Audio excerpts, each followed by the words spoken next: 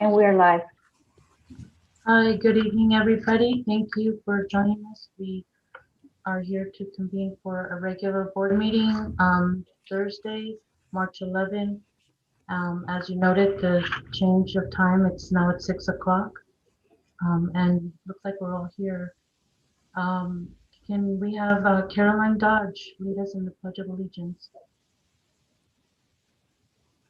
Caroline?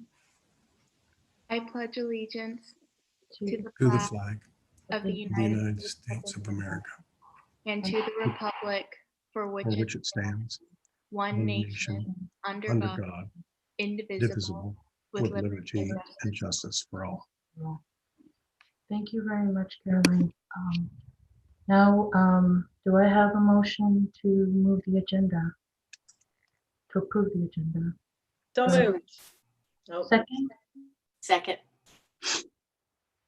we move on to item number 3, which is public comments. Sorry, I'm muted. They said we need to do roll call. Oh, just kidding. What does that mean? Roll call. Go ahead, Rosie. Lizette, Aye. Mary Beth, Aye. Freya, Aye. Sophia, Aye. Kimberly, Aye. Caroline, Aye. passes 5+1. Okay, now I do number 3, right? Okay. All right, just kidding, everybody. All right, now we'll move on to number 3. Rosie, I know that we have 3 comments who would like to speak in real time. From the One was canceled, so next is Abby Foster. And I couldn't even read the one that was canceled, correct? Oh. Because they never submitted it.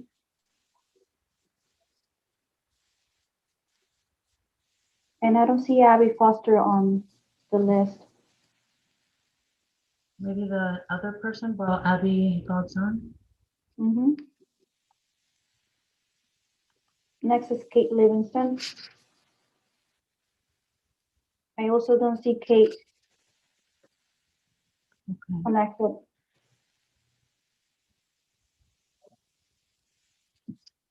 Oh, Kate just joined. Okay. Kate, we are on public comments. I'm going to move you to allow you to speak. I'm sorry, say that again, please. So we're doing public comments now. Oh, is it my turn? It's your turn, Miss Kate Livingston. Welcome. Well, thank you very much, and hello to all of you. My name is Kate Livingston, and I'm a retired Cabrillo Unified School District teacher and a former school board member. I'd like to speak with you today about the economic consideration for a group of employees who I consider frontline workers in CUSD. This group is commonly known as yard duty. They are the lowest tier of employees, and they are an unrepresented group. It's really an embarrassment for us all. In 2013, a salary study was made for unrepresented groups. This study addressed economic considerations for them when a negotiated settlement with CUTA and CSEA was approved. It was a glaring oversight and an error not to include the lowest tier of paid employees, namely yard duty personnel. CUSD has recently proclaimed that there is equal treatment for all among employees, particularly when addressing employee salaries. The lowest tier of employees are part-time employees, and they're paid on an hourly basis. You, as sitting board members, have the opportunity to correct this by creating a salary schedule for this group of employees. Say you started at $15 an hour, which is the city's hourly wage, and you have a sort of step and column salary schedule. It is not equal treatment for all when an unrepresented group of employees is admitted from economic considerations. And I know that you will all do the right thing for the employees of this district. Thank you. Thank you, Miss Livingston, and I'm happy to hear from you. And is the other person on, Rosie? No. Okay. So I guess we're just gonna move on. to the employee organization reports. Do we have a representative from CUTA?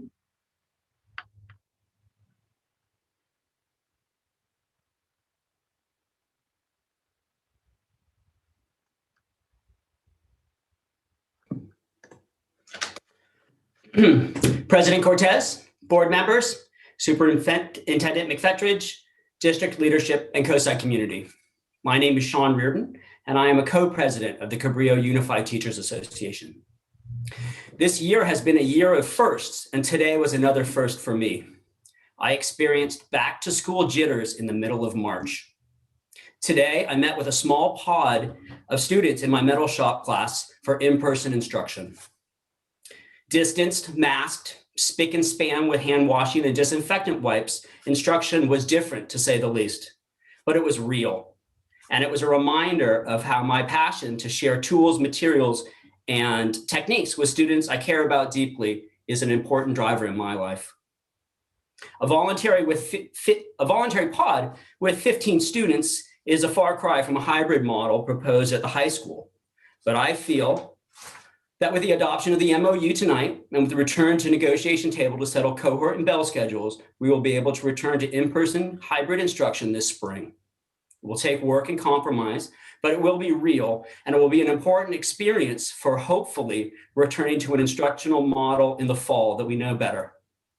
Imagine a year with 2 back-to-school jitters.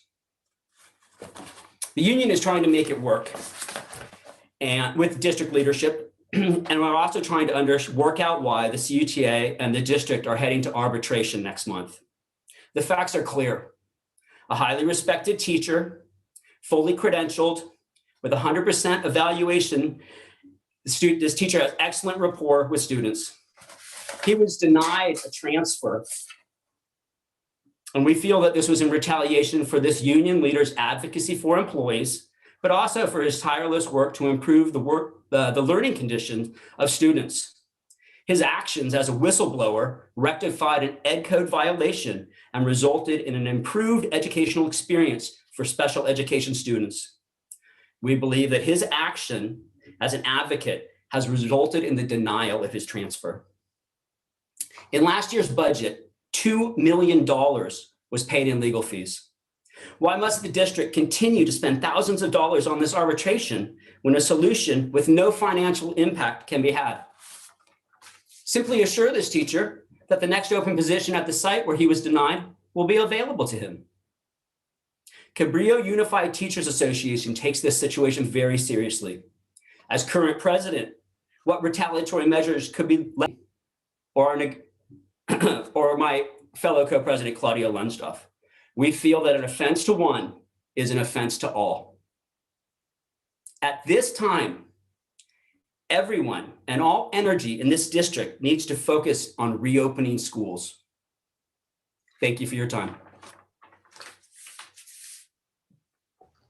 Thank you very much, Sean Reardon, and thank you for your time as well. Do we have somebody from CSEA? Sorry. Good evening, President Cortez, board members, Superintendent McPatrick, admin staff, and community. My name is Stig Lynn, and I'm the president for all classified staff in our district. So the district and CSA have signed an MOU for opening the schools so we can open safe for everyone, for staff, students, and teachers. And we have signed it, so it needs to go to CSEA, and it comes back for a vote by our members. I also would like to speak out what Kate Livingstone said about our non-union members, who is the yard duty in our district. The CSA actually are working now to trying to get the yard duties in our union, and I think they are willing to do that, and that's going to protect them, and we can then also get them in a reasonable pay scale with the raises and everything. Plus some benefit, of course, that you have as a member than you don't have as a non-union member. CSA working hard, members, to get classrooms ready, get the air scrubbers out in every classroom, every office, so we get good air to kills any bacteria or virus. Hand sanitations, cleaning stuff for the computers, laptops, everything. So it seems like it's start getting out there and getting ready. And it's going to be nice to start seeing kids in school. And of course, classified staff going to be there too to support teachers when we go back to in-class learning again. That was all I have to say for tonight. Thank you so much. Thank you, Stig, and thank you for being here. And thank you for my mouse and my new keyboard. You're welcome. I don't like tech stuff, so it didn't work for me. So thank you so much. Appreciate it. And now we will be moving on to board member reports. So if any of you ladies would like to start.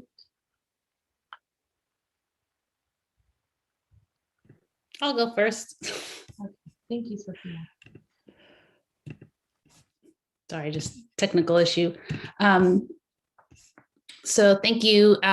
Welcome everybody for being here today. It's a bittersweet day today because, as many are aware, it marks the 1-year anniversary of the World Health Organization declaring the COVID-19 pandemic, a worldwide pandemic, a year ago today.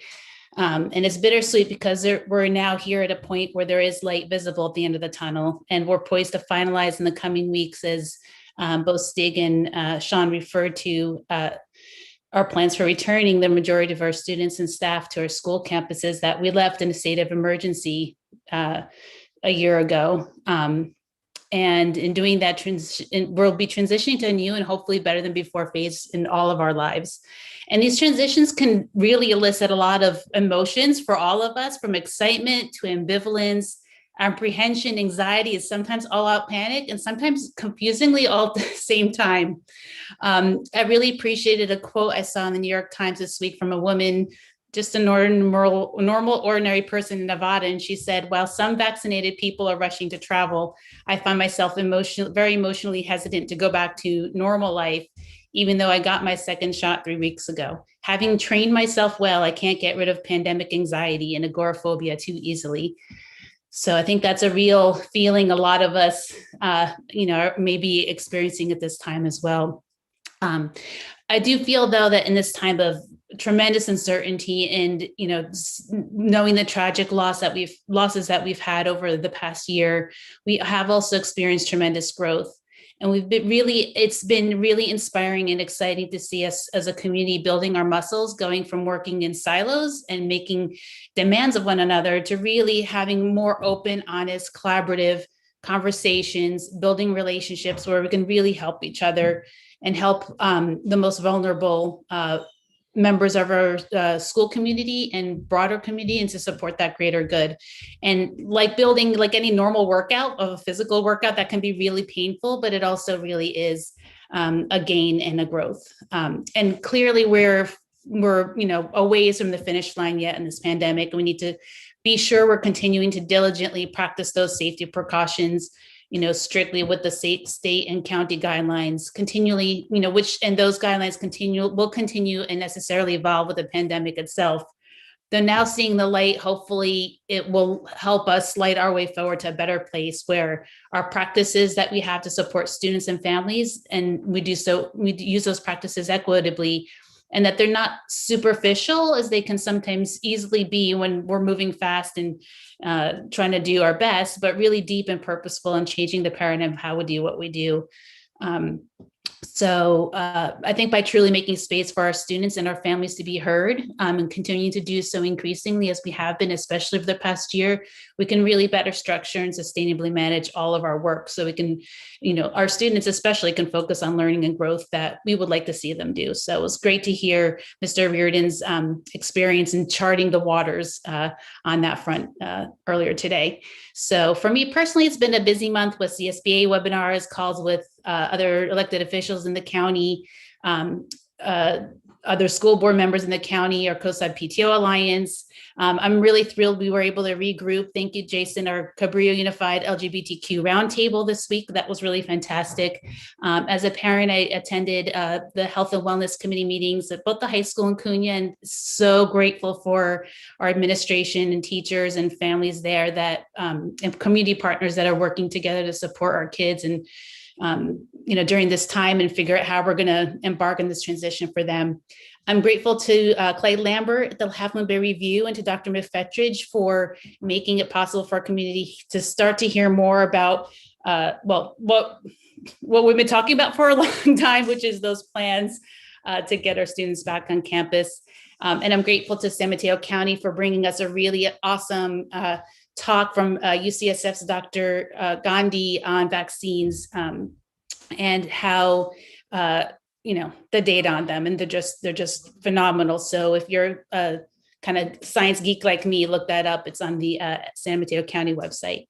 So I'm also honored to have been selected to participate in the Cusd Recovery Task Force for the Half Moon Bay City, kind of as an unrelated thing here, but it's really exciting to see broadly as well in our Cusd community, people really coming together to help those recovery efforts across the board. So as in any spring, especially this one, I think hope is the word of the season.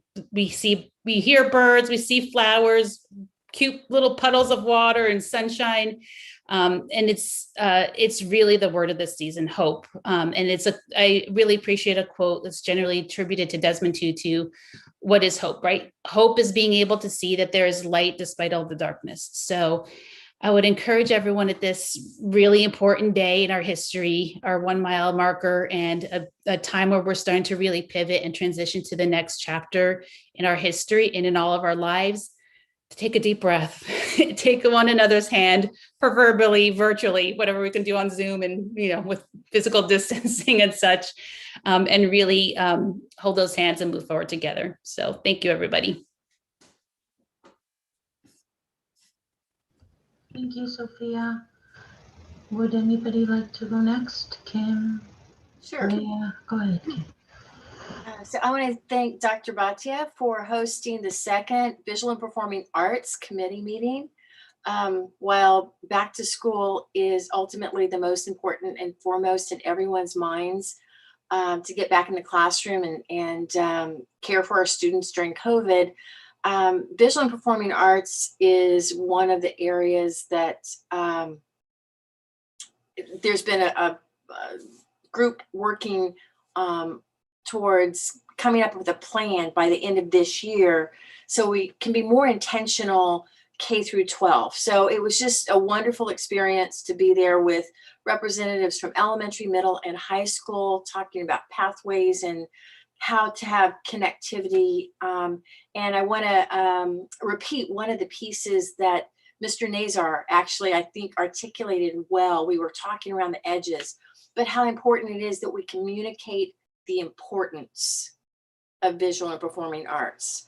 And he brought some examples to the table from another school district he had taught in. And so that communicating with parents, that importance, I think is something we can look forward to. So that was kind of the highlight related to the district, and we have a busy meeting tonight, so I'll leave my comments at that. Thank you. Thank you, Kim. Freya or Mary Beth would. Sure, I can go. I'm excited to still continue working towards the environmental committee, we're going to have our first meeting next week, and it's been really exciting working with the high school sustainability environmental group because they've been taking the lead on sending out the invitations and drafting the resolution and planning for what we're moving forward to. So it's just a really exciting collaboration and work with the high school students. So I want to say thank you to them and to Mr. Santoni and of course to Sean and Lizette for joining and being a part of that. So looking forward to next week and also next month when we'll be bringing a resolution and other things for Earth Day and environmental issues. And thanks to everybody for your hard work on returning to school. I know we'll have a lot of discussion later about that, but just want to reiterate that and wanted to say thank you to Kate Livingston for raising the issue of the unrepresented, and it's a really, really important issue. And I just really appreciate that she's brought that. And I know that Sean will be addressing hopefully some steps forward that we can take later as well. It's great to hear Stig's response to that as well. So thank you all for being here and we'll talk more. Thank you, Freya. Mary Beth? Yeah, I just really want to acknowledge the amount of work that's going on in our district right now. I know, everyone's doing so much with back to school and remote learning and all of that, but on top of that, people are doing their, normal thing they have to do too. So I just want to acknowledge that I'm very proud of our district for the work they're doing and how hard they're working. An example is look at our agenda tonight. I mean, we have 15 items on our consent agenda. And, it doesn't seem like a lot to people because, we just kind of go through it. It's not discussion. It's like, hey, does everyone think this look okay? A or nay? But it's 210 pages worth of information in that packet. That's just the consent agenda. And I know that every one of those items, people are doing work on each of those to bring those to us. So I just want to acknowledge that we've got 15 items on our consent agenda tonight, and then another 8 we're doing, one by one after that. So I see the work that's happening, and I'm proud of people for doing it, and I just want to recognize it and acknowledge it. Because we're doing some stuff here and work is getting done and people are really making change, and I'm happy to see it. Thank you, Mary Beth. And so I'll go next. Buenas noches a todos y gracias por estar aquí otra vez. Y si no están, pues gracias por tomar el tiempo de escuchar esta reunión. Como siempre tenemos traducción. So, si algún día tienen alguna oportunidad, por favor, acompáñenos. Más que nada, quisiera nada más decirlo, las cosas que yo he estado haciendo, como las demás de los miembros de la mesa directiva, y yo he estado involucrada en unas conversaciones con Rosalba y con Jesús y también con Leticia sobre cómo involucrar más a los padres y cómo lo podemos hacer, porque realmente es algo muy grande, es algo muy difícil y está cambiando constantemente. Otra cosa que he estado haciendo, estoy en el comité de VAPA, que hablan sobre la importancia de todas estas artes que incluye música, todas las cosas que no nada más ayudan, pero enriquecen a las vidas de nuestros niños. Y es importante tener esto. Y más que nada, yo creo que es importante saber que se pueden conectar y es algo muy bonito. Muchos de los papás, yo sé que nos enorgullecemos cuando vemos a nuestros hijos participar y ser parte de algo como esto. La otra cosa es, estuve también en el ILAC de Hatch y gracias al director Mr. Porcells y a la vicedirectora, la señora Jaramillo, por tenernos. Fue algo tan bonito que estuvo allí Eli, la liaison, pero más que nada tener el director que habla perfecto español, pues es de España, darnos la presentación, mucha información, y hubo una rifa, nos dieron unos premios, pensé que iba a ser un viaje, Mr. Porcel, pero gracias por los libros, y Ms. Jaramillo, muchas gracias por la carta con sus sinceras palabras, se lo agradezco tanto. Y también estuve involucrada en el Read Out Loud, que es básicamente un evento que tiene la escuela Hatch, y cada año me invitan a leer a los niños y tuve el placer de leer en español para los niños de segundo y primer grado. Y fue algo muy divertido, fue algo muy bonito y también tener una conversación con sus hijos sobre, el libro se llamaba Tacos y Dragones y la forma en cómo tener un amigo, si quieres amigos que sean tus amigos, si quieres que los dragones sean tus amigos, disculpe, eran unos buenos consejos de cómo hacer que tengas esa clase de amigos. Y por el momento eso es todo lo que he estado haciendo. Y más que nada hay que seguir adelante y tratar de ver lo positivo en todas las cosas que estamos pasando y lo que estamos haciendo. Good evening, everybody, and thank you. Y también hice la pintura, disculpen, una última, la pintura con alas, que es algo bien bonito, no sé si están involucrados, pero es algo nuevo, es algo que te ayuda a relajarte y más que nada pintas cosas que normalmente no, pues nunca he visto que alguien nos enseña a pintar nopales y cosas así, es muy cultural y realmente lo disfruto. So, si tienen una oportunidad, Alas van a tratar de hacerlo una vez al mes por el año y tienen un maestro que es excelente, el maestro Moya. Gracias. So good evening, everybody, and thank you for being here. I just want to just like echo on everybody's sentiment about all the great work that's being done this month. The few things that I've been involved are family engagement meetings that I've had with Jesus and Rosalba and also with Leticia. And it's a very complex, very big issue, and it's constantly evolving because whenever you deal with people, it never stays constant. There's always something that needs to be improved, something that needs to be addressed or changed.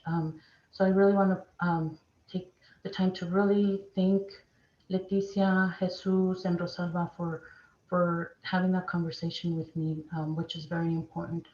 The other thing is the VAPA, I was also in the VAPA committee, and it was really nice to see a push for the arts, but more importantly, a push that is also culturally sensitive and relevant. And I hope with them participating, with kids participating and finding more passion for the arts, they will definitely be a much better person as a whole, I think. And I wasn't, but I see it in my daughter, and it's like, it's amazing. It's almost like, who's this person? I don't even know her.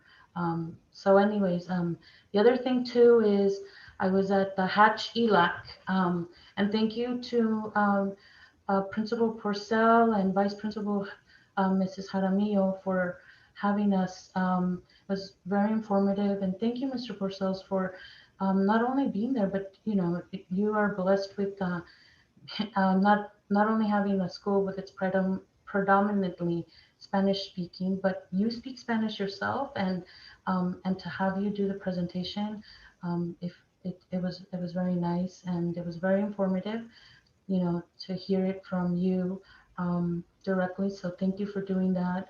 They did a raffle. I thought I had won a trip somewhere, but thank you for the books, and thank you for the beautiful card, Mrs. Jaramillo. That was very thoughtful of you, and the Hachi Pride shirt. My daughter loved it. And then I also was involved in the read along with the kids at Hatch, and it was a real pleasure to read to the kids in Spanish. I read to second and first graders, and then after reading to them, I had a conversation with them in Spanish, and we talked. My book of choice was Tacos and Dragons, and it gave kids tips on how to host and how to not only host, but how to get friends who are dragons to come over and have a party with you. So it was pretty cool. I loved it. So thank you for inviting me, Miss Murray. I really appreciate it. And that's it for me. And next will be our student board representative, Carolyn.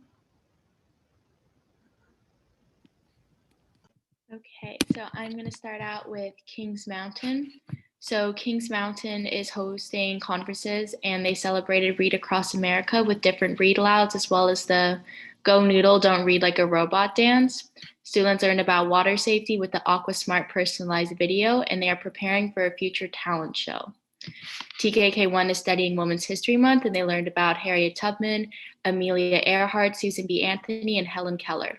They are creating recess plans for their return to school. Second and third graders are testing soil for an upcoming garden project and writing recipes. They learned about the Harlem Renaissance, Harriet Tubman, and the Underground Railroad for Black History Month. And during science, they learned about the Ice Age in North America. 4 through 5 started a unit on clean energy. They are exploring fossil fuels and their impacts, electricity in the power grid, and they are looking at the impact of fossil fuels now. They also talked about renewable energy sources. La Costa Adult School, they are in the middle of their spring semester, and they are working on their programming for next year. They plan to continue to provide online and distant learning options for their students in the fall, but they hope to have a hybrid program for each of their program areas on campus 1 day a week. They are in discussions with local agencies and professionals to discuss plans for possibly bringing a citizenship program to their campus. And finally, they are happy to have been able to collaborate with the district office to pilot a facilities and custodial maintenance program. Hatch Elementary School, they had a wonderful readathon event last week, and they shared the joys of reading with the entire school community. Students were able to participate virtually or on a paper bingo card to challenge themselves to read. Bilingual videos were sent out throughout the week to discuss special ways to read, where to read, favorite books, and more. Community readers joined classes on Zoom on Thursday to read books to different classrooms. Students and teachers dressed up as their favorite book characters on Friday. They had Elephant and Piggy come to the school, along with Harry Potter characters, Curious George, and many more.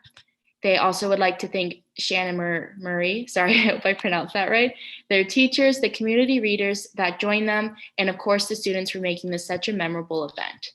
This week, they also have conference week for their parents and teachers. Teachers have been busy assessing students to monitor their progress, to prepare for report cards and parent-teacher conferences. Students have been working hard on their remote learning and assessments, and teachers are able to have a meeting with parents to review report cards, discuss progress, and check in on the students and their families. They are proud of the progress their students have made this year. Way to go, Hatchies. Staff members are working hard getting classrooms in the school ready for their students to return on campus for learning. They are following guidelines provided by the district and the county to make sure that the school is set up for a safe return. Staff members are receiving monthly COVID tests provided by the district. Classrooms are being measured to have students be safely distanced. Sanitizing stations are being developed around the school to help their community have clean hands, and student groups are being defined by their school staff so that they may begin their hybrid learning schedule. They would like to thank their hard workers. They would like to thank the hardworking teachers, office staff, and custodial team for making all of this possible. El Granada, tomorrow, Friday, is Wear Something Green for the El Granada Dolphin Nation. Not only are EG school families wearing green, but be on the lookout as they are decorating coastside neighborhoods with shamrocks. Fundraisers are in the air at El Granada School. Dutch Bulb, Seas Candy, and El Granada Dolphin Swag, like sweatshirts and t-shirts, raise funds to support the many PTO-sponsored activities and programs. Want to place an order? Go to egpto.org to get all the details. And TK kindergarten and first grade classrooms are being set up to welcome students when the time comes. Abiding by the 4 pillars, teachers have been creatively redesigning their classrooms to greet students. EG School is looking forward to having students back on campus. Half Moon Bay High School has been celebrating Women's History Month with daily news information on the daily announcements provided by the counselors. They are excited to be hosting their first varsity football game of the season tomorrow night versus Burlingame High School. Because of the COVID protocols, only 2 related people per players will be allowed to attend. They will, however, live stream the game so all can support the Cougars. Next Friday will mark the conclusion of the 3rd quarter of school. Cunha students competed in a spelling bee on Wednesday, and this week's spirit activity is Sports Representation Week. Students will dress up in sports attire that represents their favorite team. In addition, students can earn extra spirit points by sending in a video of them doing their best trick shot. Cunha Athletic continues its comeback with their boys and girls club partners, and they are now starting tennis, running, soccer, and volleyball. Thank you.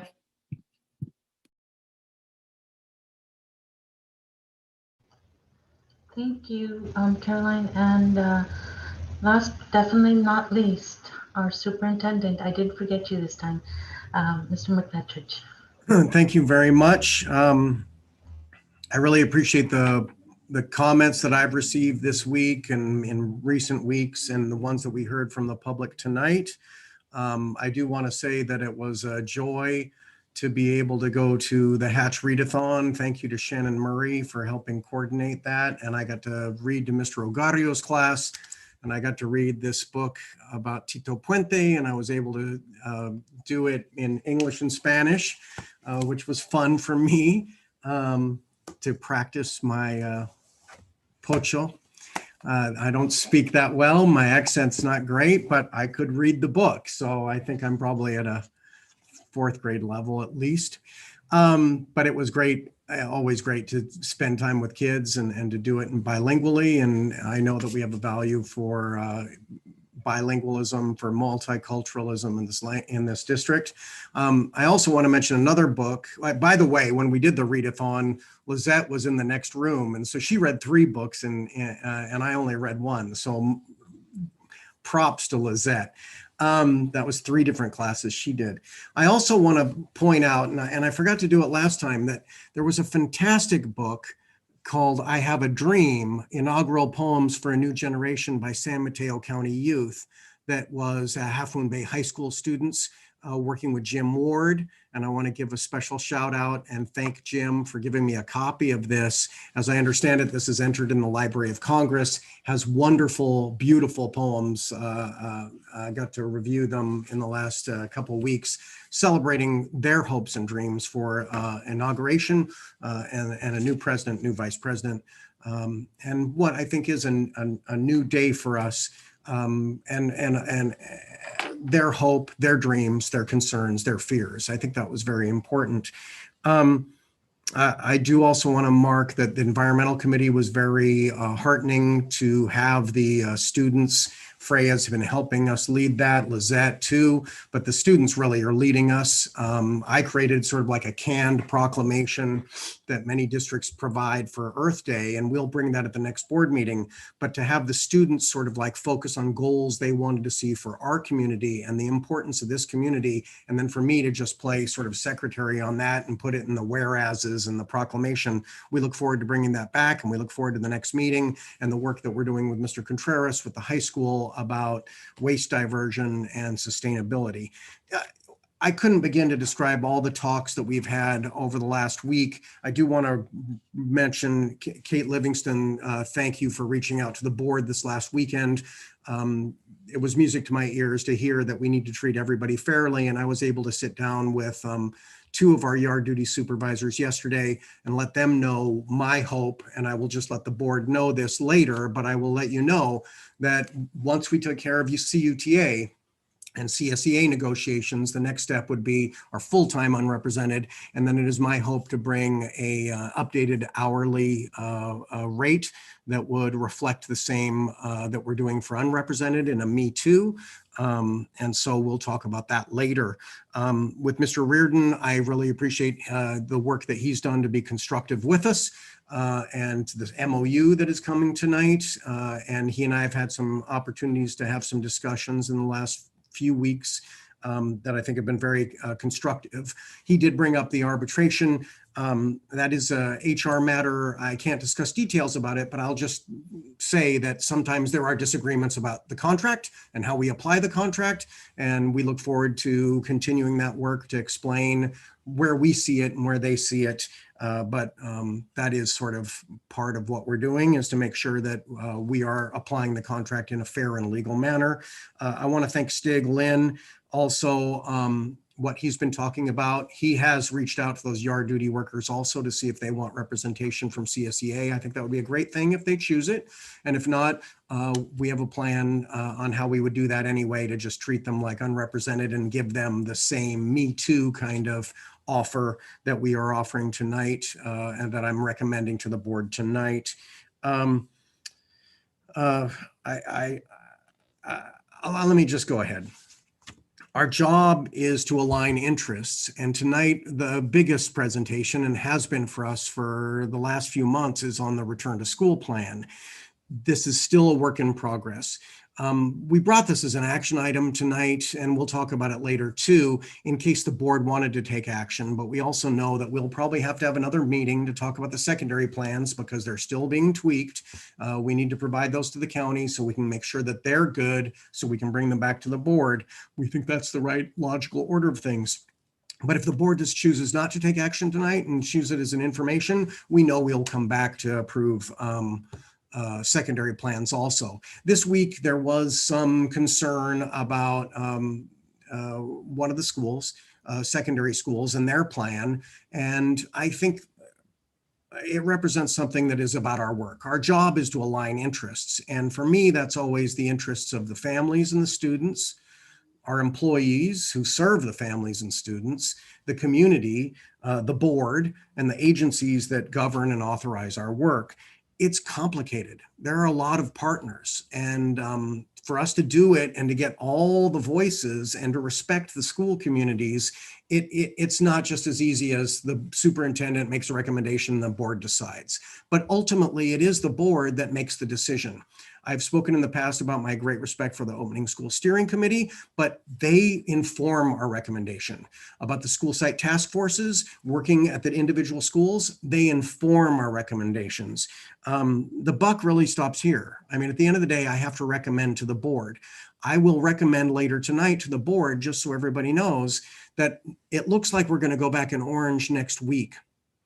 I will recommend to the board that we will have a target date of April 5th. And I know all the schools are actually looking at coming back in early April. So I just want the public to know that. We are looking at a start date of April 5th. We amended our plan for K-5 to do that. We also will recommend that the AM/PM cohorts, 4 days a week, that we're going to be applied to kindergarten and first grades of the elementary schools, that will be extended to K-5. I want the public to hear that, because we heard from the public and so many parents in these different committees that it really they would benefit from 4 days and not being 3 days asynchronous, or 3 days, asynchronous, or 3 days not working. There will be also the notion of 1 week or 2 week staggers. I think the Opening School Steering Committee, the site task forces, I think we need to get back. We need to get back. And with over 60% of our staff, I think as of today, vaccinated with a first shot, I think it's time. And having spoken to so many superintendents in the last couple of weeks, we're starting to all line up for an April return. So I just want to tease at that, but it's complicated. I know with the Cunha plan, which we'll hear about tonight, sometimes this is difficult because we can't always agree. And Mr. Barnes or Mr. Nazar, and their teams are trying to align the interests of employees and families. And that is a work in progress. We hope to be able to finish that. It is difficult sometimes because we can't always agree. In many things, we've seen that in the last year and a half. This has been the case as long as I've been a superintendent, for 7 years, right? And when I was an assistant superintendent for 3 years. Ultimately, it's our goal to work at finding agreement and working toward compromise that reflects the needs of all stakeholders. And yet we know we're never going to satisfy everybody's needs and wants. We can just continue to work at it. I think it's important that we speak civilly and constructively and work together and keep working at it. But ultimately, at some point, we need to make a decision. I will ultimately make a recommendation that we need to get back in April, and we need to accept the imperfections. It's not going to be like normal, but we have to get on with this because we know our students and our families are crying out for it, and it's time. But I appreciate our work as a community to try to align interests. I appreciate how hot these discussions get. Sometimes these opening school steering committees, as I understand them, can be, a bit of a back and forth and can get somewhat volatile, and there's dissensus and disagreement, but I think we just got to keep talking. We got to keep working through this, and we will continue to try to find work agreement. And like in all things diplomatic or all negotiations, sometimes the sign of a successful negotiation, a successful outcome, is where people leave and nobody is satisfied, but it is as fair and as good as we can do. So I appreciate the board. I'm grateful to the board. I'm grateful to our PTOs who have given so much. I'm grateful to our Opening School Steering Committee. I'm grateful to our partners. I'm grateful to everybody in this community who continue to work to try to do what we can do to make things better for kids. And that concludes my comments for tonight. Thank you, Dr. McFetrich. Moving along, we're item number 4, consent of agenda. Do I have a motion to approve? So moved. Second? I'll second. Thank you. Are there any questions from the board or any clarifications that we have for Dr. McFetrich on this item, on this consent agenda? Okay, seeing that there are none, we will be moving right along to Roll call. roll call. Thank you. Can you do that for us, Rosie? Sure. Thank you. Lisa, Aye. Mary Beth, Aye. Freya, Aye. Sophia, Aye. Kimberly, Aye. Caroline, Aye. passes 5-1. Thank you. Thank you, Rosie. Next is item number 5 in general business, and it's 5A. We'll have the presentation, and then we'll move to public comments. We have 2 real-time public comments for this item, and then we will open up for a discussion. So could we start with the presentation, Dr. McFetrich? Yeah, I mean, as everyone knows, we've been trying to build in proclamations into our calendar of board meetings over the last year and a half since I've been here, whether that's Hispanic Heritage Month, African American History Month,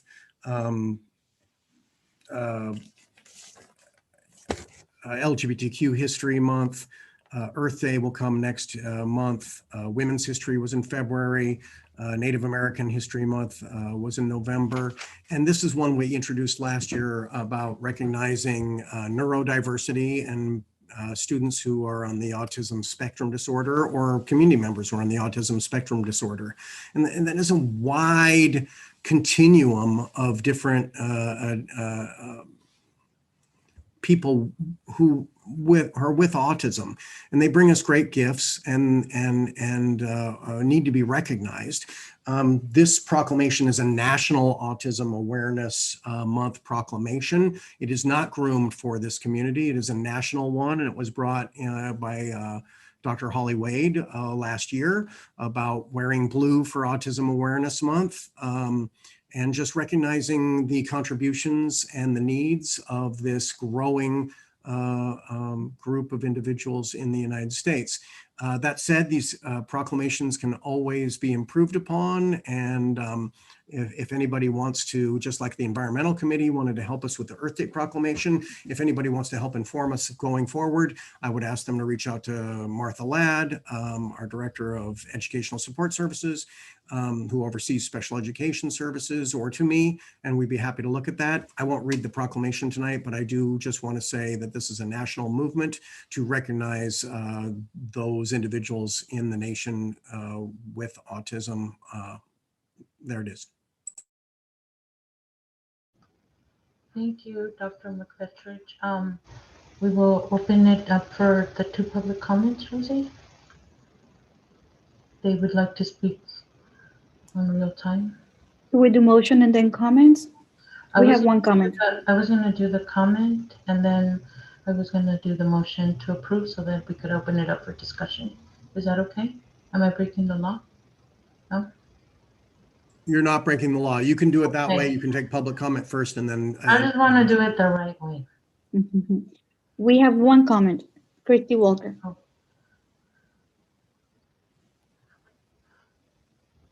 Is she here? Mm-hmm. Whenever you're ready, Can Christy. you hear me now? Yes, okay, great, thank you. Sorry about that. Hi, my name is Christy Walker, and I am a parent and a community member here in the district. And I am wanted to speak tonight to let you know a little bit about Autism Awareness Month. It was started many years ago when autism wasn't as well known as it is today. And it was promoted primarily originally by Autism Speaks, which many autistics actually consider a hate organization. That they are interested in finding a cure for autism, doing prenatal testing so that you have the option of choosing not to bear a child who has autism, and who are, when they do their fundraising, are often using only about 4 or 5% of their funds that actually goes to supporting autistics and families. They also have very few board members as part of their organization. So there's making lots of decisions about the money that they raise, supposedly on behalf of autistics, but it's often not being used in a way many in the autistic community feel is useful.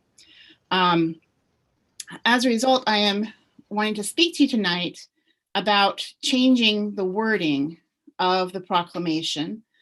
There could be lots of details changed, but particularly changing it from being an Autism Awareness Month to Autism Acceptance Month. And I think that this much better reflects what our community would like to see in terms of the inclusion and acceptance of autistic children and adults in our school community as well as our greater community. Most people, like I said earlier, are aware of autism. That's no longer something that we need to raise awareness, but what we really need to work on is accepting and including people, making the ways that we teach more inclusive, and recognizing the differently wired children, and the way that they learn is different. And also not necessarily lighting it up blue, which is specifically related to Autism Speaks, and is a very alienating thing for many adult autistics in our community because of the association with Autism Speaks and their history of looking as a way to get rid of autistics in our world. And many autistic adults use more of an infinity symbol, and also either a rainbow or gold, because AU is the symbol, scientific symbol for gold.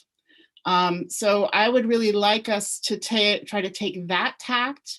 And I know that, Autism Acceptance Month would be in April, and I know that's right around the corner, but I'm hoping that we can still make adjustments to this proclamation with some of those thoughts in mind before it is completely finalized for this year.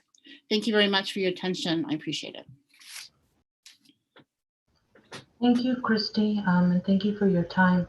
And more than anything, thank you for your perspective and your point of view, that if we wouldn't, if I guess if we're not aware, we just, like Kim says, we don't know what we don't know.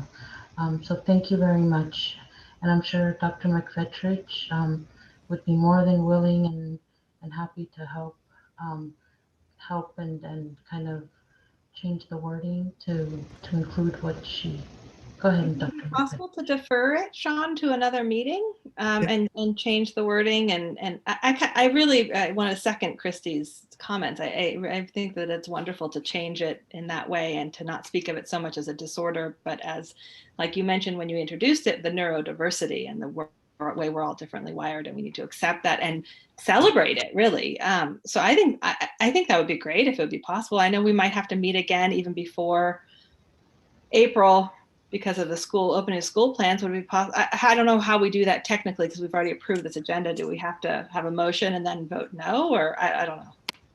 No, as a point of privilege, if I could make a recommendation, I think that's my job to you anyway. I would suggest that we table this. We know we're going to come back with another meeting in March anyway, a special meeting to get final approvals on our secondary plans. And I'd be happy if Ms. Walker as I said in my opening comments, if I could invite her or, to help us inform a resolution that is more inclusive and more accepting as opposed to being awareness. I think this is a learning for all of us. I greatly appreciate Ms. Walker's comments. And as a point of privilege, mechanically, I would say as a superintendent that we would vote to table this and not take a vote. And I will bring it back at the next meeting, and hopefully Ms. Walker will reach out to me so that I can work at something that is more inclusive and representative of our local community, which is kind of what we talked about with the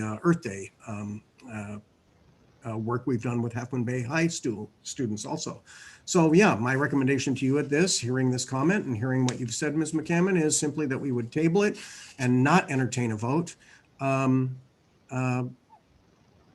table it, and staff, that's me, would recommend we bring it back at another time.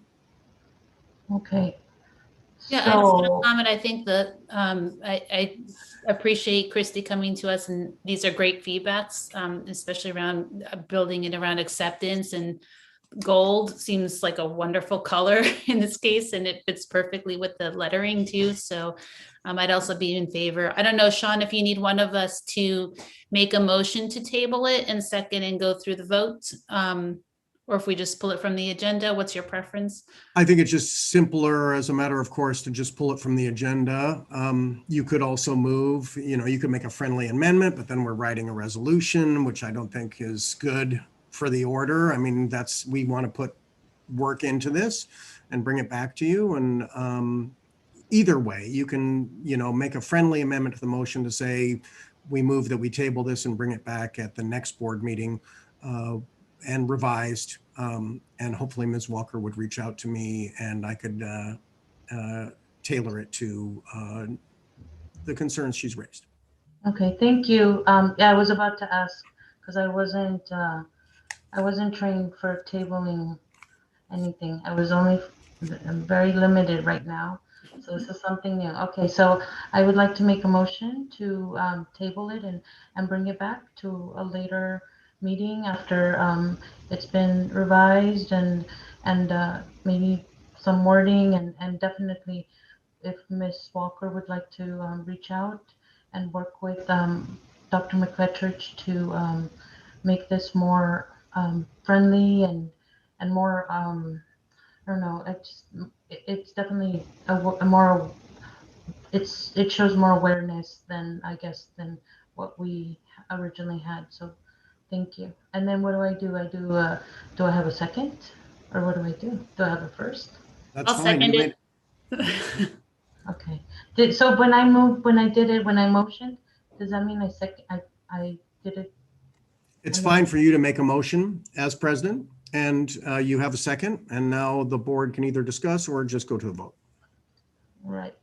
Rosie, oh, yes, I'm going to open it up for discussion. Does anybody else have any more comments or? I just want to say thank you, Christy. That was really valuable information you brought to the table. So that's a big help. Okay. Rosie, will you roll call us? Mm-hmm. Lisette, Aye. Mary Beth, Aye. Freya, Aye. Sophia, Aye. Kimberly, Aye.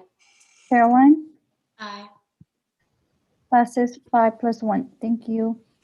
Thank you. Next item is 5B, and it is the updated, it's the update on CUSD opening of school plans. And I know that we have 6 public comments, so I'd like to do the presentation, then open it up for the public comments, and then do a motion either to whatever we want to do, and then the board discussion. Is that okay with everybody? All right. So if we could start the presentation. I just want to introduce again, for those who missed it, ultimately my recommendation and what we've already put into the county, but what we recommend to the board would be for elementary, 3 amendments that we put into the county last week. 1, a target date of April 5th. 2, AM, PM cohorts, not just for K1, but for K5. And 3, 1 to 2 week staggers is what we put in. But personally, I would recommend a 1 week stagger because we've heard from site task forces and opening school steering committee that that would be the case. We will also need to come back and bring that secondary plans, which you will hear about tonight, which there's still some storming and norming happening and trying to align those interests. So again, the board will be able to seek action tonight in case they want that. We put that as insurance in case the board decided they want to do that. But I did hear from one board member just yesterday that they felt uncomfortable with that because of the way we posted it and people haven't been able to see it because this is all work in progress. And so happy for us to just use it as an information item. That's going to be the board's purview. And so with that, I want to let Leticia Batia introduce, and she will be working with numerous parties to go through this presentation. And as you said, Ms. Cortez, then after the presentation, I would hope that the board would let the presentation go forward and through. Then we would take public comment, and then the board could have questions and make comments at that point, and we could figure our way forward. And I think that'll just be smoother and more streamlined for us to get through the presentation. Good evening, President Cortez, board members, colleagues, and community. And if you don't mind going to the next slide. So we're here today, and I definitely want to say that as Sophia had mentioned at the beginning, that we are marking our 1-year anniversary. And at our last steering committee, we were talking about that we have been through a lot as a committee, meeting for an entire year, and we've added some new members, some members have left, some members have come in new, and it has been such a journey, and we've shared so many emotions.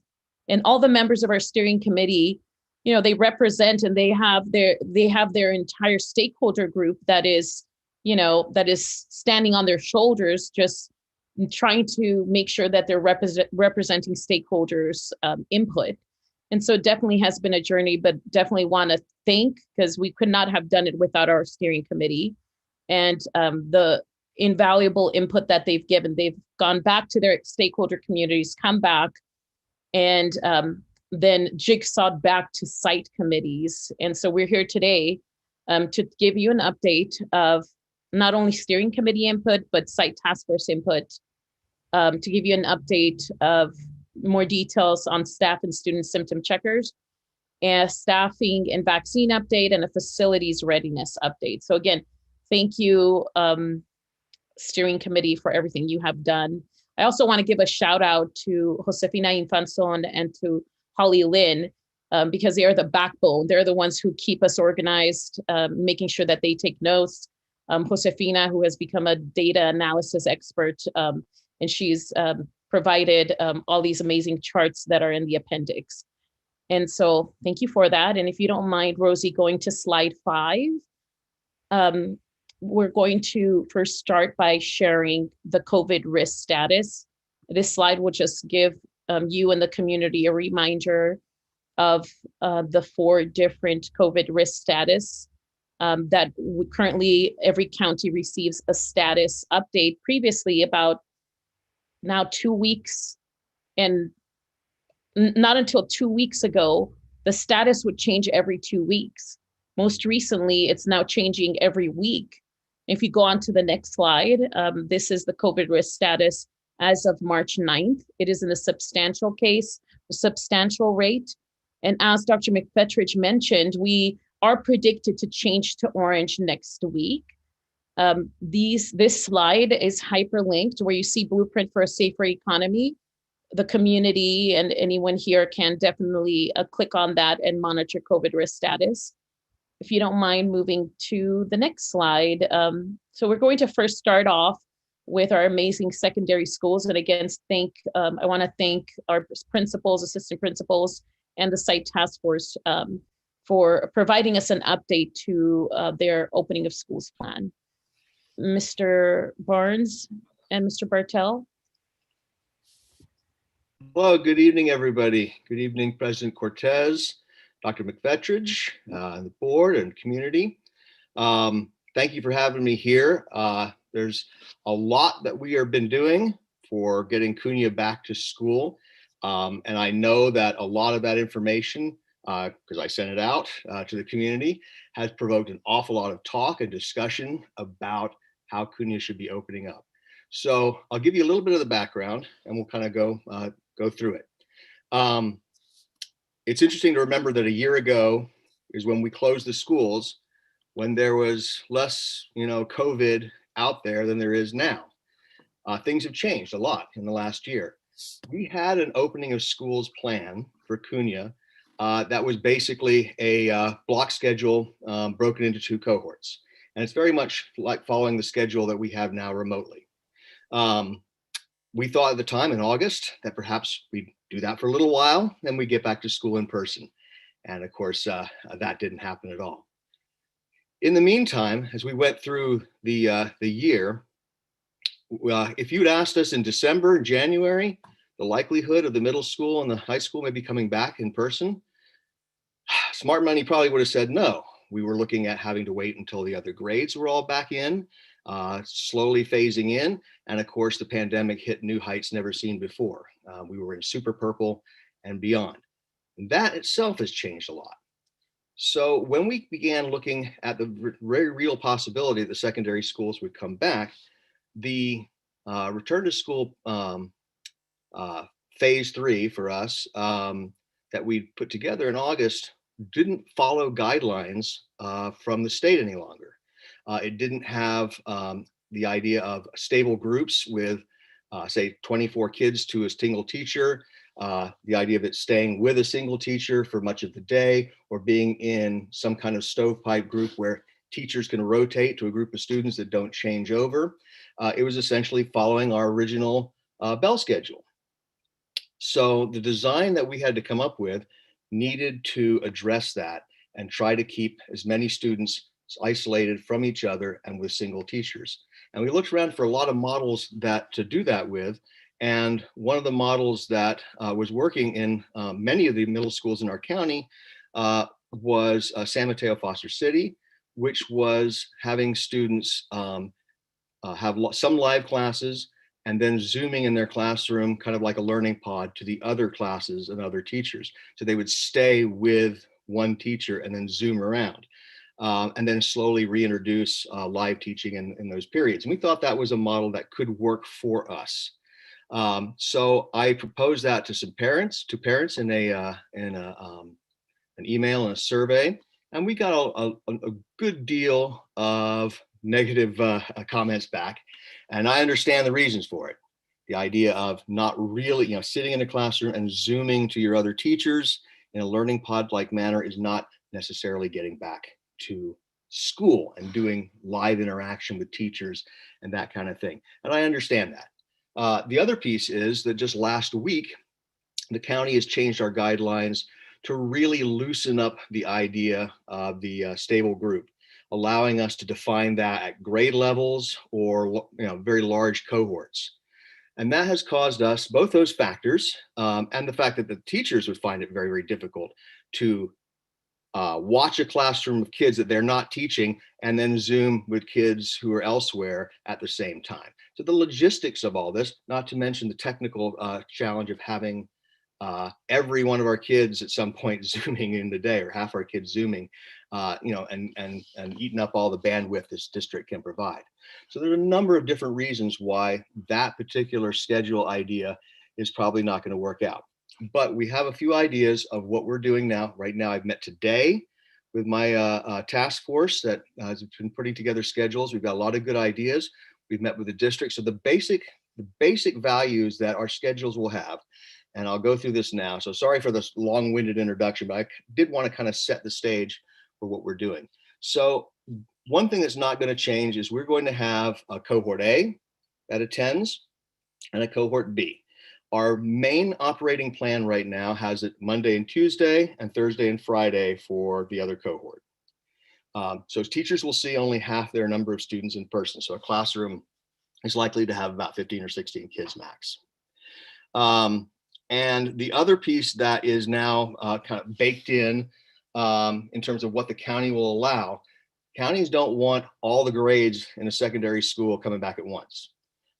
They want that staggered. So we will stagger 6th grade, 7th grade, 8th grade in 1 week increments. And that'll allow us to do a couple of things. One, it's much lighter number of students on campus, lets us test things out. And an important value for us is to meet our 6th graders who've never been to our school at all, for whom it's a totally new environment, get to know them, teach them the COVID procedures that they need to do to be safe, to learn where everything is, to find their way around and become comfortable with CUNY and learn our expectations for behavior and all those things. This is sort of a chance to get them and mold them into the kind of CUNY family we want them to have. Looking for what Dr. McFetridge said, we're looking right now, assuming all things work out that way, for an April 5th start for the 6th grade, and the 12th for 7th, and 19th for 8th. Can I have the next slide, please? Okay, so basically this just recaps what I just said. So 6th grade will return for orientation and in-person classes. 7th grade returns for orientation and in-person classes. 8th grade returns for orientation and in-person classes. What we're looking at is a couple different models to, when you bring one grade back, the other grades are still out. So we're going to have, for a few weeks, some grades are going to continue the Zoom schedule we have now while they're still remote. And then the ones on campus will follow an on-campus schedule. And we're working out how that will operate. You can actually, if we keep the grades completely separate, you'll be able to have two completely different schedules running at the same time. And then those teachers switch over the next week until we finish the process. So the idea is by April 19th, all of our CUNY students will be back on campus for live instruction, at least 1 or 2 days a week, depending on which schedule we would go with. So it's exciting, and we're looking forward to having them there. We have both kind of a schedule that is reducing the idea of Zooming. So that idea that we're going to Zoom to kids who are elsewhere in the same school, that's not gonna work. So I think parents can feel relieved that that's not something we're going to go with. But we will be making sure that we try to come up with the best schedule that gets most of our instruction in person as much as we can possibly do, and reduces as much Zoom time as we can. And make sure we stagger and roll things out to incrementally bring our students in, because safety continues to be one of the most important features of what we're doing, why we're going through all this process. And it's a major value for my staff. The CUNY staff, many teachers there are concerned about their own families who are unvaccinated. They're concerned about what the kids will bring home to families, many multi-generational families with vulnerable people in them. These things are important and weigh very heavily with us. And so we want to make sure we do this correctly. Can I have another slide? I'm not sure if I got one more on there. Okay, so this is one of our options, bringing back a couple periods a week. So the first week we could, and I said, we have a couple of different options, but this one we can have periods 1 and 2 come back the first week, add 3 and 4 the second week, 5, 6, and 7 the week after that, so that by the time we get to the 19th, all our students are in and all the periods are being covered. So all students will be back at that point. But that's one of the models we're looking at. We're looking at some others that will bring, largely just bring the grades back one at a time without staggering the periods in. But that's something we'll be working out very shortly, in short order, with district personnel, union representatives, our staff, and our task force. And so I've appreciated all the work that our task force has put into this. We've been through a lot. The staff has been fantastic in their ideas and thoughtfulness and making sure that we're covering the concerns that we need to concern with. The district staff have been so supportive, and parents. I have had wonderful, thoughtful discussions with people, great comments written to me on emails. And I know that some things can be upsetting, and I hear that too. And I'm absolutely fine, because I'm always happy to have parents advocating for their kids, because that's what I want to. So I think for us that right now, that's where CUNY is at. Thank you, Mr. Barnes, because I know it's definitely been a journey, and just really appreciate your leadership and your ability to pivot. I was a basketball player, so you may want to look at that as a extracurricular. So thanks for that. And now we have our amazing high school leadership team, Mr. Nazar, Ms. Tower, and Mr. Boysen.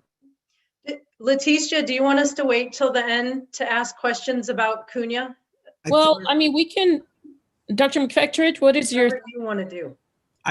I think I'd heard it voiced that it might be good for this presentation to streamline it and to get through it if we waited on board comments till the end. I think that was kind of President Cortez's desire.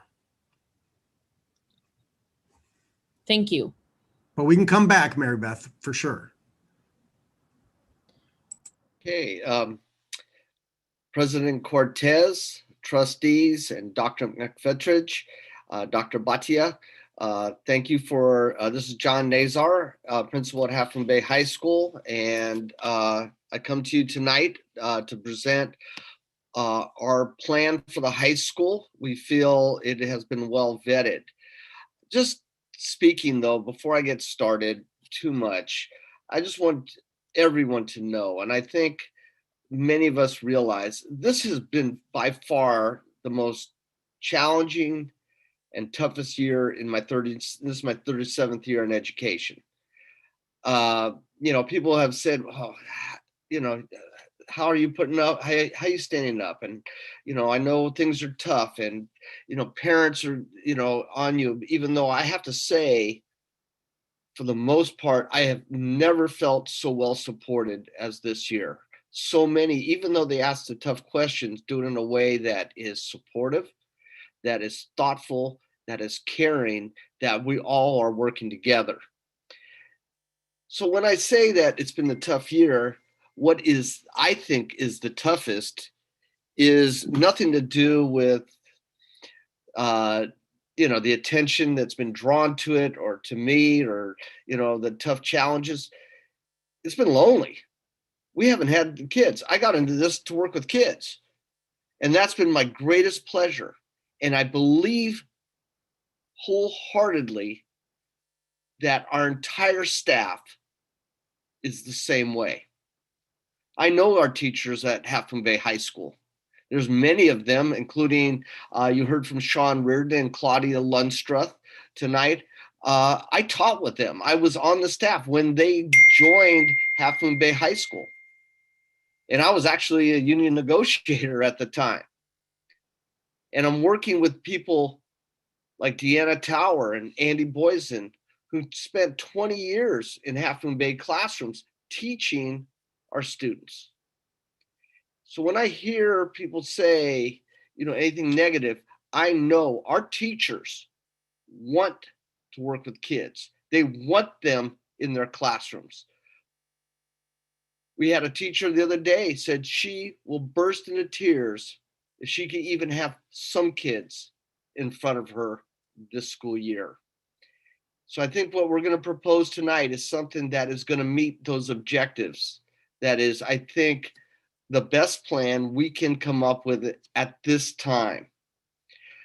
I have run this plan. I think it's been pretty well supported by parents have had input.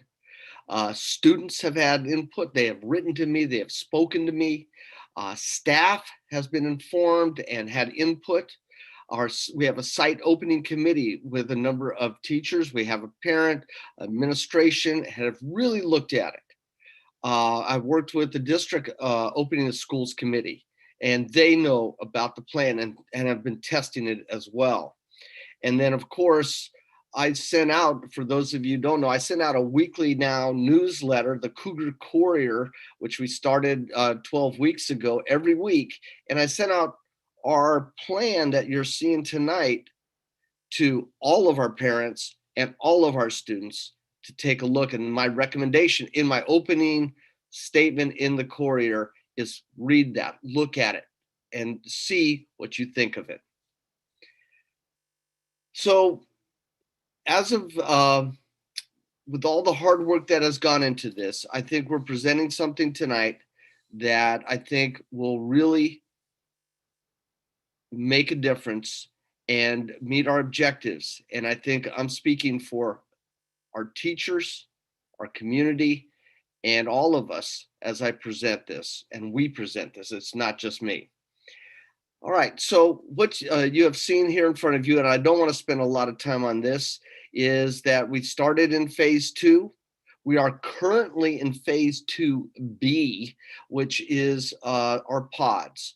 We are currently have many students on campus. All of our athletes are now participating, practicing, and right now our JV football team is playing a game against Burlingame High School. And as Caroline Dodge mentioned, our varsity football team is hosting a game tomorrow night. These are big. And some people have said, you know, you emphasize the sports. You've done more for sports than anything else. But I look at the sports as like an icebreaker going through the Arctic, cracking the ice, and the protocols and the acceptance of that has allowed us now to have multiple pods on our campus. As Sean Reardon mentioned today, today was his first day of having a pod. I think we have now like 20 staff members that are working or will be working with students on a regular basis until we go into this regular plan. But we didn't want to wait around. We want our kids here. And now we're going to propose our phase 3, and that is what we're going to present. So if we could go to the next slide, I'm going to turn it over to Andy Boysen.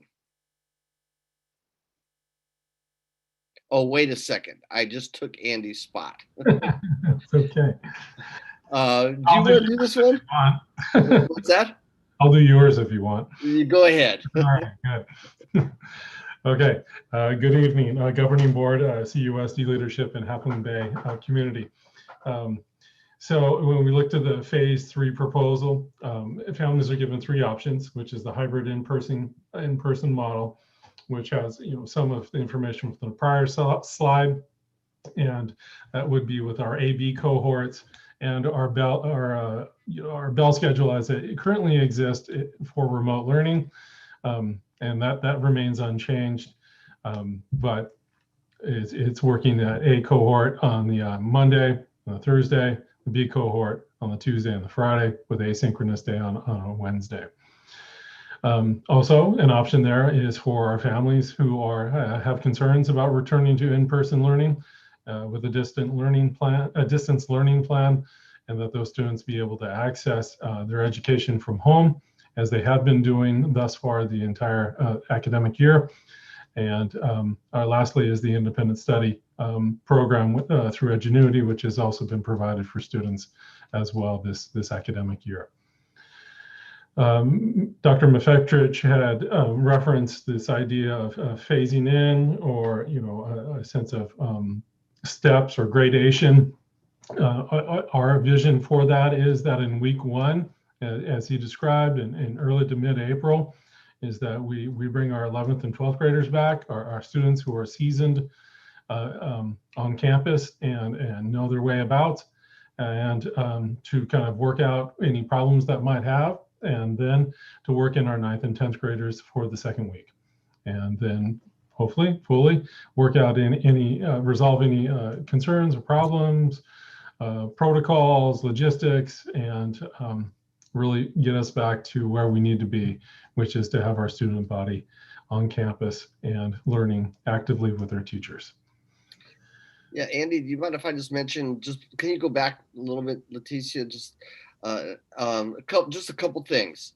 And Andy, thank you, and I apologize. We had a nice plan, but one of the slides got ahead of it and I jumped ahead. The reason we want to bring our 12th graders, and originally the plan was to bring just the 12th graders, but then we spoke, Dr. Bhatia talked to the county today while we were meeting and really looking at this, and it was recommended that we do it a little, more spread out. So, but we want to get them here. So they were fine if we just took, instead of just 1 class comes the first week and then 3 the next week, bring 2. But I wanted the older ones very much, first of all, they know the campus, and Mr. Boysen said, test the protocols, test the model, everything going through. Hey, this is working, this is not working. Second of all, it gives us a chance to celebrate them. Our seniors have probably missed out more than anybody else. They missed a part of their 11th grade year, but this is really their culminating year, the year that shine, and we want to give them that recognition. But most importantly, I'm going to talk to them, and all of us are going to speak and talk to them over this course of that first week, that we're going to lean on them to be the role models, to be the ambassadors, and to help guide our younger ones. Especially, we have ninth graders that don't know the culture of the school, don't know necessarily a lot about the school, that we're going to ask them to step up and really reach out their hand to embrace them. We focus on kindness at Half Moon Bay High School, and I know our seniors embrace that tremendously. So I feel that this is, for the high school, the best way to bring our students back. We have recommended, even though the high school administration does not make the decision, that has to be worked between the unions and the district administration and ultimately the board. But we do recommend that we come back on the second week after the spring break. That would be the 12th. And the reasoning behind this one is that we're going to be bringing back our elementary school students and our sixth graders on the first week, on the 5th. We're a small district, and I want to allow our district administration to put all their attention onto bringing those students back safely. They're the youngest. They have probably the least resources, as students to rely back on, especially kindergartners, pre-K. Let our district administration focus on that. And then that next week, when that's up and running, now we can turn around and dedicate and help support us as we open the school. I also feel very fortunate. We have a number of parents that are getting signed up as classified subs to help, since they can't just volunteer during this time, to help us open, whether it's helping students guide them where to go and, all those kind of things. Very well supported. So I just wanted to make sure that was going to be what I was going to talk about, but I'm sorry, Mr. Boysen, but I wanted to make sure that there's a little context there. Now we're going to turn it over to Ms. Tower to really talk about the plan. Slide 14, Rosie. So with phase 3, I think Mr. Boysen mentioned this, that we would keep the same bell schedule that we currently have during remote learning. So classes would start at either 8 or 9, depending on their schedule, would end at 12. So the school day would end for students by lunchtime, or I should say the synchronous learning time would end by lunch, and then students are excused from campus. Keeping the same bell schedule, we felt it really eased transition from the remote schedule to the hybrid. And our staff felt the same, because we discussed this with our staff.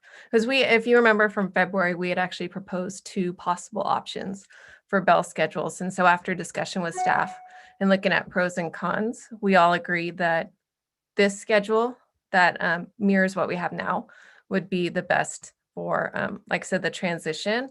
And now that we've started these small pods, this schedule even allows those small pods, those academic support groups, those specific classes, those clubs and social groups. This schedule allows those groups to continue to meet if they still have that interest. So here's our plan. We eagerly await that green light, and until we get that green light, we will continue to prep for next steps.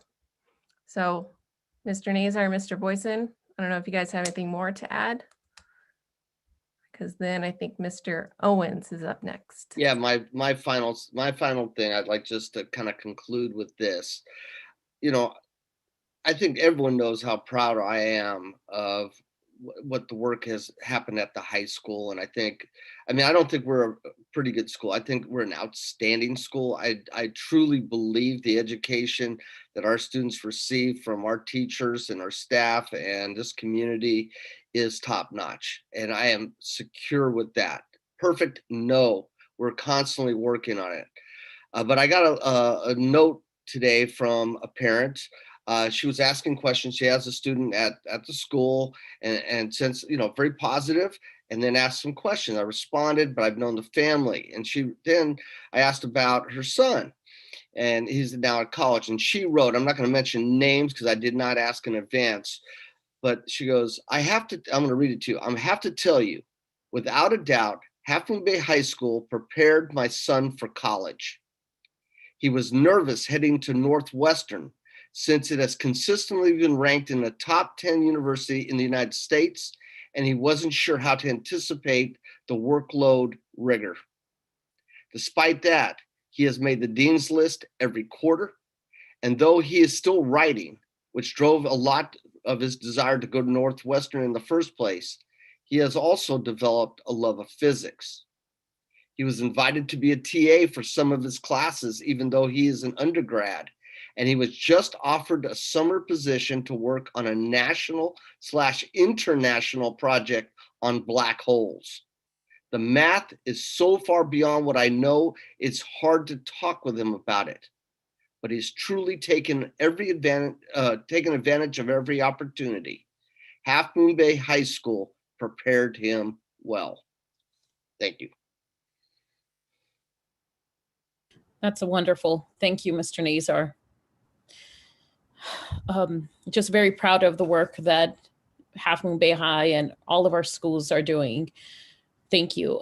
So up next, also I want to introduce Director Jason Owens, who wears multiple hats, but is wearing his principal hat, principal of Pilarcitos High School, and also wanting to give a shout out to our lead teacher at Pilarcitos, Lisette Bendaña, who also has been instrumental in providing our opening of schools update for Pilarcitos. Jason?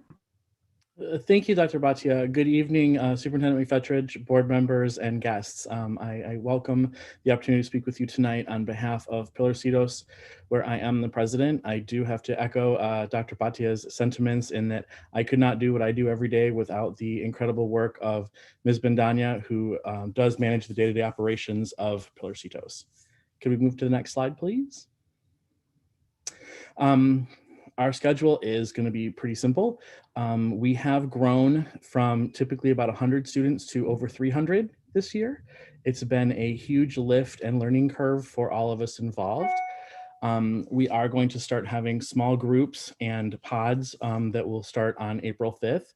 And then we will be having in-person appointments with our independent study students. Those have been remote until now, but because they're typically one-on-one or small group, we can start having those either in person or remote, depending on the parent request. But we are absolutely open to moving to in person.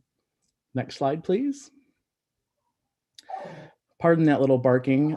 Someone's vacuuming in the hallway, which is amazing right now at this time of night, but I apologize. Couple highlights here. Our CUSD K-12 Independent Study Program, we're going to be offering the choice of in-person or remote check-ins starting the week of April 5th, 2021. It will allow students enrolled in the program to access their teachers in a way that's convenient. Right now, we do have staggered hours.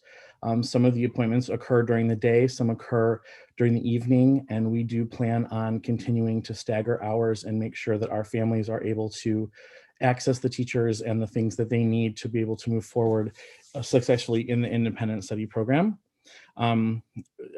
Good, bad, or otherwise, we are absolutely enrolled to capacity. We're actually over capacity, and if there is any student that does absolutely need independent study, we are happy to look at it on a case-by-case basis. But unfortunately, the mass enrolling portion is closed at this time. So thank you for your understanding. It's been quite an undertaking, quite a year. I can't express enough pride in my teachers at all the different things that they have managed to do this year to grow exponentially and still meet the needs of all of our students. So thank you for this, and I look forward to talking to you again in a little while as the director. Thank you. Okay, so Rosie, if you don't mind going to slide 19. And as Dr. McFetridge mentioned earlier, these are one of the 3 changes that we have amended in our opening of schools plan, where like TKK had originally proposed in a morning cohort of students to come in person for 2.5 hours, and an afternoon cohort for another 2.5 hours. After many surveys, and we presented that to the board in the last few board meetings, we have determined that it is best for students, best for instruction, to match the TKK instructional model for the entire elementary group of students. So just wanted to revisit this. If you go to slide 20, I did want to point out one thing, that we have applied for grant funding to support additional learning pods, and we did receive the funding, approximately $30,000. And we are encouraging, in particular, our elementary schools to really be able to serve possibly anywhere from 12 to up to 24 students of at promise who fit possibly many or at least one at promise subgroup. At promise, we mean English learners, socioeconomically disadvantaged students, foster youth, homeless youth, special education, Hispanic Latino students, in order for us to serve them, because we have heard from some of our families, our at promise families, that if our students were able to stay inside in a school setting for the full day, then they would be able to bring that child in person.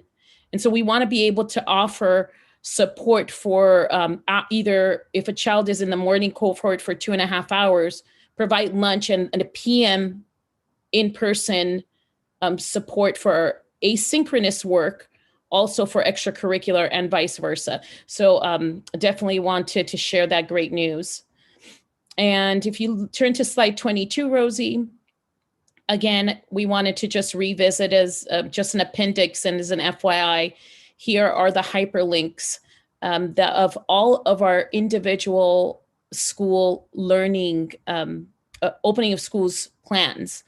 Keeping in mind that the Cunha and Half Moon Bay High School are almost completed, and we will and may submit as soon as tomorrow an amendment to the plans as soon as they get vetted by the different committees and our unions. The next section, then we have Director Ladd, who is going to talk, and Susan Vanna, who's going to discuss staff and student symptom checker process and protocols. Good evening, everyone. I just wanted to review the different protocols that we'll have for health checks for staff and students. We, in conjunction with our Infinite Campus program, we are subscribed to a Frontline app, which our teachers can upload to their phone, which is a symptom checker that's aligned with the pandemic recovery framework. The staff will complete the symptom checker prior to arriving on campus. The symptom checker, based on what they fill out, will provide them information with what they should do next. And of course, they'll also be trained to recognize symptoms that would necessitate staying off campus. The next slide, please. To monitor student health, we are partnering with Hazel Health, and that's a link there to the sign-up page for Hazel Health. And that will provide a daily symptom checker to families. It's a web-based system that's accessible in both English and Spanish.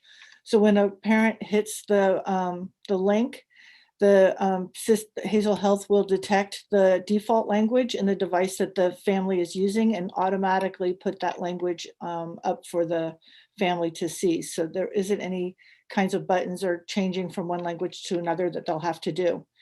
Parents will sign up, and as soon as they sign up with their phone number that's on Infinite Campus, all of their children, if they have more than one child, all of their children will will populate, and then they'll be able to fill out the form.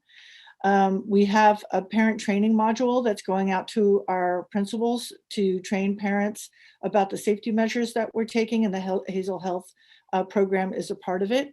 We're also working with our tech department. Parents will receive a text message and an email daily starting April 5th to remind them to complete the symptom checker for their children. When children arrive, next slide, please.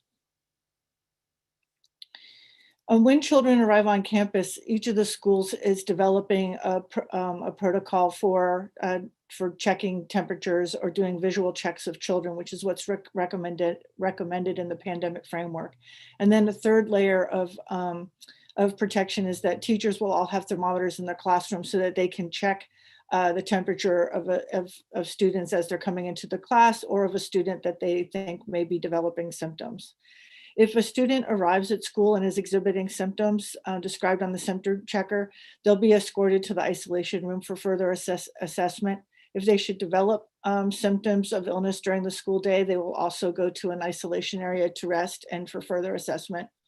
And if their symptoms dictate that they should not be on campus, they'll rest in the isolation room until a family member or caregiver can pick them up. The next slide, please. Jason, as the director for staffing and vaccine update, thank you. Good evening again, everyone. Putting on my director hat. If we could go to the next slide, please. I'll be presenting on staffing and vaccination updates. Staffing timeline. I know this has been a hot debate topic about staffing and how we're going to make sure people are coming back and getting remote versus in-person versus hybrid versus all those good things, meeting the needs of our students, our families, and our teachers all at the same time. So this is where we're at the moment. March 10th, the middle school and elementary staffing was due from the principals to let us know who is decided to return in person, who is unable to return in person. Same thing with students. And then by tomorrow, we will have our preliminary staffing completed. So we'll know our needs, we'll know where we need to fill in, find, do, move around, things of that nature. I'm cautiously optimistic after working on it all day today that things are looking much more positive than I had originally anticipated. So while not perfect, I think it's going to be much nicer than we had all originally anticipated. Monday, the 15th, is union leadership and affected teachers will be notified and a call date announced if that is needed. What the call date is in our MOU, we've agreed that there will be a call process to assign positions that are open to remote versus other based on various things in regard to whether teachers can or cannot return and student numbers and things of that nature. So that's what the call date is referred to. And then when we move forward, if that is indeed necessary, the week of March 15th, final staffing assignments will be made. We'll move forward week of March 22nd. Student class assignments are made and families notified. Weeks of March 22nd and the weeks of March 29th is when all the student data will be transferred to Infinite Campus to the new teacher if applicable, the same teacher if applicable, the remote program if applicable. It does take about 2 weeks for us to move data fully to a different system in our Infinite Campus to make sure that our attendance reporting and all those other things are accurate for our state reporting. It is a long, tedious process, but it's one that we do every year, usually once, not 2 or 3 times. So we're getting used to it, and we will be able to make that happen in time for our opening on April 5th. Well, tentative opening, excuse me. The week of March 29th is spring break, so I think many people will take a big sigh of relief, hopefully, and be ready and able to start on April 5th as the new assignments begin.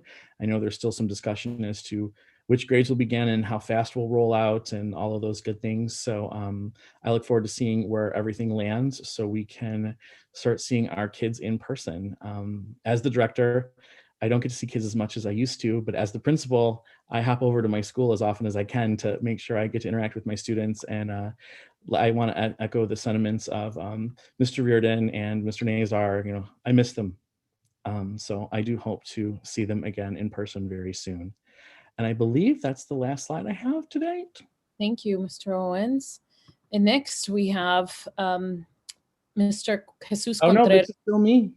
Oh, that's still you. Sorry My about that. apologies, folks. Vaccination update.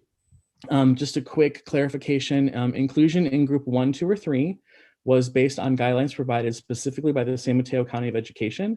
Those are guidelines that we followed when we created the lists that went to the county, and then they contacted all of our staff members in order of grouping to be able to get their vaccination appointments. At this point, members of all groups 1, 2, and 3, for all of our district have been contacted by the county in regard to appointments to receive their first dose. We do anticipate that the majority of staff who wish to be vaccinated have the opportunity to receive both doses of the COVID vaccine prior to our start date of Monday, April 5th. And as of this morning, literally this morning, we have 60% of our staff of who wish to receive the vaccination report that they have indeed been vaccinated. We are asking staff to please let us know because we do need to report back to the county that people have had their first vaccination. So I do believe that percentage is higher, but I know that with all the different things going on, everyone is so busy as our teachers, and I know that they're relieved for those who wish to get vaccinated to be able to do so. And you know, if you're listening out there, please let us know that you've been vaccinated. And I do believe, I think this is my last time this time, Leticia, maybe? Yes, it is. Yes, it is. Thank you for your time tonight. Thank you, Jason. Then we have Jesus Contreras, who will provide us with a facilities readiness update, as well as a budget opening of schools budget update. Good evening, members of the board and public. We have been reporting to you about the status of the readiness of our schools, and you have heard throughout the night that our folks have been all hands on deck, getting ready all of our classrooms and all of our sites. So we have conducted some walkthroughs of all the campuses, and we have used a COVID readiness checklist, which is based on the provisions or the requirements that are from our Health Department and the San Mateo County Office of Education. And we are, with that checklist, checking on the screening protocols, that entrance and egress and how the students are going to be moving through the campus is marked, and that they meet all of the 4 pillars, emphasizing on the physical distancing, the 6 feet apart, and the health and hygiene, washing their hands, along with the different cleaning and disinfecting protocols. We also are continuing to work on the ventilation systems. We have secured the ventilation through the deployment of air scrubbers, but we are also then working on all the HVACs to make sure that we secured through the air scrubbers, through the through the HVACs, and also, of course, the opening of windows as well. And we're making sure that signage and communications to all stakeholders are present. So all hands on deck, and then Leticia, myself, and all the administrators are working with our custodial and maintenance. We are all working cooperatively and making sure that our campuses are ready. And I think you heard before me from our administrators and our staff that this is going on. I also, on the next slide, wanted to bring you up to speed on that AB 86 that was signed into law this past Friday, which what does that really mean for us? It is state dollars, COVID-19 relief and school reopening. And this is $6.6 billion, $2 billion of which are going to be using to support the in-person reopening and prep for instruction. And 4.6 billion of those dollars are going to be focused towards the learning recovery. For us, That means that about 900, a little over 900K are going to be are earmarked for the in-person instruction to support the reopening of our schools for in-person instruction, and about 2 million are used are earmarked for expanded learning and focusing on the learning recovery, learning loss. You have heard about that 1% penalty. That is for that grant, the in-person instruction. If a district is not open between April 1st and May 15th, we technically consider our district opened because we are serving students. So technically, we are open because those pods and those special ed places are serving our children. But more regulations that will be interpreting this recently passed AB 86 will be coming forward. The new law requires that we have safety plans, and all of these safety plans are those that we have been bringing to you as how we are going to be implementing the phase 3, which is bringing our children to in-person instruction in a hybrid model. So we are well positioned to meet all the requirements of this AB 86 for the reopening of our schools. So that's the information I had for you. We are definitely ready to reopen our schools from the safety perspective and all of our facilities. And this information about AB 86 is one that we're bringing to you. That's it for me, Leticia. Thank you. So this next section we wanted to bring to you to provide you the overall recommendations as well as some considerations from our opening of school steering committee members. The slide 34, the first recommendation for our board is to recommend for elementary a start date of April 5th, 2021. Overall, most of our steering committee members were in support or amenable to having this as our first date. Some considerations from our steering committee group were that April 5th was very close and the first day back from a 1-week break. Members were concerned that families may travel outside the recommended travel guidance and mileage as per the California Department of Public Health, San Mateo County Department of Health. We also have received some consideration to make sure that if we do start on April 5th, that we over-communicate to families and overemphasize the importance of staying close to home in order for us to have a safe reopening of schools. The next slide, we'll talk to you about one of two schedules that we were considering.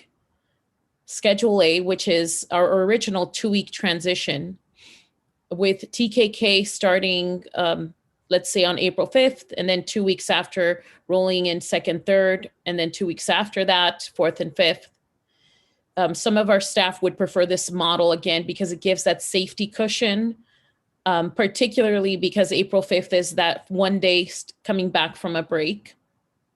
And it also gives us the ability to have that 2-week cushion of making sure that we are able to establish and make sure that we train our students and our staff on the new protocols. Some considerations, particularly from our, again, parent representatives who are here, again, same thing as I mentioned earlier, our staff and our parents are here representing what they are hearing out from their stakeholder groups. Our parent representatives did not prefer this model because it would decrease the instructional time for our students during this academic year. If you go on to the next slide, Rosie, we also considered and reviewed Schedule B. Schedule B would still start on April 5th. The input that we received is that some of our staff also preferred this model. We have heard both from staff and our families that protocols are getting in place, and 1 week is enough because we are estimated to be in the orange by April 5th. In addition, we did share these two models with our site-based task force in elementaries, and most of our elementary task force preferred the 1 week transition. Okay, and then, thank you. And if you go on to the next slide, Rosie. So overall, we wanted to share that both Jesus and I are facilitators of the steering committee. And we have taken the input from the steering committee, taken input from our site-based task force, taken input from and read all of the survey responses from the various surveys that we've sent over the last few months. And it appears to us that the majority of our stakeholders would prefer an April 5th, 2021 start date, and the majority of our stakeholders would prefer Schedule B, the 1 week rollout for our opening for elementary. It would be a 1 week transition. We bring in TKK1 on April 5th. Then we transition a week after, bringing in second and third, April 12th, and then April 19th, 4th and 5th, where we would be operating half of a school in the morning for 2.5 hours and the other half of the school in the afternoon for 2.5 hours.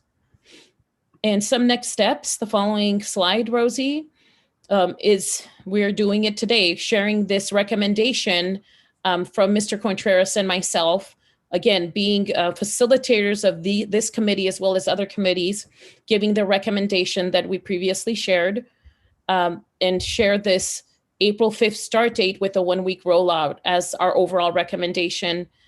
And some next steps are, as we mentioned earlier with Mr. Nazar and his team and Mr. Barnes and his team, let's finalize our middle and high school schedules.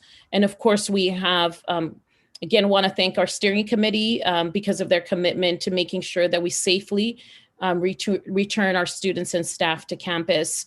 We will continue to meet on a weekly basis with our steering committee, most likely for the next few months. And now, does the board have any questions or comments? I do also want to point out that there is an appendix attached, and that's where you can find some of our survey results that again point out to the information that we shared tonight. Should anybody here at this board meeting or in our community want to see that. Thank you, Leticia, and thank you everybody for an amazing and very informative presentation. I can't only imagine how much effort, time, and just collaboration it took for everybody to present this, and I really do appreciate it. Thank you. Before we go, I'd like to open it up for public comments, and I believe we have 6 public comments. Rosie? Hello? Sorry, Lizette. First, we have Jacqueline Long, and she is there now. Thank you. Yes, I'm speaking to raise awareness that COVID hasn't only created a physical health crisis, it's also created a mental health crisis. And one subset who've been greatly impacted are teens. Since the lockdown, depression and anxiety have increased for all age groups, but for adolescents, the rate of increase is alarming. When teens are hurting, they shut down, they isolate. And when the emotional pain gets unbearable, some will self-harm or self-medicate. For self-harm, a study by Fair Health showed a 334% increase in self-harm among 13 to 18-year-olds in August 2020 compared to August 2019. That's a 334% increase in teen self-harm. For self-medicate, Fair Health findings also showed that drug overdoses in that same age group increased 95% in March 2020 and 119% in April 2020. In July, a group of health experts were asked to share their thoughts on a range of topics, such as returning to school in the fall. The infectious disease experts said they didn't think we should return to school. The public health experts said we should. Why is this difference important? Because the infectious disease experts are focused on physical health, but the public health experts need to look at overall health. And as human beings, we're not just physical beings, we're also social emotional beings. Yes, COVID poses a very real threat to our physical safety, but the lockdown has severely compromised many of our children's emotional safety. So thank you for thinking creatively about getting our children back to school as quickly and safely as possible, not just so they'll be in a more comfortable learning environment, but because our children are in the throes of one of the worst mental health crises we've ever experienced in our lifetime. Our students are home trying their best to learn online, but they're suffering deeply. It turns out our schools and our teachers aren't just essential for educating our children.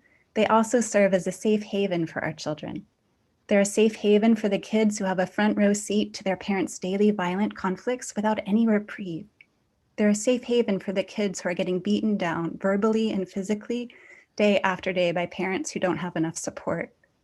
They're a safe haven for kids who are getting ignored by parents who are so demoralized and depressed they can no longer function. This mental health crisis is real. At CUSD, we're creative, we're innovative. So thank you so much for all of the hard work you're so clearly doing, for putting your minds together and using your creativity and innovation and collaboration to figure out a way to get our kids safely back in school so that our kids can not only learn together in person, but they can also begin to heal together. I so appreciate all of your focused work, not just thinking about our students' physical safety as they return to school, but also for thinking about their social and emotional safety. Thank you. Thank you, Ms. Long. The next person, Jose. We have Maureen Holt. Good evening. I am a Hatch parent and an educator with over 20 years of public school teaching experience in diverse and underserved communities on the peninsula. I understand there are many barriers to communication and that major challenges exist in finding a way to be inclusive of all voices when making important decisions. There could be nothing more important than our current decision-making regarding reopening schools. The reopening of schools presentation tonight shows only a 38% parent survey completion rate. It's clear that many voices are missing from this process. You're all professionals, and I'm certain I'm not telling you anything new here when I say this is concerning. However, I do have a few recommendations after having spoken with teachers in this district. First, I would request that district leadership work with site administration to do the following. First, encourage site administration to communicate information to staff in a timely manner so they can act and then communicate to students and families. Right now, teachers are being given time to prepare, but they don't know exactly what they're preparing for. In fact, even the site schedule information presented tonight was news to teachers. In our profession, we're pretty good at pivoting, but too much of it can make us dizzy. Second, listen to teacher input on the process and be responsive to staff. There's fear and uncertainty, and in my experience, just feeling listened to can go a long way. Go to classrooms, ask questions, don't just rely on surveys. Third, make certain that all stakeholders are receiving communication and are involved in the decisions being made, specifically through better, appropriate forms of outreach. Emails and Google surveys just don't seem to be working for all parents. And finally, take advantage of incoming federal stimulus funds to create robust summer enrichment programs to address achievement gaps. Plan this now so these programs can be staffed and created before people make summer plans. It's clear, consistent, and multi-pronged communication from site leadership that is key in relations with staff and in increasing outreach, especially to at-promise populations. We must ensure better inclusion of all stakeholder voices in this process, because right now, that's simply not happening. Thank you for your time. Thank you, Ms. Holt, and appreciate your time as well. Now we have Kendra Holland. Good evening. I just have a very brief statement, and I'm delighted that after listening to the previous presentation, my prepared remarks are mostly irrelevant. But my name is Kendra Holland, and I'm a parent volunteer on several CUSD organizations and committees, including the Opening School Steering Committee. And I'm not speaking tonight to place blame or point fingers.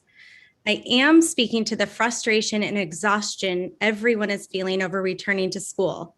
And we all share that responsibility because we are the grown-ups. the parents, the teachers, the adults in the room. I've never worked with a more committed or creative group of people, but we still haven't submitted or gotten plans approved to safely return teachers and students to all our schools. And it's March again. It's been a year and I feel embarrassed. I implore the decision makers and the loudest voices in our community, the unions, district leadership, and the CUSD governing board to stop the back and forth, the renegotiating, and trying to create a perfect plan. We're out of time. We need to commit to a plan that contains a reasonable amount of risk and provides in-person instruction for the students and teachers that want to be back on campus. If we allow our fears, our attitudes, and egos to keep us from that common goal, the grown-ups will have failed the kids. Thank you. Thank you, Ms. Holland. We now have Christy Walker. Hello again. I am a parent and I also serve on a number of committees for the district, including the Opening of Schools Steering Committee. And I am speaking not only just as a representative from Kings Mountain, but I've been speaking with parents and families from across the district. So, and I have had a few things that I want to say. Many of my comments, like Kendra's, are no longer relevant, so we'll skip those. I am very excited to see that we've moved to trying to get all of our students back as quickly as possible. I think that's definitely the move in the right direction. I am real concerned about the amount of learning loss that has happened. And I don't mean just academic learning loss. I am especially concerned about the social and emotional learning loss that has happened.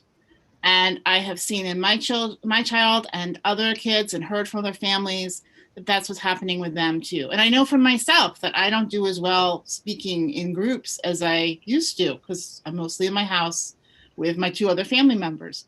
But I think we want to make sure that not only are we looking at the academics that are coming back, but also making sure we're having plenty of time for students to get a chance, once they're in the same room together, to actually interact safely, talk things through, be able to do some things together rather than just sitting at their desks doing work in the classroom. And I know we need to keep the full 4 pillars in mind, but I think there's many creative ways we can have chances for students to do that. I also know that special ed students have really fallen behind quite a bit. When I talk to other parents, a lot of these children have not been able to accommodate Zoom, and as a result have not gotten the support they need in order to be able to learn and interact with their peers. And so I really hope that some of the money that we'll be getting to help with learning loss will be used to help special ed and have more aides and paras help with those kids to be able to make some gains in addition to helping with the academic gains with the general population. And I'd like to just echo what Jacqueline said about mental health. I think that's a major issue too that we should be looking at. And I hope that we'll be looking at all of those areas and not just academics going forward. Thank you very much. Thank you, Christy. And now we have Brianna Lafontaine. Good evening, everyone. President Cortez, Dr. McFetridge, Dr. Bhatia, Jesus, and team. I agree, I probably didn't need to speak, but I broke down last month during this meeting, and I felt I maybe could just try and do one that doesn't happen. I wear my heart on my sleeve, and that was real feelings then. And then, you know what, 2 days later, like everything in this pandemic, things changed daily and teachers started getting vaccinated. I am a very involved parent who is a member of the OSSC, and I just want to reiterate the recommendation in the elementary plan to reopen with TK1 1 week later, 2nd and 3rd, and 1 week later, 4th and 5th. I cannot speak on behalf of all families, but I have unofficially been given the okay to speak with confidence on behalf of elementary PTO leaders that families overwhelmingly want their kids back in school as soon as possible. Given all the rules we must follow, this plan gives us that. CUSD is following San Mateo County's 4 pillars. We believe in these safety protocols, and it's time to put them in place. It's time to trust families to make the best decisions for their own children on whether they should return in person or stay in remote learning. I feel so lucky to have been a part of the opening of schools committee and get to know so many staff and parents in this district. As you know, Kendra said more eloquently than I can off the top of my head right now, I am so excited for my children to continue their educational experience with the teams that I have seen ahead of me. So thank you. Thank you, Brianna.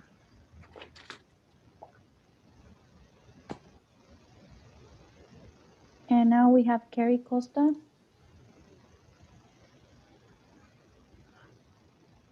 Hi. Can you guys hear me? We can hear you. Go ahead. Hi, my name is Carrie Costa. I'm a member of the Opening of School Steering Committee, and I acknowledge what Brianna said. I do appreciate being on that, even though, as Leticia, you mentioned, it's a hard thing, and but I appreciate everyone in that room, and I just want to, and I just want to acknowledge that. I had wanted to speak tonight about a few things, but as everyone else said, like things have kind of changed after hearing the presentation, and I'm going to do what everyone else has done and just kind of pivot a little and comment on a few things.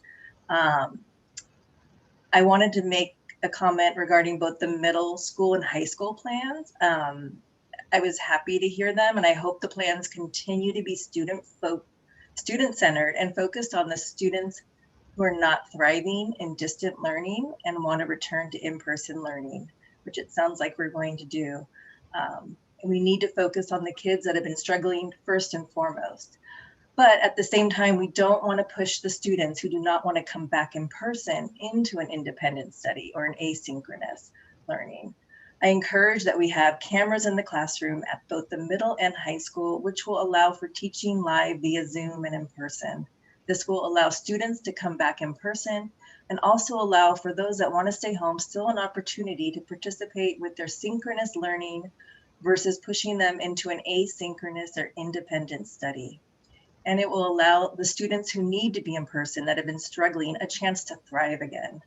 Will it be good? Maybe not, but it's time to focus on the students who are not doing well over Zoom and find middle ground without forgetting about the ones that aren't going to return. I believe this to be middle ground. It won't be perfect. Nothing has, but we all need to do what's right for the students that are struggling, even if it's hard. So looking towards the future, especially these next few weeks and hopefully moving into orange tier and knowing we are in the final weeks of this school year, I believe they should be student-centered, as I mentioned. Let's do our best to get students back in school while keeping everybody safe. I'm hesitant to mention that we need to take some risks, as that has everyone opinion about what that risk is and not taking any risk. But I will say we take risks every day in our lives, when we get in a car, when our students get on the field. So just as we take those risks every day in our lives, we need to take the risk with reopening schools, knowing we will have the 4 pillars in place, trusting the process, and we need to manage those risks with the knowledge and protocols we have all been living with for a year. My fear is we are risking the social and mental health of our children who are caught in the middle of this, as Jacqueline Long spoke so well tonight. Thank you for your time and for everything you are all doing. I appreciate it. Thank you, Carrie, and as well, thank you for your time.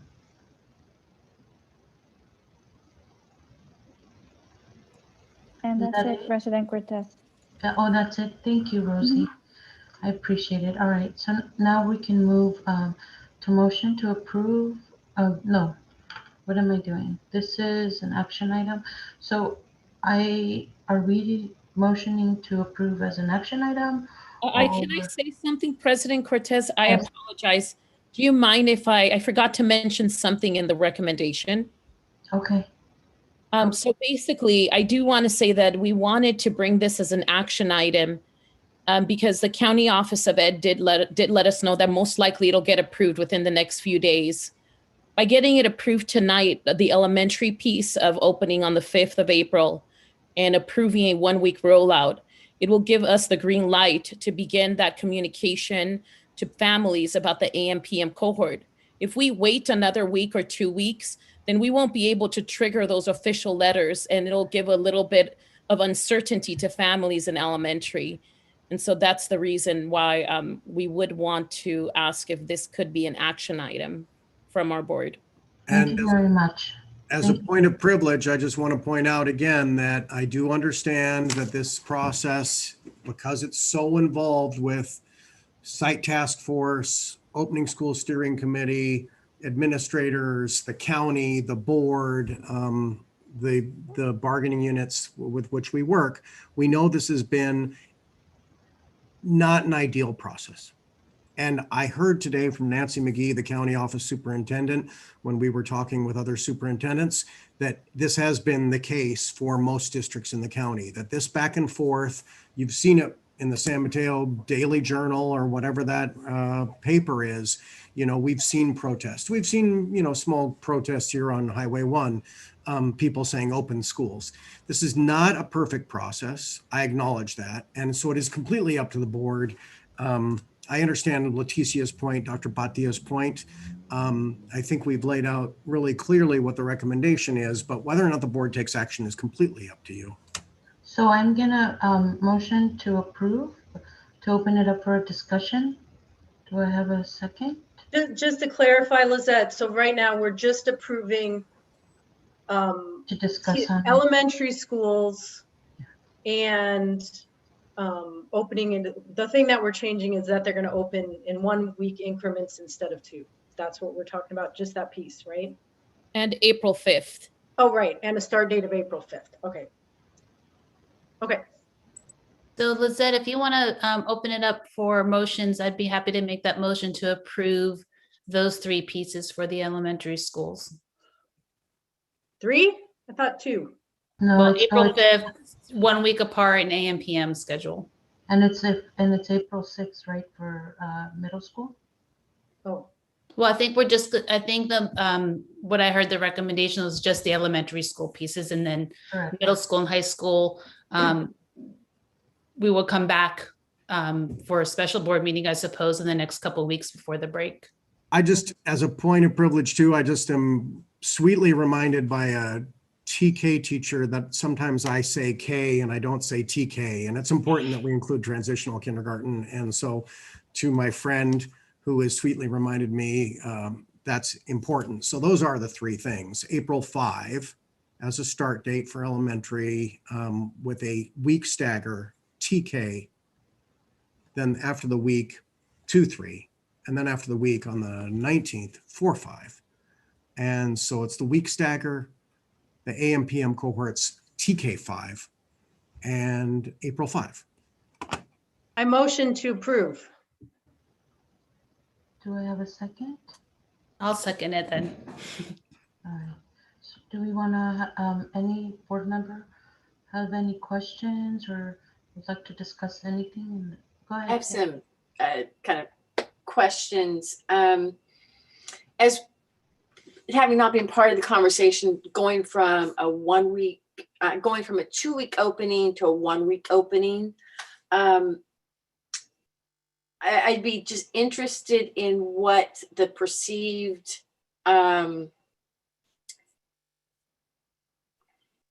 risk is. I hear the urgency, and I hear in general community being much more comfortable about going back to school. I do think we have lots of examples of schools that have gone back successfully now and are making it work. But I also want to name into the space that by having a 1-week transition given that COVID transmission is 2 to 14 days and on average 6, that a 1 week separation in starts doesn't mean that you won't know if there's any infection rate in that first cohort before the second one comes back. Does that make sense? I don't believe that, but Susan that it is linked, that decision from staggering 1 week is linked to any incubation period of the disease. It is 2 weeks that early on had been, earlier in the pandemic, we were saying 14 days, 2 weeks. But with the vaccines and with what we know now about the pandemic, this staggering is not linked to any incubation period. Okay, but from a scientific perspective, medical professionals will tell you we won't know within a week whether or not that first cohort, if there was any infection spread before the second cohort comes back. I just want to be clear that that's a piece of risk that we're accepting. And just, I'm sorry. Go, no, Ms. Ladd, go. I'm sorry, I just wanted to remind the group that we are not mixing cohort stable groups. So even though the elementary is coming back in TKK and 1, we're not mixing that group with 2 and 3. We're not mixing with 4 and 5. We're not mixing 2 with 3 or 4 with 5. So there has been a lot of planning that, and then also if you think, say, something like El Granada, where they have 50 total kindergarten students, you cut that number in half, that's 25 students on campus spread out over 3 teachers. So these are smaller groups than what we're used to picturing, the larger groups of kids on campus. I would also say that was a really good point in terms of these cohorts. While they may be on campus, they're not mixing. Thank you. That really helps address some of those concerns. So I have some questions on the elementary stuff, but I also have questions on the secondary just in general. So I'm not quite sure how to structure this. And then I have some comments about what we're talking about approving. So I guess let me start with my question on the elementary, which is, Jesus, primarily for you. I know that in the past you've mentioned it's difficult to find the custodians to do the cleaning. And we are now suddenly upping all of our grades to be doing the AM, PM. And I just wanted to be assured that you have identified and hired sufficient custodians to do the cleaning that would be required in that model. For the secondary, we are looking into getting our students to use some way in which they can disinfect their own area. That means that they would come in. We're talking about the elementary ones, because we're the elementaries, we will have time to with the new schedules, AM and PM. Now we have a 2-hour window in which we are going to be pushing in also support from the outside. Well, that's my question. Do we actually, because in the past, I know that the window is a sufficient time, but my question is the staffing. We're pushing. We've had issues in the past. You've mentioned that you could not find staffing. So I just want to be assured that you have that staffing. We will have the staffing by getting some temporary support from agencies, outside agencies, to work with our custodial staff. And that's cleared with the union in terms of CSEA work. We have been in communication. I've been in communication with the union to say temporarily to support those disinfecting during those hours in the elementary. I just also want to say, look, we could not bring the CSEA MOU tonight because the state agency that governs them had to clear that before they could vote on that. CSEA has been very constructive, very productive. I don't want to talk about that MOU beforehand, but it has been considered. And, you know, I think the AM PM cohort does allow time for the elementary schools, and at the high schools, there will be ways to achieve that sanitation. So, and then, so my comment on approving these now is that I am the one who spoke to Dr. McFetridge yesterday regarding this, because this was not included in the board packet. It was not included in the board packet that was on Friday. It was not added on Monday when we had revisions to the board packet. And I feel I actually don't have objections to April 5th and the things that are being proposed, but I do object to us voting on it tonight. And so I would really prefer if we could come back, even if it's in 3 days' time, and provide enough opportunity for the public to see that this is what we're voting on. There was no way for the public to know that this is what we were voting on tonight until this moment. And to me, that does not fulfill, whether or not it fills the actual letter of the law of the Brown Act and the Opens Meetings Act, it does not fulfill the intent of that. And again, this has nothing to do with the objection to the actual content. It has to do with the fact that it was not added to our agenda. It was not notified to the public in a soon enough time for us to even know if there are other people who have comments or concerns or issues with any of these things. And I really feel like it would be a dereliction of our duty to vote on this tonight. So I will vote no on approving this, again, with the caveat that in a couple of days, once it has been publicly noticed, I'm willing to change that vote. But I just want to express that right now. I'm very concerned with the procedure. We presented these changes to the county on Friday. They could have then been put in board packet for public notice. And I appreciate the difficulty of balancing all of the opening of school steering committee and getting input. And I appreciate all the hard work that has gone into it. And I understand the need for urgency, but I also really feel like our job as public representatives is to make sure that the public has really had the opportunity to understand, and for even us to understand what we are voting on when we come here. And that pre-time was not given to us on this. So I just wanted to state that for the record. And then I have questions about the other secondary plan, but I don't know how we want to do that, if we want to vote on this first, or you want me to go ahead and ask those questions. I think you have the floor, and I would say exhaust the questions of the board or the comments of the board before you take a vote. So do others have questions on the secondary plans? Because those are what my questions, the next set of questions refer to.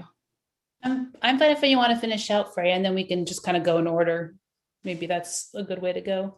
Okay. Because I have questions, but I'm fine with you finishing up yours first. Okay, so I'll start with Sonia. I don't know if James is still on here. Let me check my. I'm here. Yep, there you are. Hi, James. So thank you so much for your presentation. I just had some questions about kind of more of the details of the plan. And I know we're not approving it tonight, but I just wanted to get those out sooner. So how are you planning on dividing your cohorts A and B and guaranteeing that in each class there is actually half or so that you can have that 6 foot of distancing and do those safety protocols? Yeah, we started that process a long time ago. We are dividing our school population into 2 cohorts based on last name, A through L, M through Z, and that was the best splitting point. They gave the most even division, which also allows most families to keep their kids in the same cohort.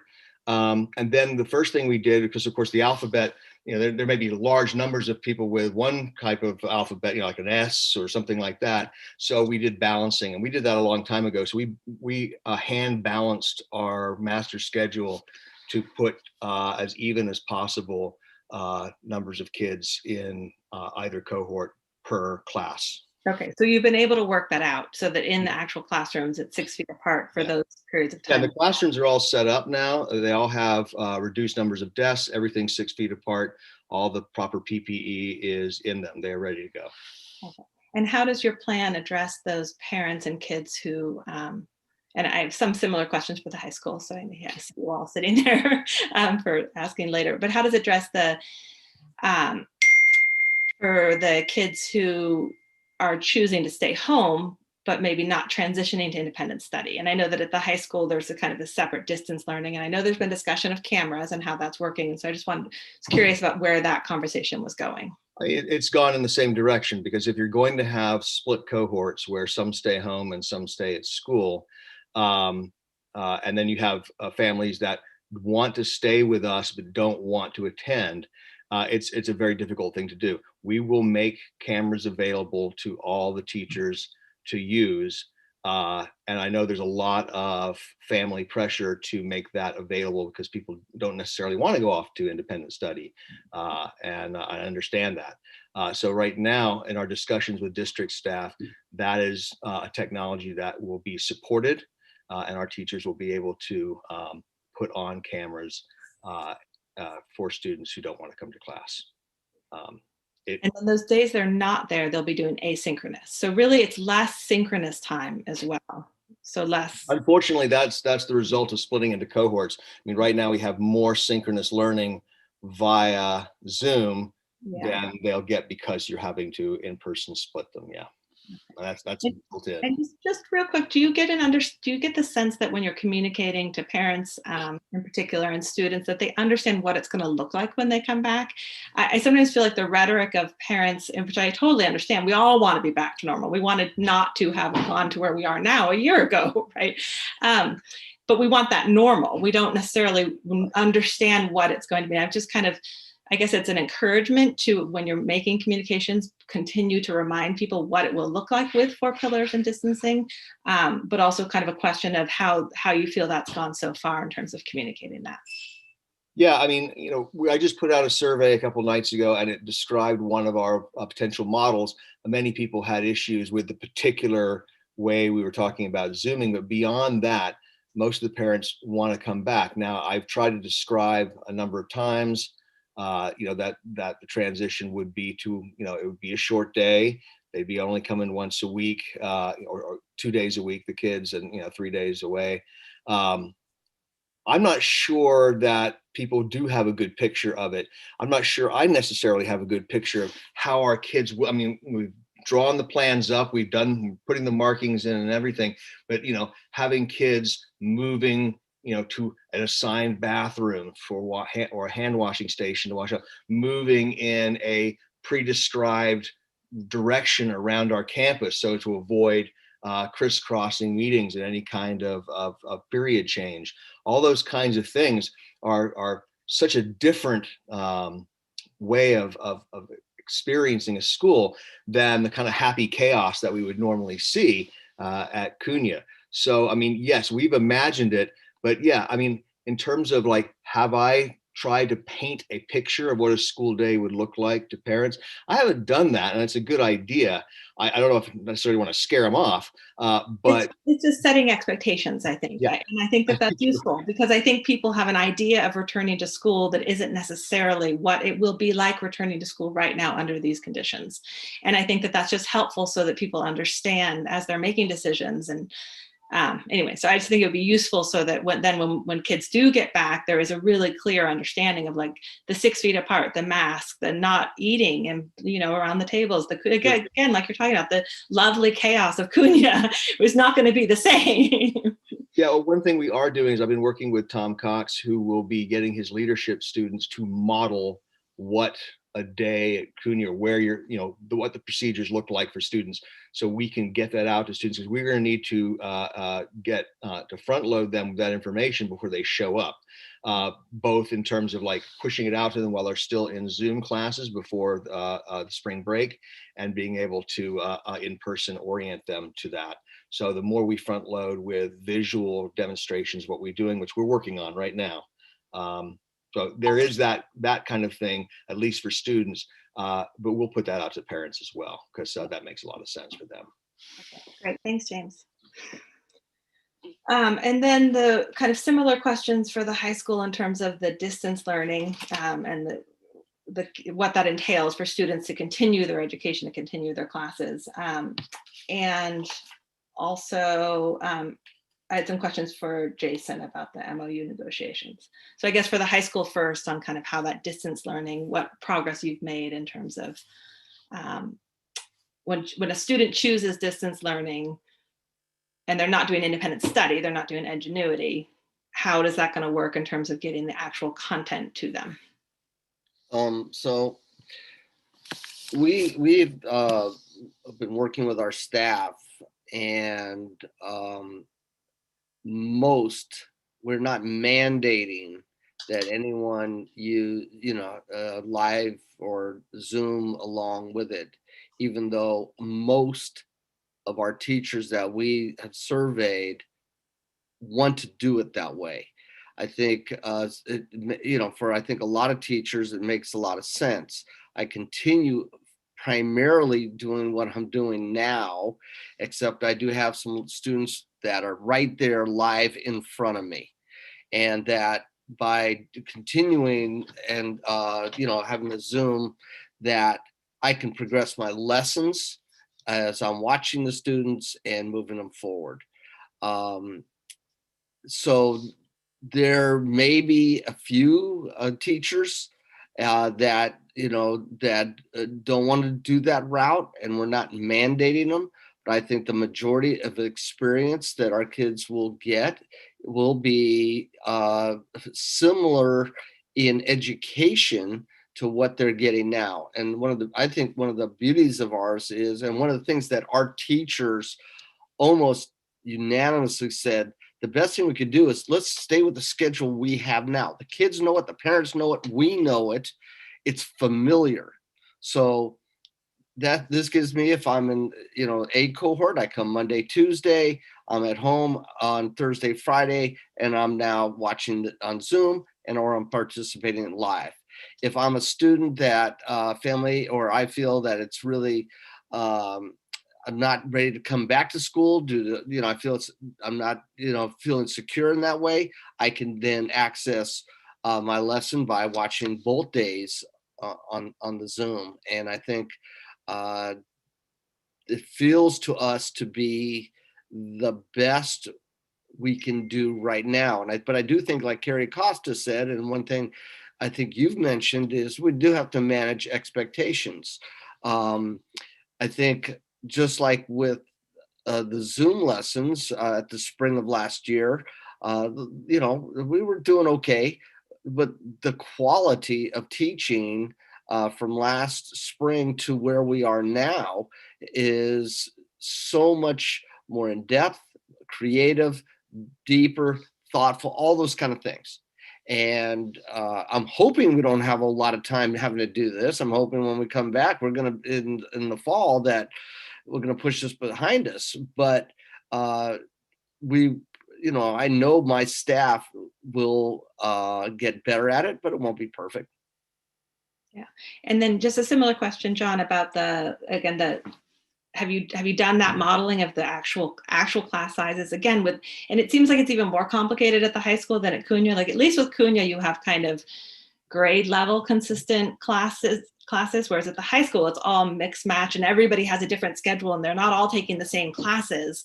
Yep. So have you been able to do that hybrid, looking at making sure that each class is small enough to accommodate the 6 feet of distance in the class? If you do I'm assuming the cohort split is the same as Cunha, but also as you had proposed originally, which was like A to M and then N to Z, or are you thinking about a different cohort split because that there have been issues with, I'm just curious, because to me, I can barely understand how you guys do master scheduling, but how you do that, then this on top of it, to make sure that all of these classes are the right size. So yeah. Curious how that is. No, very fair question. And that's where our, so originally we had that was going to be our idea. And we're going to now, if we feel pretty confident, and I have to say, I like our plan. And I do think, pretty across the board, everyone that has given me input, and I'm assuming when people don't give input that, okay, I can live with this, that now we're going to go out and figure the deep or the part out. So I met with the principal at San Mateo High School on Friday. We spent about an hour, and she had one of her assistant principals. I was over doing the supervision of the scrimmage for football, and I asked her, why don't you come down here? And so we talked for about an hour and a half. And they have a very similar plan to us. But as they did their surveying, even though I don't think they're reflective of our community, they're only having like 30% of their kids come back actually to school. Mm-hmm. I suspect we're going to be in the 60-65% range. But I feel very confident with working with Deanna and Andy and all of our staff that we'll be able to put something together that will be able to adequately fit all of our kids. Ideally, we would break cohorts somewhat aligned with the middle school and what James mentioned, because I think for parents, that would be, advantageous. So we're looking at, the kids going on the same days. That'd be tough to have them, different days. So, we'll take all those things into consideration. But if we feel fairly confident this is going to be it, then because we don't want to put out a mandatory survey without really pretty much knowing the details. Are you going to come back to school under this circumstance? Are you going to remain at home but still Zoom in, or would you prefer to go to independent study? And if we, so I want it to be very clear, and then we could gather all that information. Here's the percentage of kids that'll be back in school, and I think we could do that job pretty efficiently then.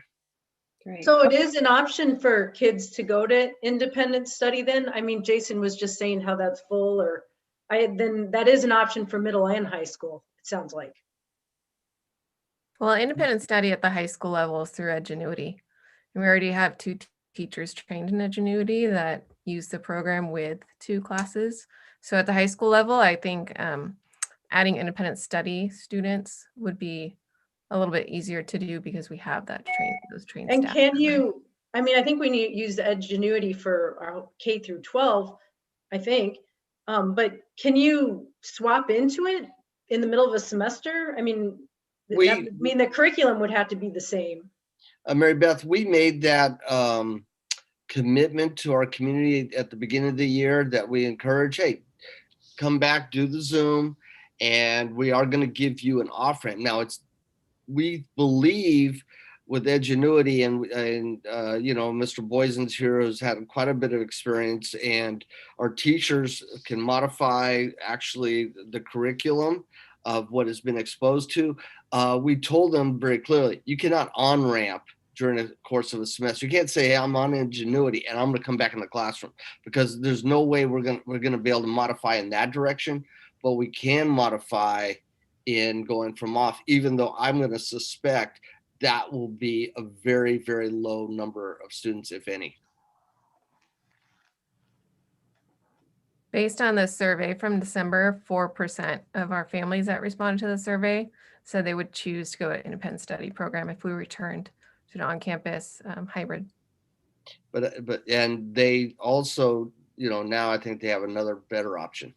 Right, and they, at that point, they might not have known they could Zoom in class. So. We didn't know. Okay.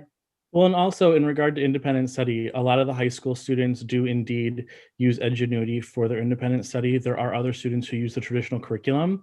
So they are going back and forth with the teachers. They're actually turning in papers and having those graded. Also, in regard to K-8, that's a traditional educational program where the teachers are giving the curriculum, they're facilitating that learning, they're grading the homework, they're giving it back. So it's not specifically an all online program when you get into the lower grades, but Edgenuity is something that we do use for the high school.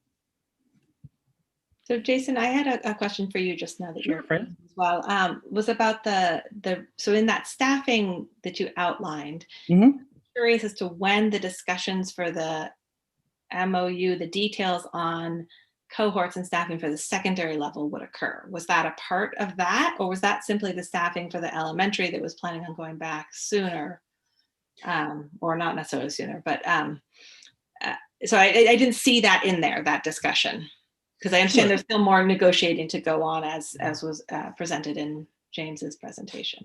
Yeah, absolutely. We do absolutely have to sit down with the union leadership and negotiate the schedules for both middle school and for high school.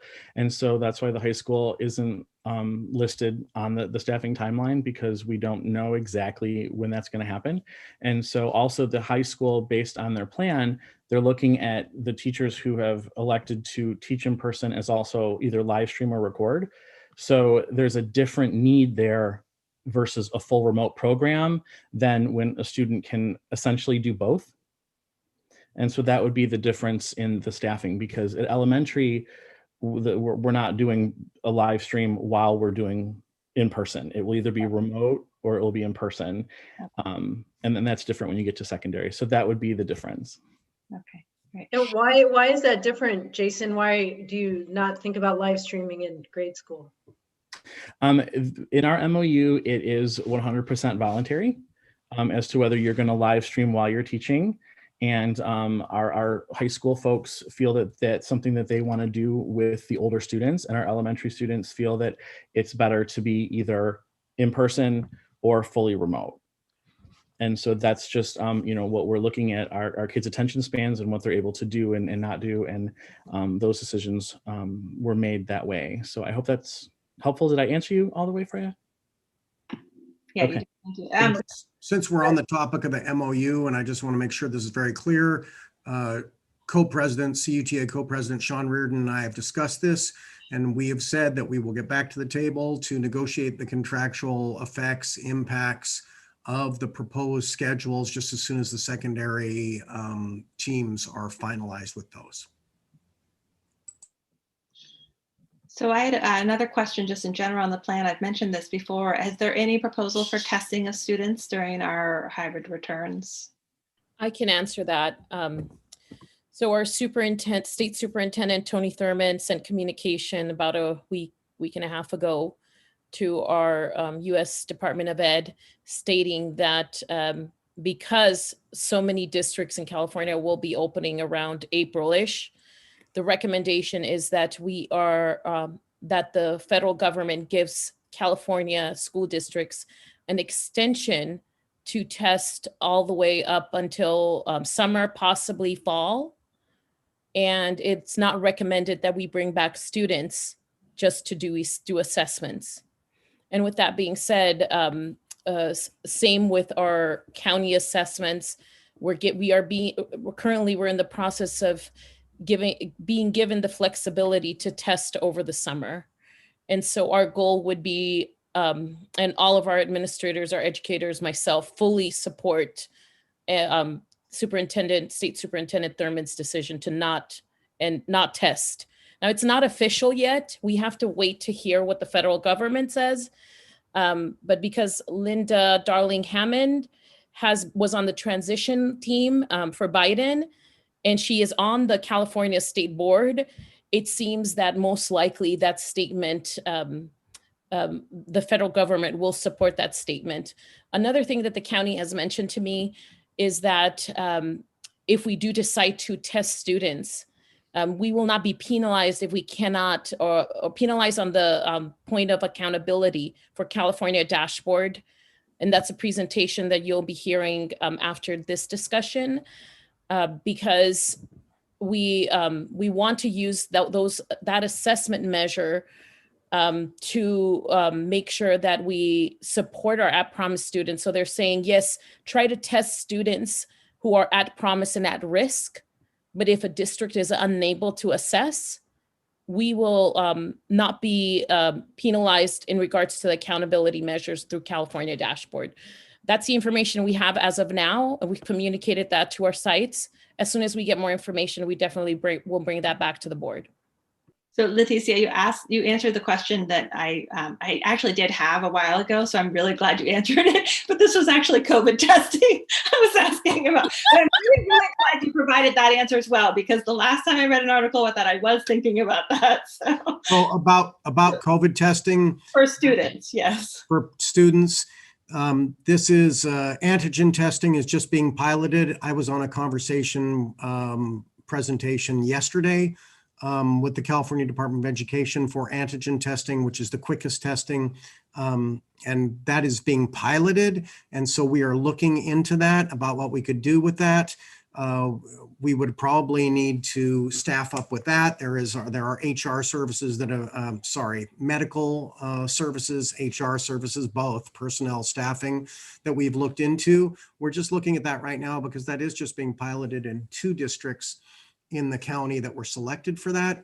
And so they literally just sent me the information yesterday after a call that I was on with 80 superintendents up and down the state. Those requirements are rather muddy. And so we're hoping that antigen testing will be available and we can look into doing that. I do believe that it is recommended and not required when we are in the orange tier. And I have also heard through conversations with the county office that, again, testing and thermometer checks even may be something that gets relaxed here.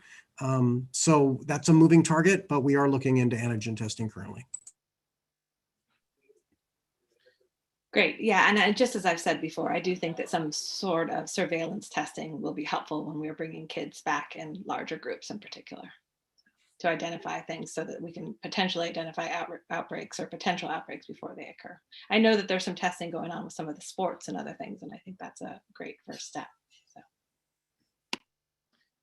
So I have a couple comments and questions. First, I want to start with a comment, which is thank you, you guys. This is incredible. And the progress you've made since the last time we met, which wasn't that long ago, is really, really phenomenal. And to echo Mary Beth's point earlier about the consent agenda, really, like, this is amazing for the people that are here presenting, but like the really probably dozens, and if not 100 people that were behind kind of all these conversations and bring it together, and to the parents that came in and shared their perspectives as well.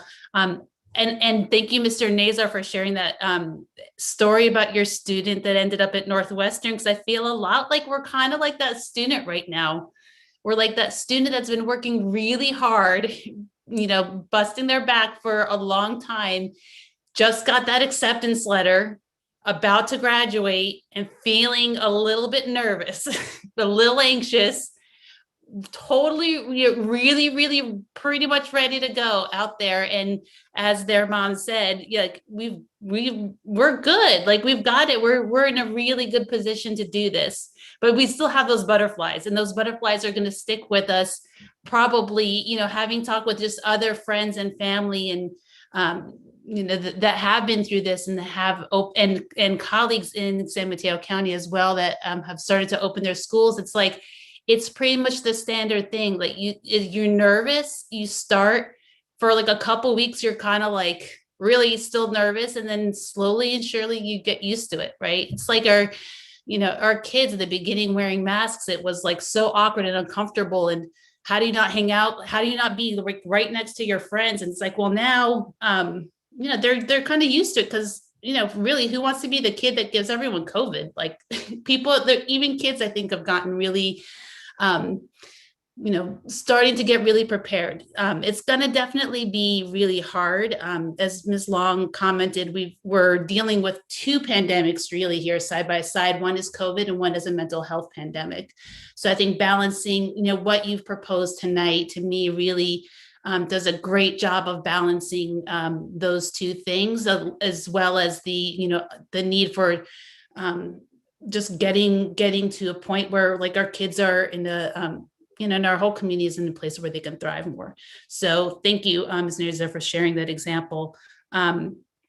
I'll start with my questions and comments for elementary. I really do appreciate the AM PMs. I think that regularity of schedules is going to be good for kids and for families and for really everybody, and for teachers to be able to see their kids on such a regular basis, especially those little ones. I think it's going to be really appreciated once we're there. I wanted to clarify then my understanding that for the students in elementary TK to 5 that want to stay fully remote, will they be like consolidated and kind of maybe have a different teacher and be still Zooming with their teacher, or what are we doing with those kids under this plan? So the elementary that are remote, Mr. Owens is working on the master schedule of trying to see if we can match of our staff that may not be able to return in person, but is able to teach remotely, possibly match those students. And I think that we're very close to the process in the next week or so. Yeah, we worked on it all day today, and we are very, very close to being able to reach out to our union leadership and express where we are in the process and get their blessing, and then move forward with the agreed upon process that is located within our MOU. So it's looking favorable. We'll be able to pair kids and teachers up, generally speaking, that want to all be distanced together. And they'll be having. Our goal is to disrupt as few Yes. classes as possible. Yeah, yeah, that's what I mean, like as much as possible. Okay, that's helpful to know to the comment that was made earlier. Yeah, I'm sorry. We're definitely going to try to preserve as many classrooms as possible. And, you know, our problem has gotten, it's decreased exponentially since the vaccinations have been available. And a number of our teachers who were unable to return previously are now able to return. So, you know, I'm very grateful to them for being able to take part in the vaccinations and their willingness to come back. Mm-hmm. No, that's great. And it's just fantastic news that we've had such a high rate of uptake, 60% already in just, you know, really, I think it's been 3 weeks or so. So it's after our last meeting is pretty phenomenal. And these vaccines are pretty phenomenal too. So I think that bodes well, knowing that with the safety pillars, schools across our state and across our country have had very few cases of community spread within their schools, like to have that additional comfort of the vaccines and that much uptake of the vaccines, and knowing that what you shared about by April 5th, you said probably most people who want it can have both of the shots, is awesome, right? Like who would have thought a couple months ago we would have been having such great news. So that's really helpful.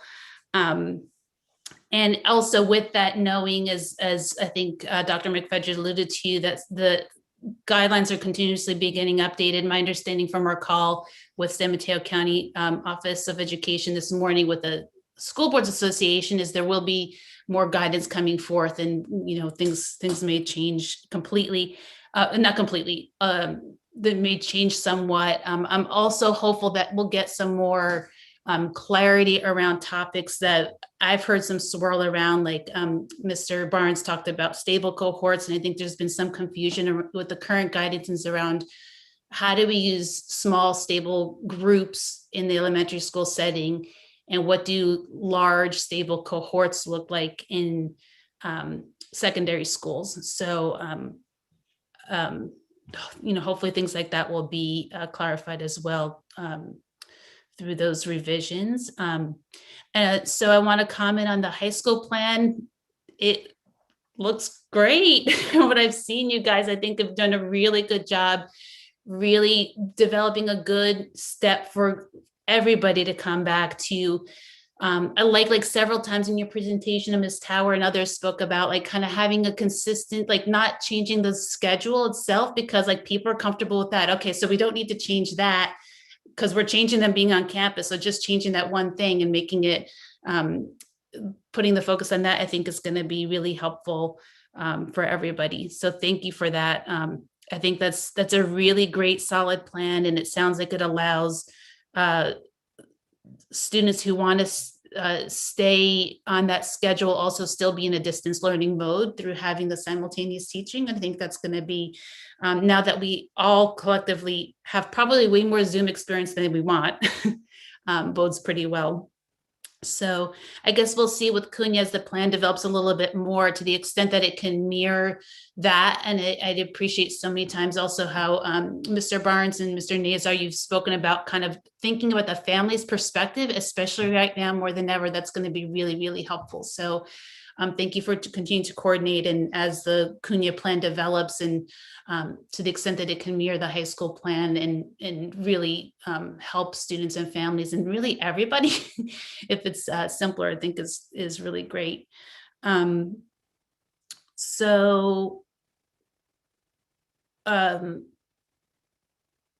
Jesus, I guess a question too, and maybe we'll talk about this more with the financial update you'll be giving us later, but it sounds like we're going to have a good chunk of money coming to us from the American Rescue Plan as well from the federal government. Is that correct? That is correct. And that is going to be approximately 800K, 168 of which we would need to set aside for learning loss. Okay, no, that's good. Thank you. Because it sounds like, I think one thing that makes me very hopeful is that we have a good chunk, some good chunks of money coming our way. It's all one-time funding, but it's funding that we can use and apply in a way that I think, like this experience that we've had all year, really, it's almost like they're innovation grants in a way, right? Because we kind of get this money to do these special things, but I feel like we can approach those in a way that maybe we'll have some learnings like I think we've had from this year as well. So thank it you. is anticipated that President Biden will be signing that tomorrow. Yeah, into law. That's great. And thank you also for Jason. A lot of his thank yous. Actually, your presentation is pretty clear. I have a lot of questions, but I want to acknowledge all the pieces in it, including your explanation of what's happening at Pluralcitos too. That's really, really important and really good to know, and assuring that things are moving forward on that as well too. So yeah, it turns out I don't have a lot of questions, just as a lot to absorb, because probably a lot of the questions I had coming into this presentation, as a lot of the families said, I think you guys have done a really good job to address. So I think that's it for me for now. I do have a question for Pluralcitos. Why the large jump in the attendance for Pluralcitos? The big jump is due to the increase in independent study students, K-12. Typically, we have literally, you can count the students in K through 8 on one hand. And this year we have over 100. So the families who chose, they didn't feel that it was appropriate for their children to be on Zoom to that extent. They wanted more of the traditional learning. And so that's why they went that route. Okay, so I'm sorry. So that's what got book kept under Pluralcitos, was the independent study. Gotcha. Correct. Mm-hmm. Thank you. Sure. And then Dr. McFetridge, in terms of, so we're only, I know the motion was only for voting on the elementary tonight. What is the status? Where are we on information or action for middle school and high school now? Well, those plans are being finalized. I mean, I'm just going to be honest. I mean, you heard me preface at the beginning of the meeting, aligning interests is difficult, and the storming and norming is happening. What I really appreciate about the Opening School Steering Committee, of course, is you have representation of the community, families, staff, district office staff, site staff, parent leaders from every site, most of them PTO representatives. This is, there is dissensus. And so even yesterday, bless you, James Barnes, James was getting input, and he's very gracious about receiving that input, but there are a lot of people who saw that plan and he's trying to figure out too hot, too cold, just right. So he's going back to the drawing board, coming up with another plan. There's going to be some storming and norming here. The high school, on the other hand, I'll just say it if I can, John. Last week, I kind of thought the middle school was closer to being done, which makes sense because you would think it would be sequential. And the high school, very complicated, but the high school, I think they've stormed and normed and they've gotten to a place where they feel pretty close.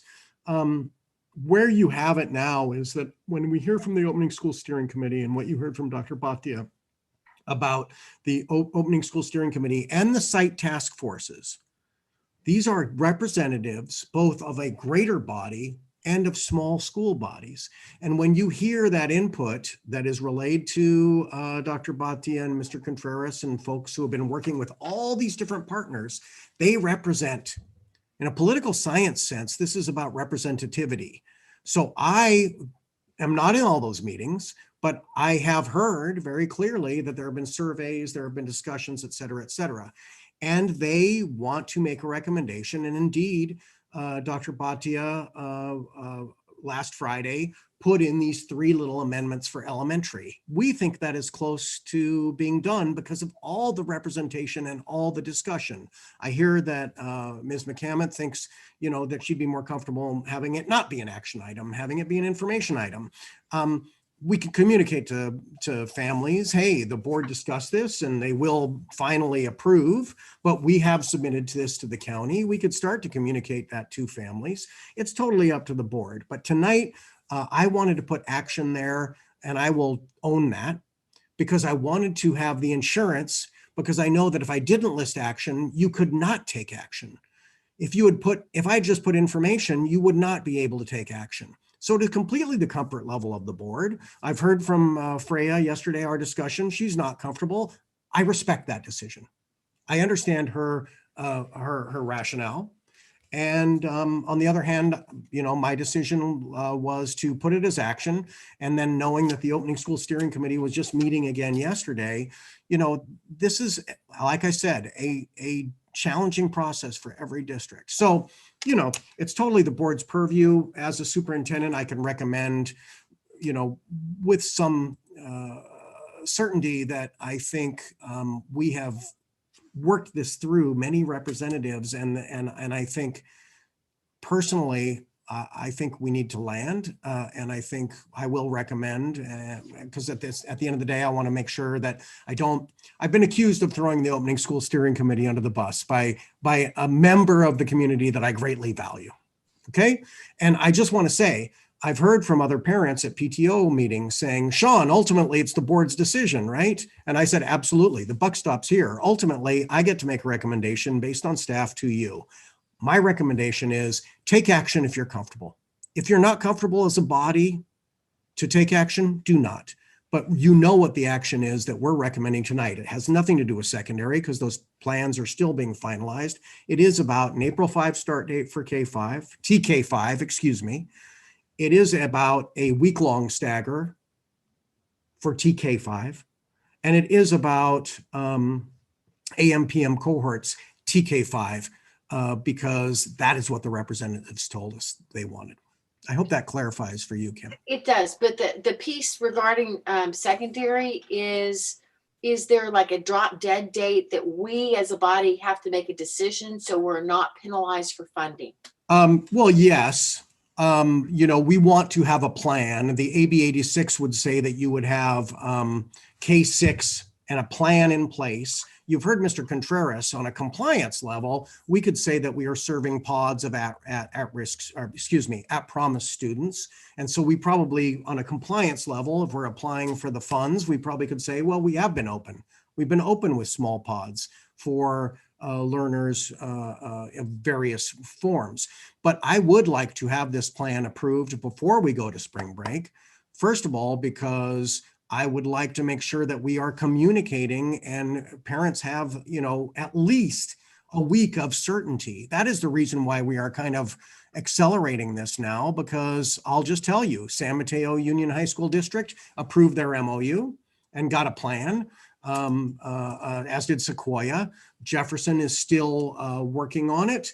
I think South San Francisco is still working on it. Everybody's in their different places. Pescadero La Honda has their plan. I would like to accelerate this because people know my belief. I think by following the 4 pillars, I think we can get kids back in campus. I think we have engaged representatives of our school sites in the opening school steering committee and the site task forces. I fully expect that we have to come back with a special meeting. And I will. So is the plan now in the middle school and high school's hands, or is the open school steering committee still chewing on it? No, I think that the opening school steering committee had a very clear conversation from what I understand yesterday. And I think Mr. Barnes has sort of heard that the concerns from what he heard about from families, as I did yesterday, and also from staff. We know that some people are not going to be pleased. They're going to want this, not that. I think we are finalizing and getting to this. I think the high school has said, they've kind of like figured that out. I think they're close. I do need to sit down with the negotiating team from CUTA because it is part of our MOU. And I agreed to that because I wanted to get that MOU to you tonight and they wanted to finalize it. And so we agreed to that. We made that concession. That will be about the contractual impacts. Ultimately, I could see the wisdom of waiting, but I could also see the wisdom of acting on the elementary recommendation tonight. And again, I apologize and I'll take accountability for the plan not being what I would like it to be in a perfect world. But, they say you can look at life looking backwards and make sense of it, but you got to live it moving forwards. We're at a place where we're moving forwards. It is completely up to the board about your comfort level in approving the recommendation about the elementary TK5 plan tonight. that's completely the board's purview. I serve at the pleasure of the board, and so that's your call. I just want to just real quick clarify that I'm not opposed to us taking action and would be fine taking action tonight if we had been properly noticed on what we were taking action on. And I want to be really clear that I didn't know yesterday when I called you what we were going to be taking action on the elementary plan. Since I didn't know and no other board member could know, I know that nobody in the public could have known that this was what we were voting on tonight. Again, I am not personally opposed to it. I would happily vote yes if we had been noticed properly on this. So I want to be really clear about, I'm not opposed to action. I do not want to create a precedent where a board is making a decision on something that has not been properly noticed to the public. So I want to be really clear about that. And I don't want it to be framed as I'm not taking action on this part. I am really talking about the amount of notice that was given, that the first presentation of this to the board was tonight at 7 o'clock when the presentation started. It is a fair point, and as we discussed yesterday, and I think it's a valid point. And can I just finish speaking, please? I do not believe that is that is a sufficient period of time for anybody to be making a decision as a representative of our public in democracy. So I just want to be really clear about that. And if I may, again, because we've had so many representatives of parents, et cetera, that's the other side of it, which is we've had a lot of parent representation. But this does come to, ultimately, you are the deciders as a board. And as I shared with you, because the Opening School Steering Committee was meeting yesterday, because we were trying to finalize the secondary plans, this other slide did not get included. I take your point. I understand your point. And in a normal scenario, it is not how we would want to do business. I can add, sorry. In a normal scenario, it is not how we would want to do business. We are caught with the timing that we have. And there's been a lot of community input, representation, Opening School Steering Committee, site task forces, work going on, and the thing is getting refined to the end. So again, my I won't take question it personally. for middle and high school, how soon can we have those plans? Well, I mean, I think that's up to James and John sort of being able to submit. But again, what our cadence and our rhythm has been is that we get these plans from the schools, and we discussed this in October. We present those to the county because we want to make sure that the county says, yes, this will go or not, and then we bring it to you.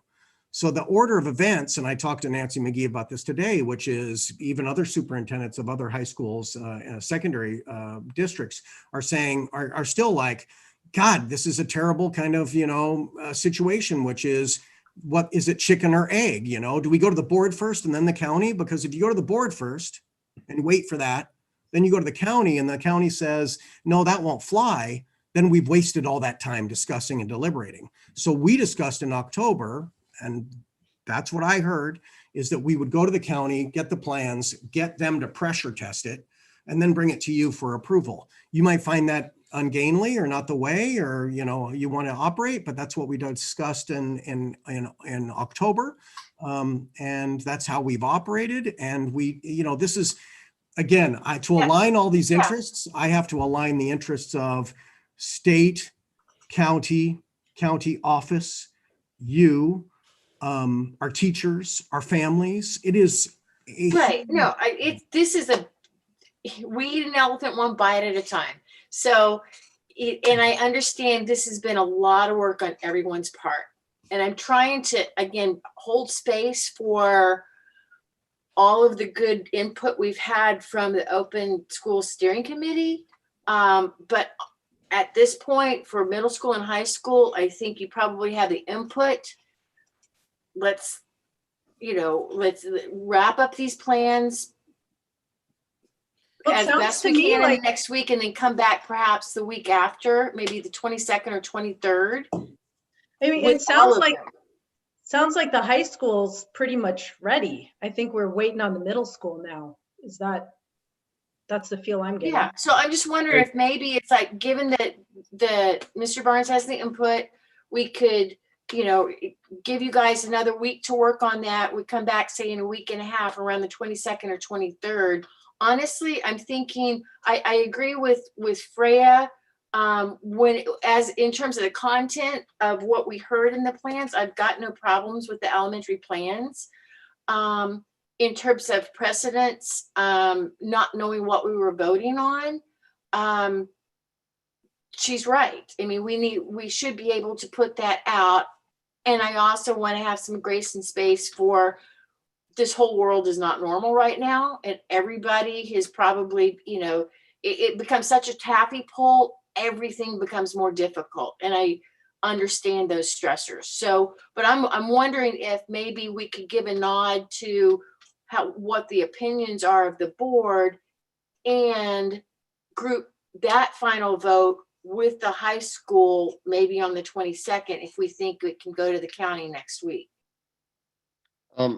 Just to interject and address Mary Beth, yeah, at the high school, we're ready. In fact, we actually submitted the plan because we thought that's what we're supposed to do. But as far as, we're not at the site. There's certain things that have to be worked out negotiated between the district and the union. Without that, but our plan, this is our plan, and we want to go ahead with this. So that's really helpful because I think there's kind of like three pieces, right? And they're all kind of in a slightly different tracks, but it sounds like the high school kind of accelerated its planning timeline. And that said, like a lot of new stuff came to us tonight. So on that front, I feel like obviously, we probably need to hold off formal approval. Is my sense on that. The elementary school stuff, it seems like we had an approved plan for those, and there was changes around a couple little things. But if those two can be bundled into an approval like early next week, because I'm very, very sensitive to what Leticia said, because I know how much work is going to have to go into explaining all of this stuff to our families. And I want to make sure we maximize the time for that so that it can be done well. So one option, and I don't know if this works for John and for James and for Sean and everybody, would be to meet early next week, let's say Monday or Tuesday night, to approve elementary school and high school plans. And then maybe a week later, as Kim said, like Monday or Tuesday the following week, to approve the Cunha plan. I don't know if that works with all the other pieces that you've put together. Let me know what you guys, three of you, think. Or Leticia as well. I mean, a Monday is doable. I think, and waiting more than a week, it'll put a lot of pressure on our sites in having meetings and communicating to families, sending out cohort information. Because what I would say for the elementary schools and for the high school, I'm hearing pretty much no major concerns or comments from the board. It's just a matter of allowing a little bit more time, perhaps for the board to digest it, but probably more really for our feeling comfortable that, if there are major feedbacks from the public that they haven't had a chance to respond to, that we can have give some time for that. And tomorrow's Friday. No one wants a meeting on Friday, right? And it doesn't really give people much time anyway. So that's what I was thinking, if we do maybe Monday to approve those two plans, if you all feel ready, then, in the meantime, you can start tomorrow, getting stuff ready, because it's probably going to be approved, right? And during the day, Monday too, and just kind of at risk, prepare stuff. And then Monday or Tuesday, John, whoever was, I think it was John. What do you think?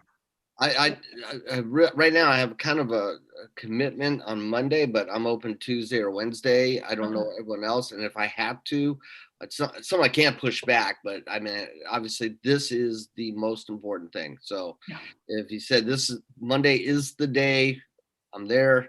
If Tuesday's the day, definitely there. So maybe we can say tentatively Tuesday, and then let Rosie do her magic in coordinating schedules and adjust that if we need to.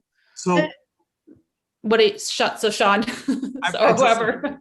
Point of privilege, since I'm the superintendent and I have to ask Rosie to help us with this and just explain this to the public.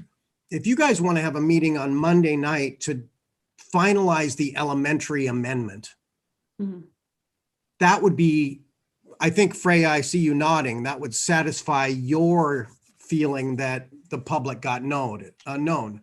What that would mean, and what I want to just manage people's expectations, because a lot of work goes into this and takes a lot of time.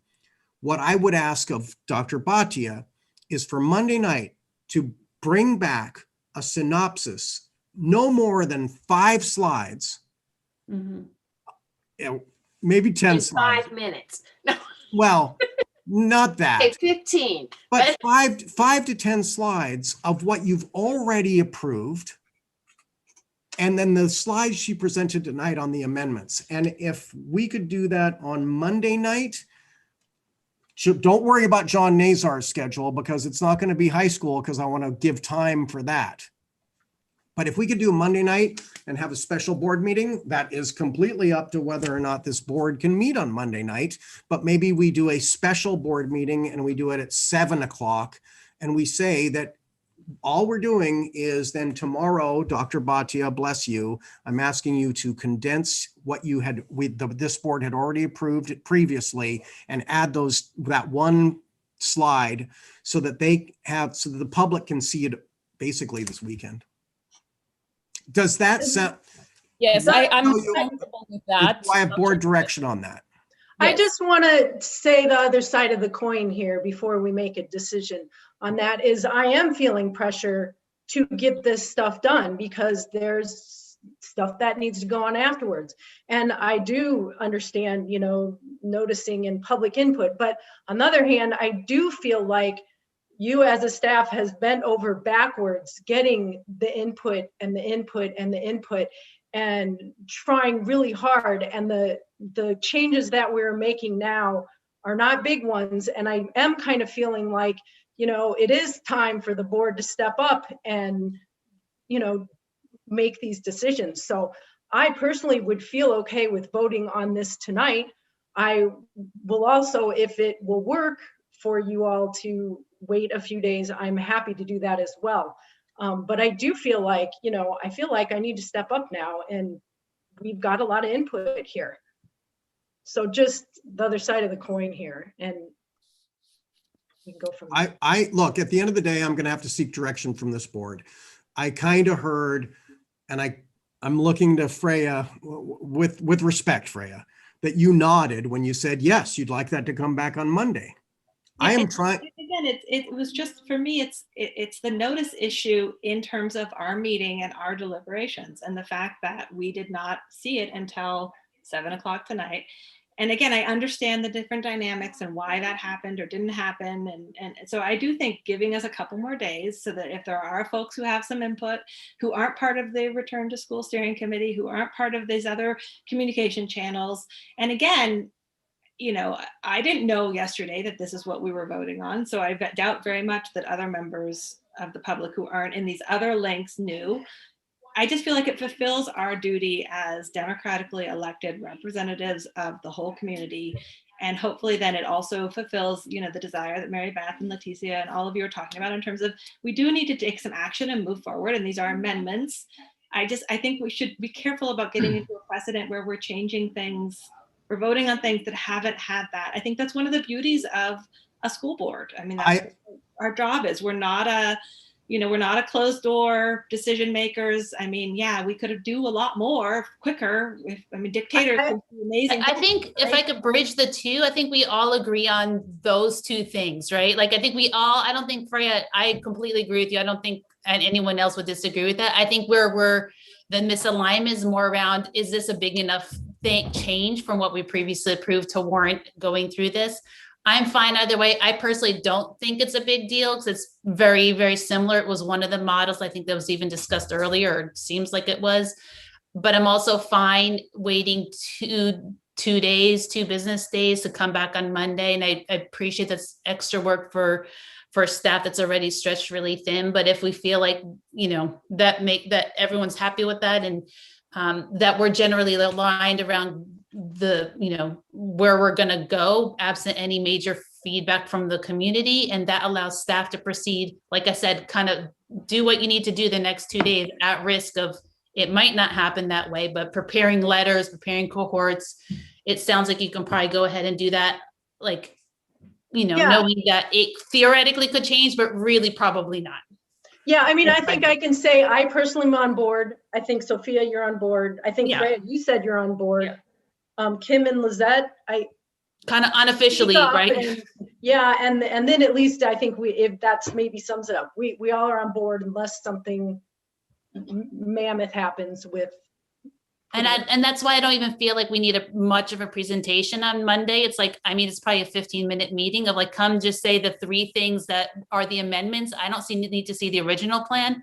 It's just what your next step slides was, which, those 3 things. I'm fine with that. And we'll be done in 15 minutes. You basically just don't send anything out until after that, but you can kind of prepare stuff. So I'm fine with it.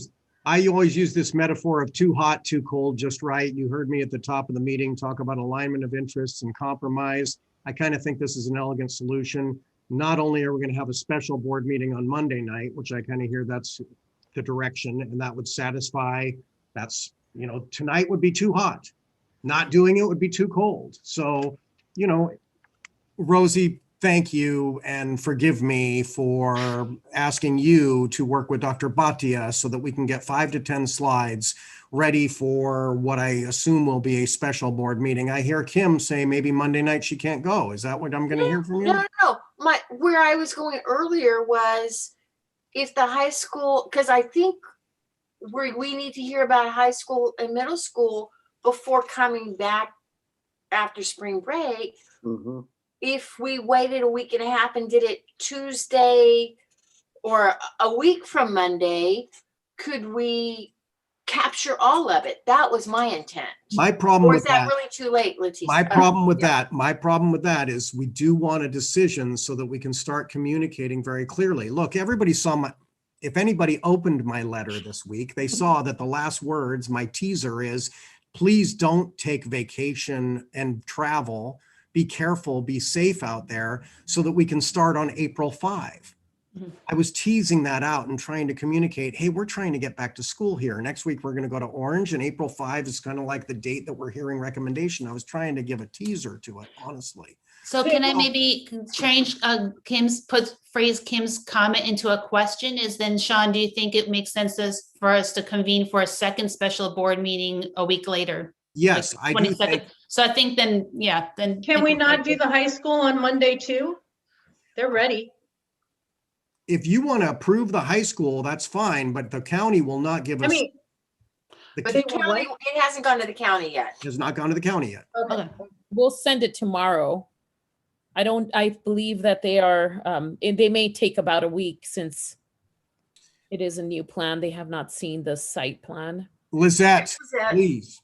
Can we just go ahead and vote either to take an action or to postpone it? Because I feel like I agree with everybody. I see both sides to it. And personally, I was ready to take action on it, but I see where Freya is coming from, and I agree to what she's saying as well.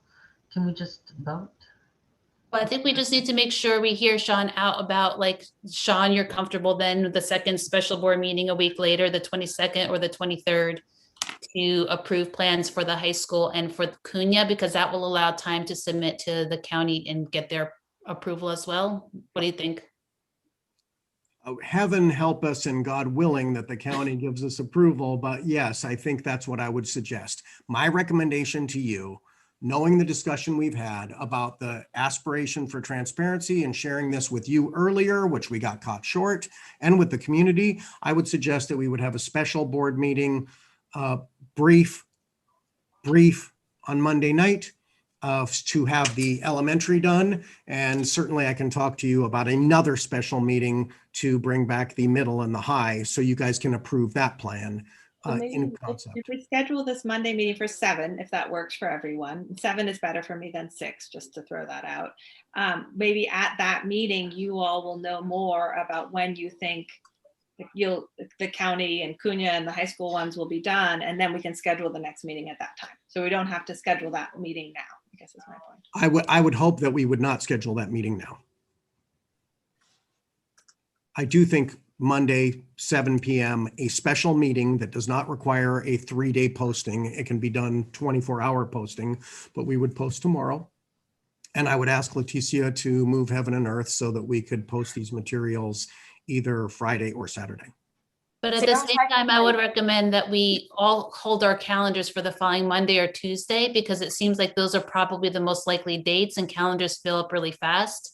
So we can maybe confirm the date for the second special board meeting as being that Monday or Tuesday, most likely. If it needs to be Wednesday, we could, but that cuts it really short because I'm imagining Cunha and the high school are going to need approval before they can have their communication. So yeah, I think that's the direction we're going. So what do we need, John? Do we need a vote, or can we just say, yes, it's tabled till Monday and we can go on to the next 6 items? Well, this will be the second item, 2 of 2 tonight that you will be tabling. And I'm okay with that because it's about improvement. It's about doing what you want to do. It's about making a good decision. So just for cleanliness, should we, Sean, make a, should I make a friendly amendment to do what you said in terms of what he said, friendly amendment, we second it, we vote, and that way it ends up clean? No, I think the easiest way to do this is a friendly amendment to have, you can make whatever motion. You could say, I move that we table this again and bring it back Monday at 7 p.m. So I make a motion, friendly amendment to do that. I second. I third. Rosie. I just want to point out that next Tuesday, it's the Cusd Pride at 7 o'clock. I think we're going to do Monday at 7. Okay. Okay. Okay. So we did a motion. Let me just check seconded. the calendar really quick to make sure that there's nothing happening on Monday. Okay. And in that meantime, did Mary Beth have something else to add, or? Well, I just had some more Cunha questions, but maybe the plan is too early to even ask them. Maybe they don't have it figured out yet, but one question I could ask Mr. Barnes is, I was just a little confused when you were saying like you're going to go back 1 period, 2 periods at a time. And does that mean that the rest of the periods would be in, the kids would stay and they would be in Zoom? So I was just kind of curious about that. We have a couple of proposals that we're working through right now with our task force. We met today. After we met with the opening of schools committee, was that Tuesday? Or no, that was just yesterday. Things are moving so fast, it's hard to keep up. So one proposal, it's a little different from the high school, is that, within 3 weeks, we're all back the same way the high school is. But in addition to bringing the grades back, we also start off with just a couple periods a day for the grade that comes back. So they're there for a short period of time, orientation, a couple periods. The classes that still aren't back continue the Zoom schedule that they're on. And that gives it, then the next week we add a couple more periods.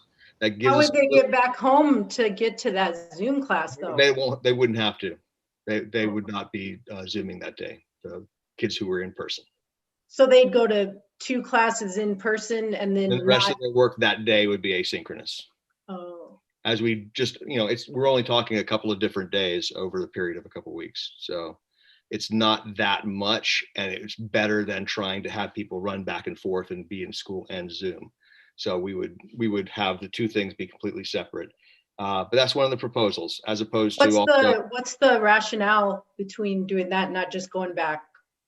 The rationale is that my staff has made it very, very clear that safety is a huge priority, which is why we proposed the much slower rollout in the first place. And there are plenty of staff members who want to go back right away and follow the let's just go back. And plenty of parents who want that as well. But we have a lot of folks who find that to be too fast and potentially risky. So exposure to many kids. Sorry? More exposure. More exposure to more kids. This allows us to move in a little slower, make sure everything's okay. And, it's still just a 3-week rollout. We'd end up with everyone back exactly the same date as the high school. So, and you don't know yet how quick they'd go from 1 or 2 periods a day to their full schedule. That's to be determined. So we talk about potentially one period for the sixth graders and their orientation 1 week, a couple more periods adding on third and fourth the next week, and then the rest of them the third week. Okay. So it's a So slight. like if they got 4 classes, the first week they do 1 class and then they go home. And then the second week they do 2 classes when they go home, but yes. 2 classes and they go home. And then the next week they would do 4 classes, 3 or 4, depending on what day it is. Because we have 7 periods, and for some children they have 8 because they have a 0 period. Okay. Since we're talking about this, I just want to remind people, you can't let the perfect be the enemy of the good. James is working with his team to try to get kids back on campus. John is working with his team to try to get kids back, young adults back on campus. And what I want to remind people of is that while we questioned whether or not middle or high school students would even be back this semester, honestly, we heard that from public speakers. Now we're talking about coming back April 5th for the middle school and April 12th for the high school, and with week-long staggers, potentially getting everybody back by April 19. I want us to celebrate the fact that we're working, and there are some people who think it's too quick, but there are some people who thought this is too slow.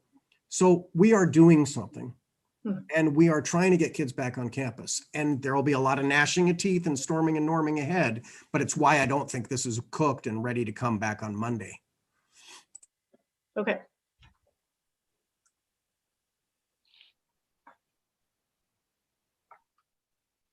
So Rosie, do we vote on this? I think she was checking the Monday calendar to just make It's sure. Monday, open. it's It's open, okay. So we're proposing Monday for elementary schools, and then the following, holding our calendars the following Monday or Tuesday for the secondary schools. And so we have a friendly amendment on that. And I guess if we have a second, then we have a second, and then we can vote. Is that correct? I think it's already. It's already. We just need to do a roll Doing roll call. Oh, okay. So we did Yeah. that. Okay. Mhm. So roll call. Lisette, Aye. Mary Beth, Aye. Freya, Aye. Sophia, Aye. Kimberly, Aye. Caroline, Aye. thank you, Caroline. Passes 5+1. Thank you. Thank you. Was that, I move that we go past 10 o'clock tonight. Thank you. Do I have a second? I'll second. Do we need a roll call, Rosie? Yes, just give me a second. Let me take notes. Who seconded? Sorry, Mary Beth? Mary Beth.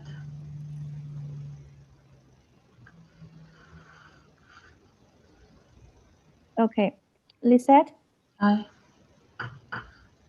Mary Beth, Aye. Freya, Aye. Sophia, Aye.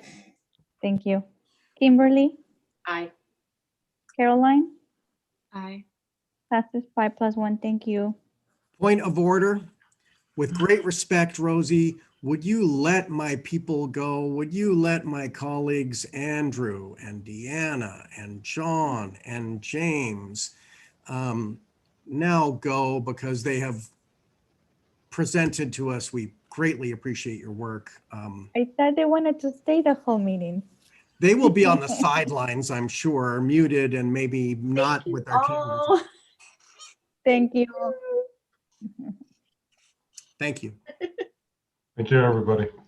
I so much appreciate all the work that these folks have done. I cannot tell you how many countless hours they've done to create these plans, and they're still working. So bless you. It's hard.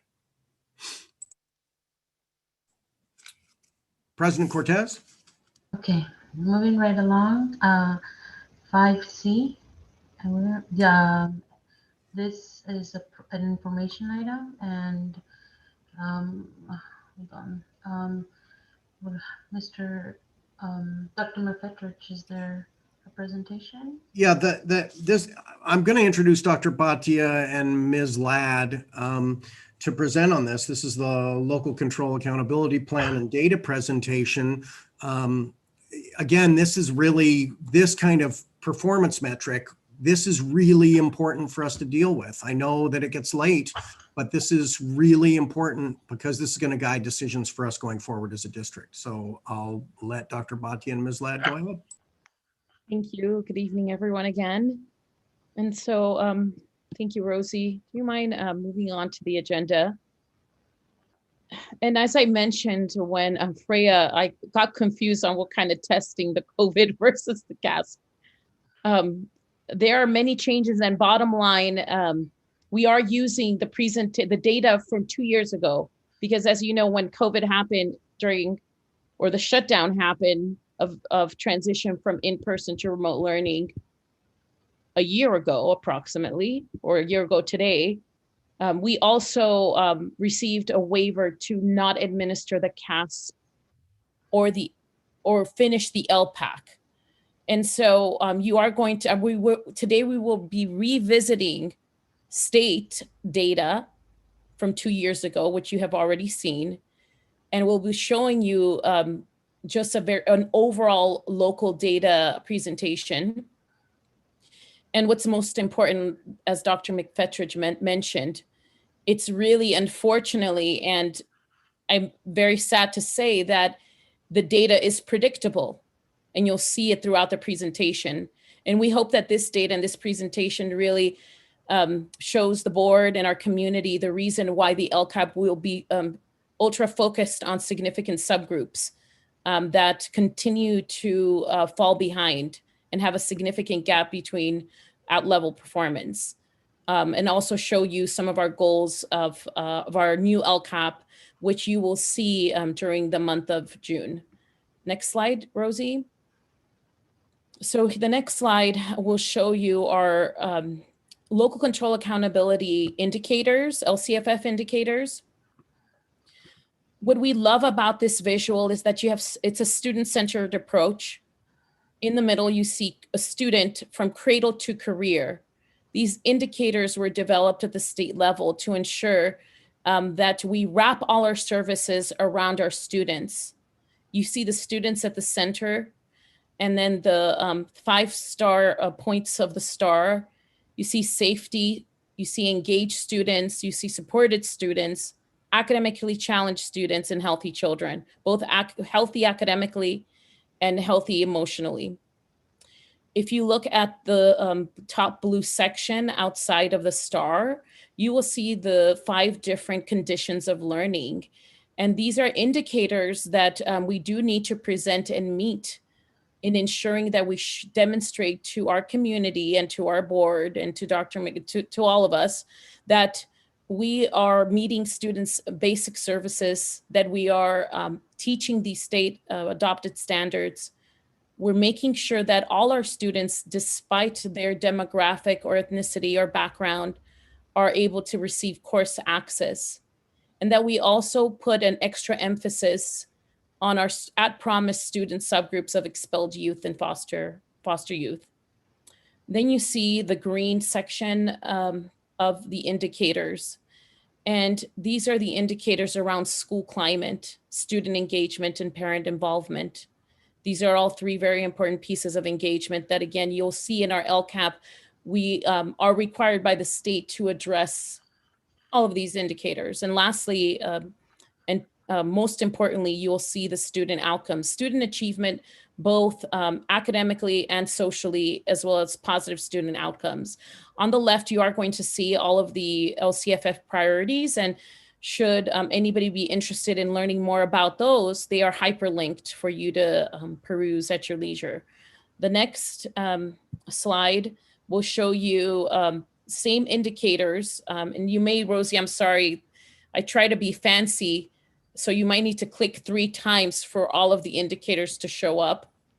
And so you'll see the 5 local indicators. These are indicators that we ourselves will measure using a survey or using survey data for parents and for students. One example is our Healthy Kids survey that we send out. that will measure school climate. And we actually are bringing back a panorama program that allows us to measure student success, not only academically, but as well socially. And on the right side, you will see the state indicators. And these are indicators that are measured mainly by data that is collected by our CalPads and our student information system, mainly CASP, also graduation rates, absenteeism, suspension rates, and students that in college and career indicators, which include AP data, graduation data, et cetera. Next slide, Rosie. So here you are going to see in our next slide, the cycle of the local control accountability plan. And again, because of COVID and the LCA plan, the LCA plan, we had a pause on LCAP. So we were supposed to engage in the new LCAP in the 3-year cycle a year ago. And instead we engaged in the learning continuity and attendance plan, which we brought that to you a few months back. And so now we're again starting and engaging in the LCAP, while also reporting in June. We will hear a report of the LCA plan and the outcomes of that. At the same time, creating a new LCAP plan with goals and metrics that will be short-term goals that we can measure in a year, as well as long-term goals that are 3 years, that have a 3-year lifespan. And here in this cycle, we have continued to take a look and be on target with the approving, implementation, monitoring, and refinement. It's a little tricky because, again, we are looking at 2 different plans. We're looking at the LCA plan and the LCAP. And at the end, you are going to see dates of when we will ask our different stakeholder groups for input. And we also will be engaging in online surveys for input as we develop the LCAP. And then the next slide, Rosie. I'm sure many of you have seen this image, and the LCAP really, this is the foundation of the LCAP in making sure that we have a distinction between equality versus equity. Equality, yes, is important. Every child in our district deserves a classroom with electricity, a teacher, a credentialed teacher, and deserves certain basic services. But the LCAP was created to ensure that equity is threaded among all of the LCAP goals. And as you can see, we want to make sure that all students are able to reach the apple. And some students may be able to achieve and reach the apple and reach academic or social success with only 1 level of interventions or services. But you might have that other student on the right side, on the equity side, that student may need 3 different levels of support that may be translated to something as an intervention or summer school, or it could be additional services or supports. And then the next slide, I just wanted to take some time to revisit this. We do have, this is a California school dashboard, and red is the lowest performance. Then comes orange, yellow is right in the middle, green is more improvement, and blue is the highest performance. And so as you take a look and we revisit our district's performance, we'll revisit these colors in a second. And I do want to just pause right here, and I don't want to repeat the soliloquy I had when Freya and I were talking about testing. I believe it could be, for one reason, this is only one indicator, right? It's one assessment. And what we know in education is that the assessments that provide the most meaningful feedback are the assessments that are given by our educators in the classroom. It's also important, right, to just kind of take the measure of how are our students doing overall. But as you can see, we have data from 2019, and what we predict, as per what I mentioned earlier, that State Superintendent Thurman mentioned, is that we will not have a complete set of data this year. We will do our best to try to assess our students over the summer, if that is the final decision.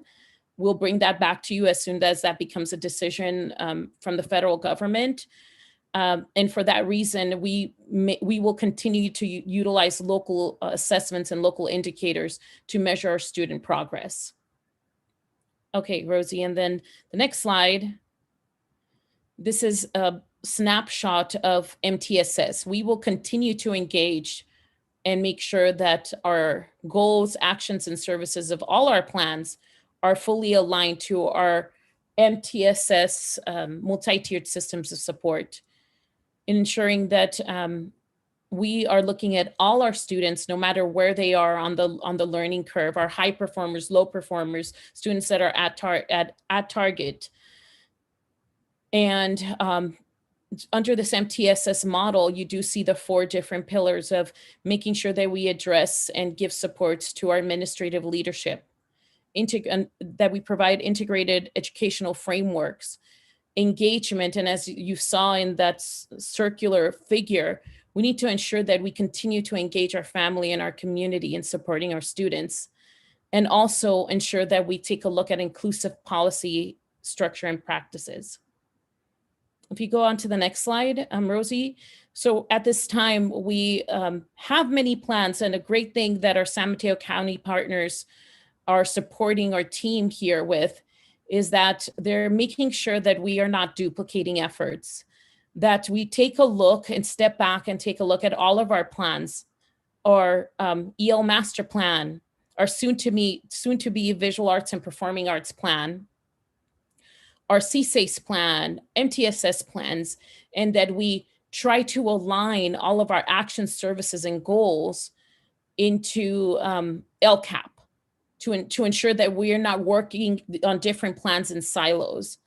And Jesus Contreras and our team have really looked at really focusing, although these are not goals, these are, I guess you would say, more like overarching themes of where we want all of our plans to align. We want to, first and most importantly, as again, the previous visual of the circle with the star, students are always at the center. We want to make sure that everything we do has a direct correlation on student achievement. And again, that could be academic or social. Also important is equity. We want to make sure that we continue to provide all our students with the resources that they need. And if students need additional supports, we provide those as well. And also important in particular during this pandemic and the shift to remote learning and trying to understand technology and just this whole new world of learning, we need to ensure that we continue to engage all of our community. That includes our families, our educators, our staff, continue to engage our different stakeholders in growing towards ensuring that all students are being served. And now I won't spend too much time on the next few slides, slide 10 through 12, but you can just stop right there. This is a cycle of continuous improvement through the Carnegie Foundation. We're using this type of cycle to ensure that we are looking at the data, looking at gaps. You see this cycle is also directly linked to our MTSS model. And we use improvement science methods to ensure that we are implementing goals and actions and services that will close that achievement gap. And Rosie, if you don't mind just skipping to slide 13. This will show you a little bit more of cycle of continuous improvement. And so here we have, right, a change of practice. And I had previously shown you this visual, I still love it.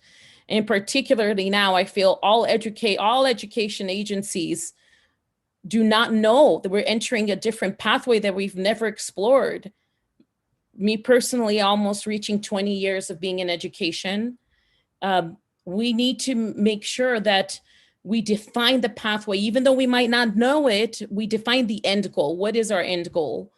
And the data that we'll present to you tonight will give us a very clear vision of that end goal. And I know that President Cortez and I have had the conversation, as well as Dr. McFetridge, of really calling out the elephant in the room, as President Cortez mentioned, and doing something about it through the LCAP, making sure our actions and services are clearly aligned. Okay, so now we'll go in through the dashboard. So on slide 15, Rosie, you're going to see that one of the various plans that we do have as a school district, we do need to develop a plan that is linked through the LCAP because we have been identified for differentiated assistance through the California Department of Education because we have 3 subgroups that continue to not make progress. Our English learners, socioeconomically disadvantaged students, Hispanic, Latino, Latins, in more than 2 priority areas. And if you move on to the next slide, Rosie, here you're going to see a comparison of all of our students under English language arts. And overall, yes, Cabrillo, we don't have any red when you look at Cabrillo, all students put together. But then if you move on to the next slide, Rosie, when we disaggregate this data by student subgroup, you will clearly see the red. And this is Cabrillo Unified School District we're using 2019 data. See our English learners now continue to perform in the red category under suspension rate, indicator, college and career, English language arts, and mathematics. And then you see also 1 red under homeless. You see socioeconomically disadvantaged section, which makes up for a larger population of our students. Our socioeconomically disadvantaged percentage is about 43 to 45%, while our English learner students are 21%. So that's important for us to clarify that we have almost half of our students who are socioeconomically disadvantaged at Cabrillo, and we see the 2 red indicators, 1 in mathematics, 1 in suspension. And then you see our Hispanic students, red under suspension rate. And I believe we just qualified under the academic piece for differentiated assistance. And then if you look to slide 18, you're going to see our SBAC data and by cohort, and the data speaks the same. This is not, this is overall, but as a whole, we're at about, we have made some improvement, but again, when you start looking at the subgroup data, and I do want to point out and give kudos to Jesus and Anne and his team, because we are looking at different student information systems to try to help all of us try to look at data and be able to filter it through the different subgroups and demographic information. So then you look at the next slide, overall, you're going to see the mathematics performance. And as you can tell, it's similar to the overall, as a whole, as a district, we are performing the least amount in math. So if we had to pick between ELA and mathematics as a district where we want to add more interventions, are under the mathematics. And this is not only Cabrillo Unified School District. This data, unfortunately, can be translated to our county and throughout the state of California, where we see the same typical patterns. Then you look to the next slide, which I guess that would be the similar slide, English learners. Oh, these are English learners across the county. And you can see all of the different districts. And as you can see, Cabrillo has 4 different indicators under red compared to all the different districts in the county. And then if you look at the next slide, I believe it's socioeconomically disadvantaged. Here's Cabrillo, and we have 2 red indicators if you're comparing all the districts in San Mateo County. And then you have, so I won't spend too much time because the data speaks for itself. Those are the patterns that you're going to see on slides 22 all the way to slides 28, where you see overall as a district, we are performing, we need more support in mathematics than we do in English language arts. There are there's more support that we need in math. And you will also see our English learners who need additional support. And then if we go back to then slide 29, here's some implications that we wanted to talk about. So because we see these significant subgroups that continue to not reach academic proficiency, we are targeting conversations and showing the succinct data piece, that one slide that shows our 3 different subgroups: ELs, socioeconomically disadvantaged, and Hispanic Latinos. And we want to ask our different stakeholder groups, what are some goals, actions, and services that can support these significant subgroups? And those would be some of our next steps. In having an LCAP that clearly has additional services for ELs, some that we have been talking about are ELD teachers on special assignment across our high Title I sites that have a large EL population to support specific ELD intervention, a push-in intervention, and also take a look at, again, math interventions. We as a district have put a lot of effort in our ELA intervention, and we still need support in ELA intervention, but we're talking about adding additional support in math because the data is telling us that that's where the need is. Okay, so then if you go down to slide 31, Rosie. Here, again, this was, we were on a roll. Our amazing intervention teachers had developed a assessment schedule for Acadians reading diagnostic. Then COVID happened and we had to put a pause on that. But I know that Ms. Ladd is working diligently and working collaboratively with our intervention teachers. We want to continue this amazing work. And so here you're going to see a snapshot of the Acadians data. And then the next slide, Rosie. And there are, I guess, because of COVID, although it has been a super challenge for all of us, on one side of the coin, we do see a positive thing coming out of our remote learning experience. We have been able to pilot various assessments and online tools that have supported us and our educators in getting instant data on how students are performing. And so we did adopt our Lexia assessment, as well as Lexia reading supports. And here's a snapshot of Core 5, which is being used in the elementary. Power Up, it's being used at the secondary level. And as you can see here, we can see that there has been an increase in the student performance across the grades between semester fall assessment and winter assessment. And I definitely want to give a shout out to all of our educators who have been able to administer this assessment remotely. And again, we want to maybe explore on the LCAP which assessments we want to roll over next year. And these are questions that we'll be surveying our staff, surveying our community as we enter the LCAP writing season and start addressing our LCAP goals.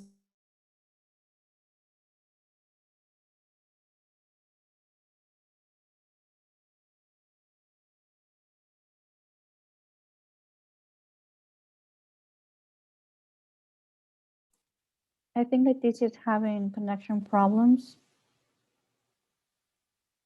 Okay, go ahead and go on to the next slide. What Leticia's put together here is what you were seeing before was our statewide data, and this is our local data that we've been able to collect from a variety of different sources as we've been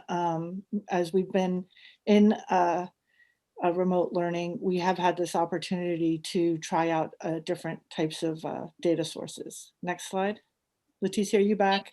Oh, this is my slide, by the way. This is actually my slide. So again, the big work that we've been doing, and we've actually kind of been able to test drive it in the remote learning environment, is to have multi-tiered systems of support for our students. So we've created a pathways of intervention for remote learning, and we're in the process of creating pathways of support by school level, by individual schools, and of course across the district. All of our children receive universal supports, and they always stay in Tier 1. They never, ever, ever, ever move out of Tier 1.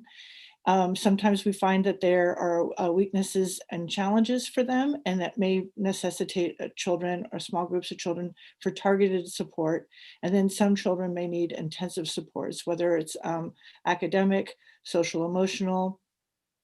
Typically in the Tier 3, you might see students being assessed for learning disabilities, but also in intensive, you would see more one-on-one support associated perhaps with language delays.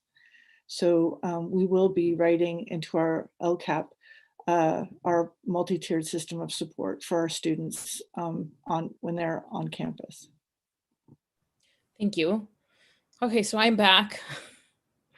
Got stuck in cyberspace there. So the next slide, then you're going to see some of our goals and the implications of our goals and initiatives. And our goal in writing the LCAP is to align all of the actions and services so that we're not operating plans in silos.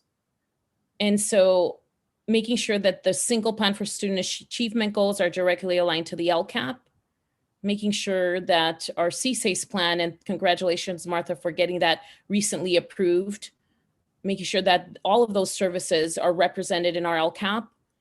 Part of the LCAP, you're going to see goals around increasing mental health services, many goals around English language arts and the implementation of our master plan, professional development, alternative to suspension, restorative practices.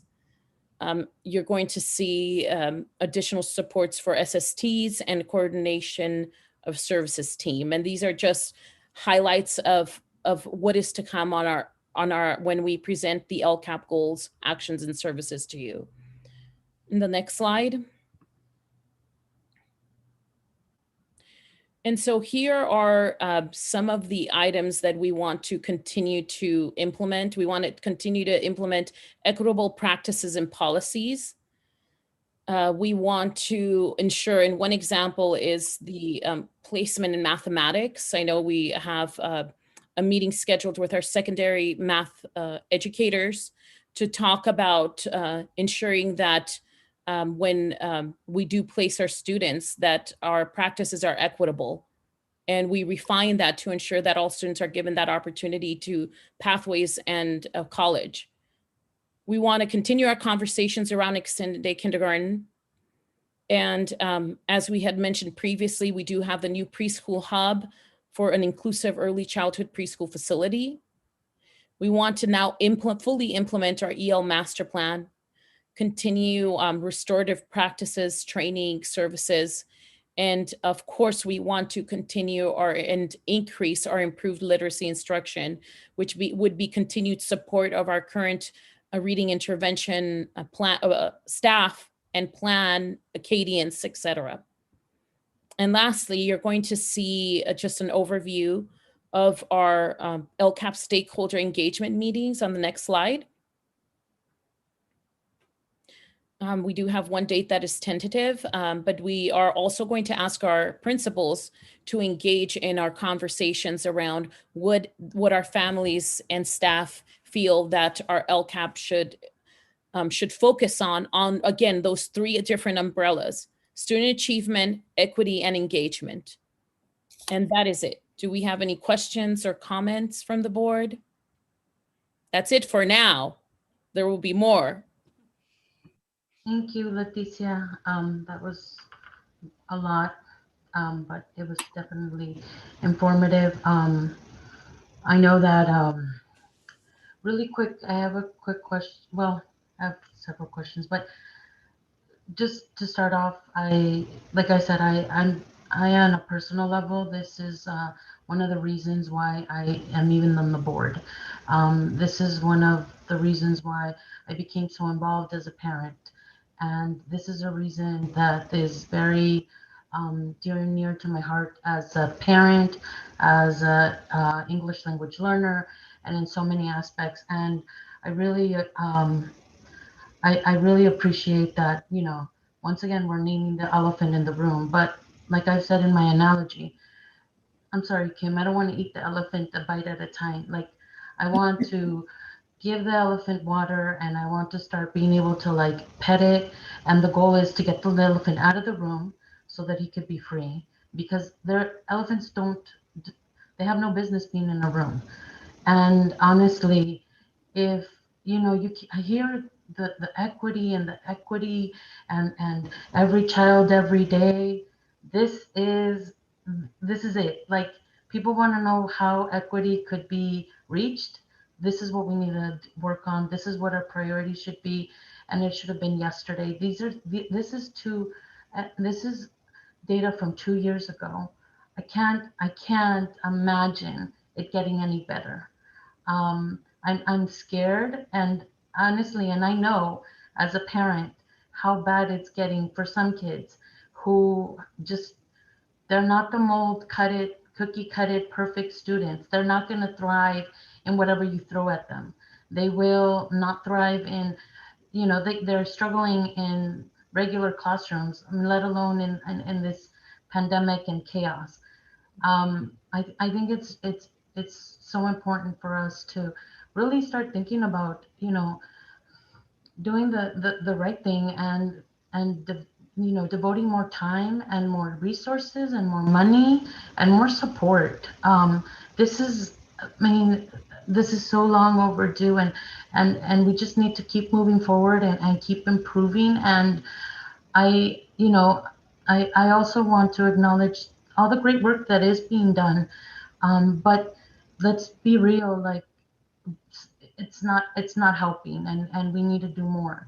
And we need, and I want to just reach out to the teachers and just let them know that they're doing a great job, but also maybe we need to look at things and do things differently. I respect a lot of teachers, but I know that there are some teachers who push back on change, and I hope that that whatever we're doing to improve, and like you said, it's continuous improvement. We might find a solution, and then we need to revisit it again. It's you know, we're dealing with people, so there's not one perfect solution. And just being open as a community, and as adults that we are, to change. And maybe it's not always perfect, but being open to change, because, you know, like I said, my grandma has a saying, and I've lived in Half Moon Bay pretty much all my life. And my grandma had a saying, you know, small town, big hell. And there are downsides to being a small knit community. There's a lot of plus sizes, but there's also a lot of negatives, and that's, a lot of people don't like change, and I respect that. But when the kids are suffering, and when this data is not very, you know, we're talking about equity. Equity. Well, honestly, I never even knew the term equity till I started the board, which is not too long ago. So you know, it's so uplifting to hear that this term exists, and there's actually like talk about it. And okay, so now we need to do it. You know, we need to move forward and do it. Whatever happened in the past happened in the past. We just need to move forward, and we need to stop continuing to expect different changes, different results with the same techniques or whatever it is. We need to improve and innovate. We got to go with the times, with the technology, and it's just, that's what we have to do, I think, as a district and as a community. And one of the other things that I really want to also put a light into is the importance of parent engagement, and community engagement. And it's not just engagement, it's information, and it's a sense of the parents feeling welcome, the parents feeling, irregardless if they don't speak Spanish, feeling welcomed, having that environment, having that sense of, you know, they have a right to speak up for the kids. This is very cultural, and there's so many, and it's very rooted, and it's different, and it's not easy, but it can be done. And we're not going to be able to change poverty because the underlying of this is poverty. We're not going to change that, but we can change the way that it is perceived and how these kids are supported. I myself, we grew up very poor. Could tell you my little like sad stories, but it's not sad. It's what made me who I am. But I do have to acknowledge all those teachers that tricked me into believing in myself when I didn't have it, and I think that's so important that even these kids need people to believe in them by tricking them and making them think that they are going to be somebody and that there's hope and that they're not victims. They just need more support. And once they believe that, it'll be amazing what these kids could do. I mean, look at me. I mean, I never even in my wildest dreams thought I'd be in this board. So I really, I'm sorry to cry. I'm like that, I always wear my heart in my shoulders, and I sometimes speak. Actually, I always speak from the heart, and some people don't care for it, but that's okay. I'm still gonna speak my truth, and this is very, very important, and it's long overdue. And I'm excited to work and continue to move forward and improve what we're doing, because there are great things that we are doing. I'm not saying, because every time somebody misinterprets one word or, cherry picks whatever I'm saying, and there's a lot of great stuff happening, but we could still do a lot better, and we could still help a lot more kids, including my own, who is like, sometimes I don't even know if I'm, if I should be here or if I should be home, with her. But yeah, thank you for the information, and thank you for everything that you do. You're doing a great job, and I just can't imagine how thinly stretched you are. So thank you, Leticia. We'll open up for discussion. Anybody? I have a Go ahead, question. Kim. In terms, so this was it's wonderful data. We've heard it before. It's a couple years old. We know this problem is here. I appreciate what Lizette said. We want to trick every kid into believing that that it's just a matter of getting the right blocks in order and you're off. Part of me wants to hear what's the education, what do the experts tell us is the answer to closing this achievement gap, or what do we do that's really rich and wonderful that will make a difference? And I guess for you, Dr. Bhatia, if you were to tell me a story about knowing the demographics of this community and the challenges in this community, what do we have? What can we do that gives us the best shot of tilting it differently to not be stuck here anymore? So there's many. I wish I could tell you. If I knew that magic pill, I'd be a millionaire by now. Yeah. But where would you want to start? Just tell me a story about where you want to start. Where we have seen that, particularly around English learners. And I never say this, but I do want to say that I was lucky enough to be on the California Department of Ed committee. I met for a year and a half in rewriting the ELD standards. So I really know the ELD standards back and forward. And although the ELD standards are the what, the framework for ELA ELD is the marriage of ELA and ELD. But again, the ELD integrated a piece, making sure that all of our educators are incorporating strategies to support ELs during core instruction, not only during ELD time.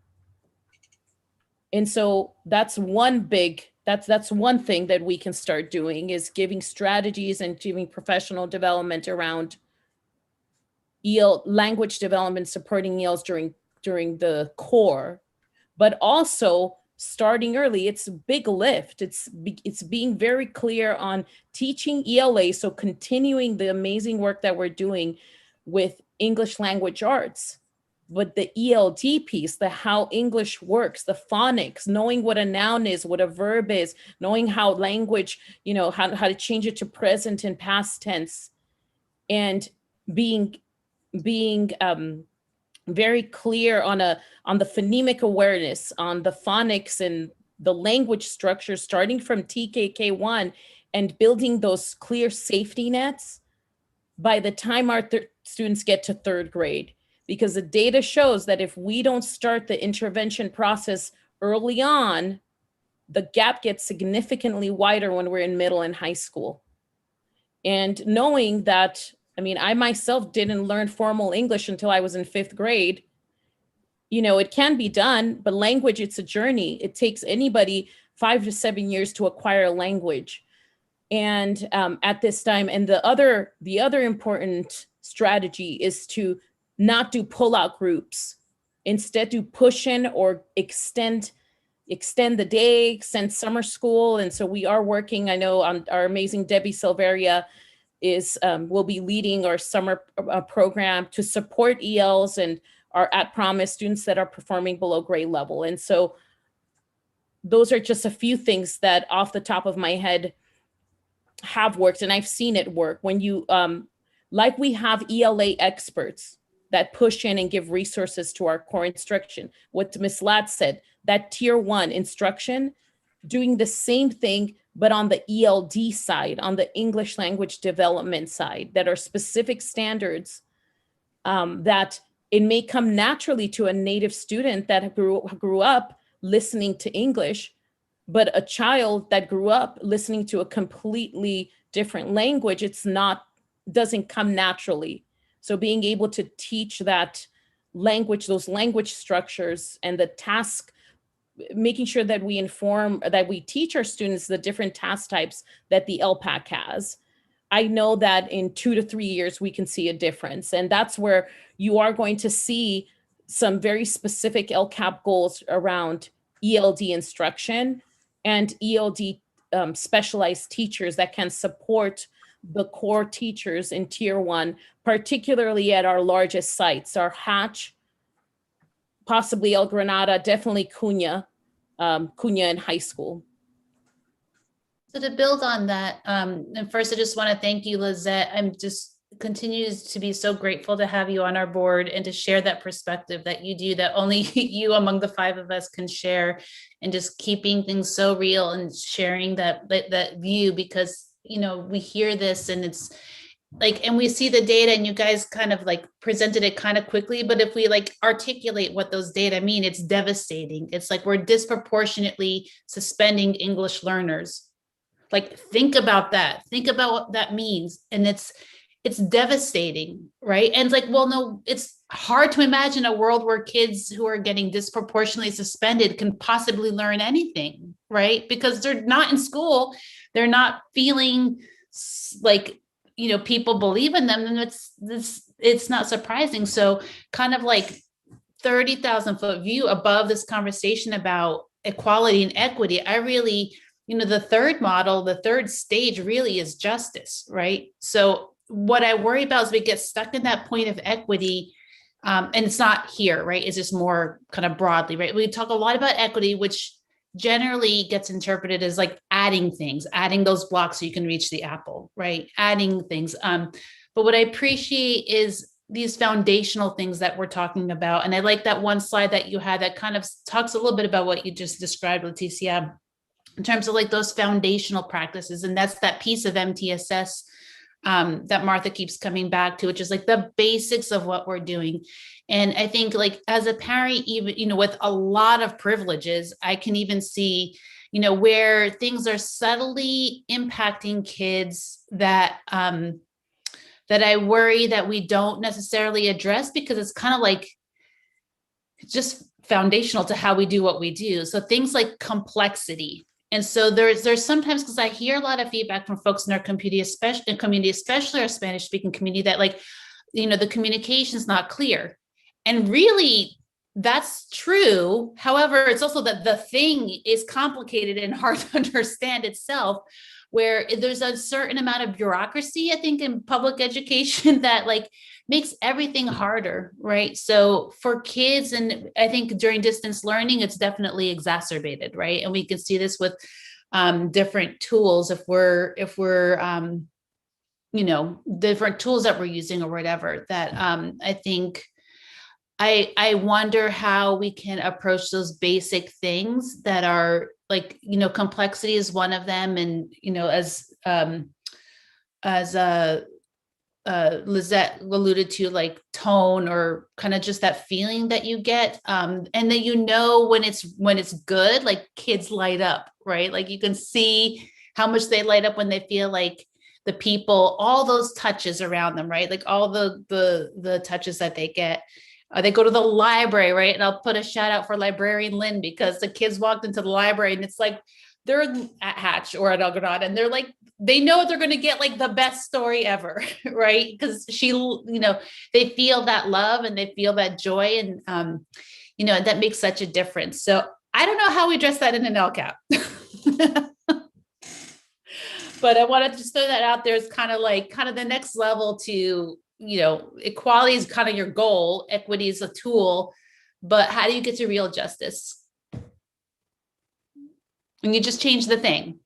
It's like, and that's, I think, where we are right now in education. And I know like maybe previous is premature, but we can start talking more about, the transformative potential that we have right now in public education to really say, maybe having all kids come into school 7 periods a day, 5 days a week, maybe that's not the best thing for everybody all the time, right? So it would be neat. Like, I'd love to say we could come back I'm taking this as an example, right? There's an opportunity to come back in the fall with fewer public health type restrictions, but I don't want to lose, or I want to make space, and in a way, it relates to kind of what you said about summer school. Like, I want to make time. The easy thing would be to like load a bunch of stuff for the summer, right? And I think we definitely need to do that for kids that are at risk for like graduation, or credit recovery is definitely important. At risk kids, early big lift type stuff, like for sure, like we need to cover the priorities. But I also want to make sure our staff, our families, our kids have time to relax, because everyone's going to really need it. Also because we need that time to relax and rest and recover and think about, what are we doing next year? Is it going to look like it did in 2019? Please, I hope not, right? Because we've gone through this. Let's figure out what we can learn from it, so we can really transform the foundations more to address this urgent and important need that's been with us, and much broader than us for sure, but what's in control is with us, right? We can't control the poverty, as Lizette said, hoping, some child support is coming from the government for our families, but we can't control that, right? But what we can control is what we do with our kids when we have them, how we work with families, and Don, you were trying to get something in there? How we change. I didn't want to interrupt. I just want to tie these ideas together. You heard Leticia talk about in the LCAP, we're going to try to change instruction. What I heard from Lizette, from Kim, and from Sophia is that needs to be done not outside of time, but it has to be done in the time we're using. And I just want to connect those ideas. Mm-hmm. And I do want to also be mindful of the time. And I'm always that guy at about 10:30 saying, okay, what I want to make sure that the board and public understands is that you've had an overview of the LCAP process. And instead of us getting deep,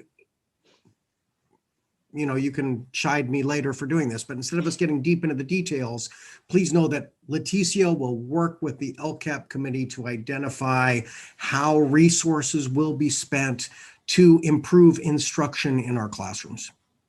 And that is going to be the goal. And that is what I heard from Sophia, Kim, and Lizette. So I just want to tie that all together. This does require us changing our practices in English language development and our work with English language learners. We have a plan that we created last year, but now we have to really put boots on the ground, and we have to provide professional development to our teachers, and we have to change our practices. We've made some policy practices about this, but now it's time to do the work. And I think that's what you can look forward in the future. But I am just trying to synopsize and encapsulate what I heard from Leticia and the through line for you all, which is this is about changing our instructional practice. And I just want to say too, there's nobody to blame for this, but this is historically racially predictable in this community, in this state, in this nation. And, if we're going to say what it is, we know it's English language learners. We know it's socioeconomically disadvantaged.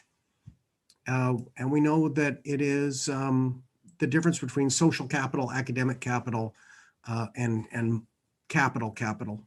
So my goal would be that I could direct Leticia to come back in a future meeting after she's met with LCAP partners to recommend how we will adjust our resources so that we change our practices in classrooms to address this issue. Right. So we're going to be moving right along. Are we done with this item? Yes. Next item is 5D, and this is an action item. It's the approval of a second interim financial report for the fiscal year of 2021. And Dr. McFetridge, do you want to introduce anything or? Good evening, members of the board. We are bringing to you the status of our financial or finances as of January 31st of 2021. This is one of the required financial reports that we need to present to you. So just in the next slide, we basically are bringing to you the different, can you get it all, the full, just click again, Rosie, so that we can get the full. Okay, so just to let you know where we are in this, we just want to remind you that that windfall that we got in October and November, that puts us into the status, secure the status of basic aid. And that in green, the first interim was one that had very good balances as a result of that. Because of that, the negotiation with our unions was one that puts us in the able to afford the salary increases that have been approved. And right now I'm bringing to you the status of our finances as of second interim. Rosie, can you give us the next slide? And in this, at this time, and with the assumptions that we put into the MYP for the 3 fiscal years, we are presenting to you a three-year, multi-year projections with a positive certification. We would ask that you certify it as a positive, because it indicates that we will be able to meet our financial obligations. On the next slide, this is the sea, the ocean of numbers, but I have circled in there our ending balance of unrestricted revenue. That leaves the blue line at the bottom secures that we are meeting our 3% reserve, and leaves us with unassigned reserves to about 4.3 million over the following years, and that we keep the status of basic aid. So our assumptions are that we are going to be increasing our tax revenue and 2%. It might be more than that, but we are conservatively looking at a 2% increase over the upcoming years. So with those assumptions and with the current status of expenditures and revenue, we are looking at 4 point some throughout all of the different years. So we have been continuing to be mindful of how we spend our dollars. And in here, from here is that the LCFF supplemental revenue that we would need to account for, approximately $2 million that we need to make sure that we then apply to the goals that we set in the LCAP. And as Leticia said, we are focusing on getting this budget applied to the social and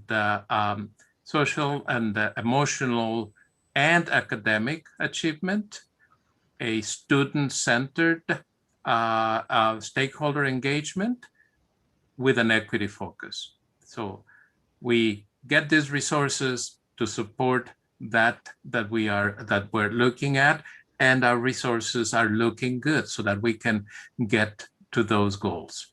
So the next slide. I just wanted to let you know that, as Leticia had mentioned, we have a plan that we brought to you in September as to how we were going to be looking into the learning loss and all that was required of us with SB 98. That was the budget, California budget for 2020. And you were also brought to you the notion, which is reflected in the budget, of the coronavirus relief and economic security. That was $1.9 million that we have been using for the learning loss mitigation and the coronavirus relief. And now the ABSB 86, now we're calling it AB 86, which is the state dollars that were signed into law last Friday. I told you that we are, in my previous slides, how much we are looking at. So, and you asked also about the anticipated dollars that we might be getting that we expect that are going to be signed into law by tomorrow by President Biden. So we have this emergency funds that if aligned to the goals that you were discussing in the previous item, we should stand a good chance of making sure that we apply our resources to those three purposes, with equity in mind, social, emotional, and academic achievement, and our student-centered engagement across all of our. So the next slide then, Rosie. I already told you that we are expecting a 2%. It's in the budget, and that we are anticipating that this is the $2 million that I had mentioned to you before. So it's at the next slide. Then it's asking the board to, as an action item, to look at to approve this budget as a positive certification, our second interim with a positive certification. So action item. So if you have any questions. Thank you, Jesus. Like always, you make this so complicated kind of make a little bit of sense. Thank you always for your information and the way you just explain it is just so calm and composed, and so thank you. And I'm gonna motion to approve before we open it up for discussion. Am I in the right? Not? Sure, Yes? I'll second. Who motioned? Oh, Can't I thought you motioned, so I said a second, but Oh, just kidding. anyway. Can I motion? I think you usually ask for motions. So Yeah. Okay, I'm gonna ask for a motion. Yeah. So Kim motioned. Sure. Okay, and you second, Freya? I'll second, yeah. Oh, just kidding. Okay. Okay, so now we can open it up for discussion, right? I have a couple of questions. First, I want to say thank you, Jesus, to fixing things so that we actually are spending less money than we have coming in instead of spending more than's coming in. I've got a question on the deferral. I think the state is still has one deferral coming in, but I believe that we are not affected by that because we are locally funded. Is that correct? That is correct. That is correct. Okay, and then since we are locally funded now, are you anticipating any problems with covering payroll in between those twice a year tax revenue coming in? Do we have Not at the projections that we put in there do not anticipate if we get our revenue, our taxes at 2%, we anticipate not to have any problems with meeting our obligations. Okay, and then just one last question. What raises are not in those numbers yet? I assume there's no raise for unrepresented employees in So those numbers yet? no. Okay. So But CUTA and CSEA are Correct. in those number, but there's nothing beyond that. Okay, that's all I have. I'll just second what Mary Beth just said. Thank you. It's nice to see a lot more Black in there than we historically have.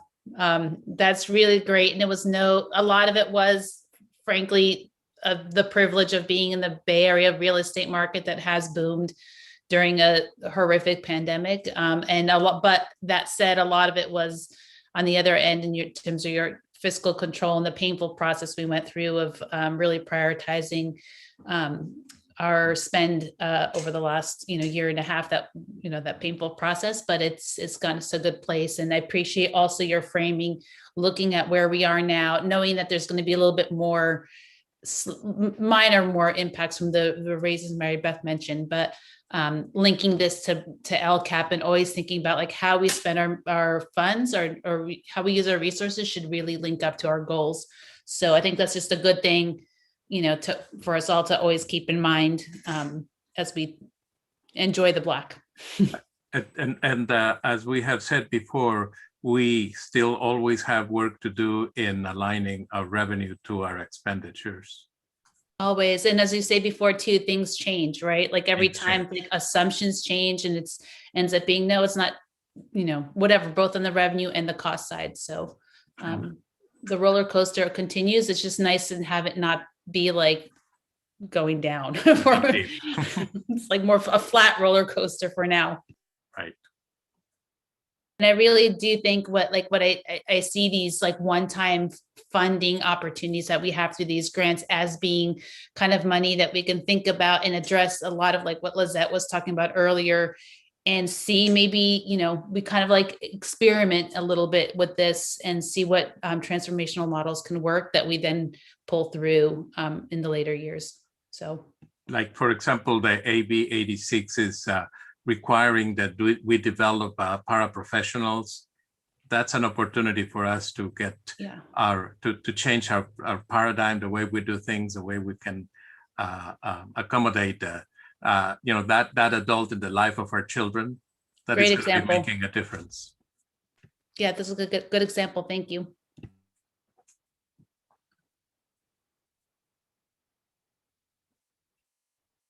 Any other questions? Okay, thank you, Jesus. Thank you. Really appreciate it. Thank you. So now we move on, right? We So move next, to We need a roll call vote. Oh man, so close. Okay, Rosie. Lizette, Aye. Mary Beth, Aye. Freya, Aye. Sophia, Aye. Kimberly, Aye. Caroline. Aye. Passes 5+1. Thank you. Positive certification. yes. Thank you, Jesus. All right.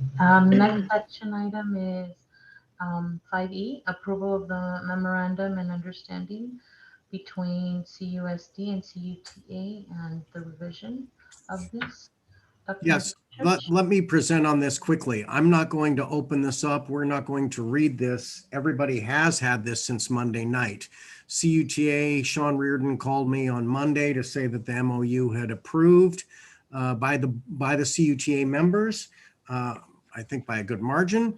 I was delighted to hear it. And I congratulated Sean and his colleagues on doing it. And at that point, we posted on Monday night. Out of deference to them, I do not post this MOU until they pass it, because I think there's a chilling effect on their voting if they think the public gets to see it before they vote on it. So we did post it Monday night. You've all had chances to read it. We think we've made compromises and concessions on both sides. It took a long time, but we do have a shared commitment to the safety and health of our students and our staff. I think that's represented here. We recommend approval. This is an action item, and do I have a motion to approve? So moved. Second. Any questions? Anyone want to discuss anything? Thank you, first off, for doing this. I know it's, I mean, talk about timing. It's been not only one thing after another, and you know, having these conversations are not always easy. So thank you for doing that, and coming to an agreement. I want to thank Kathleen Wall, Chief Negotiator. I want to thank all the CUTA negotiating team. I want to thank our team. Over the February break, we were working on this, passing papers back and forth, you know. I appreciate it.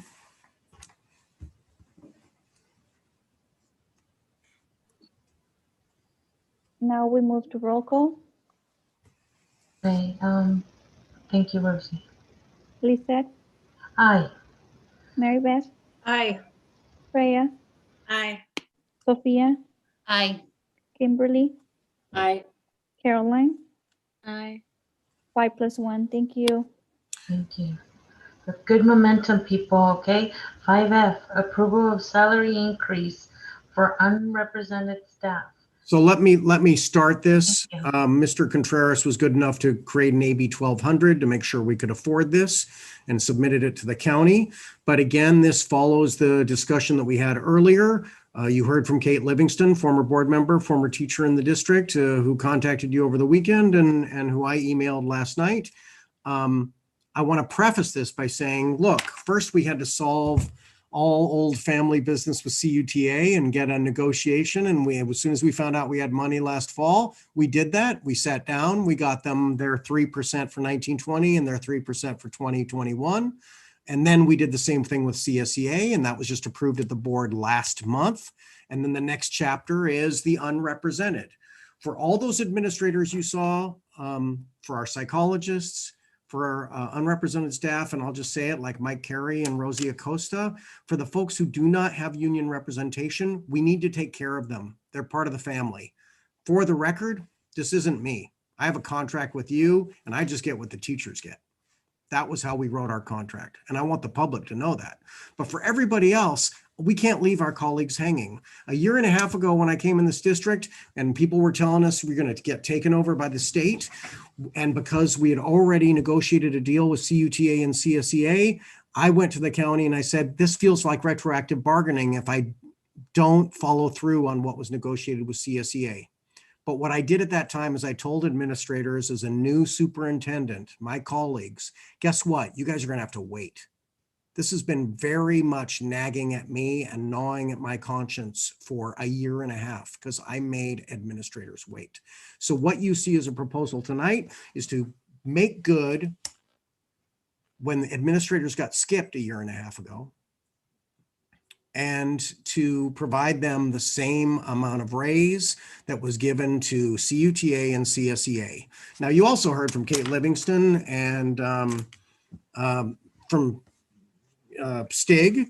We have an interest in doing this for our unrepresented hourly. And at the next board meeting, I plan on bringing you an hourly rate for our unrepresented, but we need to take care of this. Sorry to say that, how do you eat an elephant one bite at a time? I know you want to like feed the elephant. I do too. So we will bring back, I will recommend to you that we bring back an hourly rate for unrepresented hourly at the next board meeting. And then we will have taken care of the whole family. But my value, and I hope your value, is that we take care of the whole family. And this is to make good on how unrepresented management and unrepresented employees got skipped a year and a half ago, and to make good and give them the same deal with salary increases we just settled with CUTA and CSEA. And that's it. Staff recommends approval. And the San Mateo County Office of Education has taken a look at the AB 1200 that we presented to them. They concurred that we have the means to do this. Thank you for doing that, Jesus. Do I have someone to motion to approve? So moved. Second. I'll second. Thank you. All right. So now we can open it up for discussion. Anyone have any questions or? I just wanted to say thank you, Dr. McFetridge, for adding. I know it was added at the beginning of this meeting. It was not originally in the board packet, but just for transparency, we have added to the documentation that you'll find online the actual administrative salary schedule. So people can see that. And we were able to do some question and answer behind the scenes. My question in looking at that, because it goes years 1 through 7, but then on the administrative schedule, after year 7, the pay freezes. So anyways, it was just kind of looking into the details of those pieces. So I just want to remind the board and the public that all our employees have salary schedules, basically, except for unrepresented hourly, because they're hourly employees.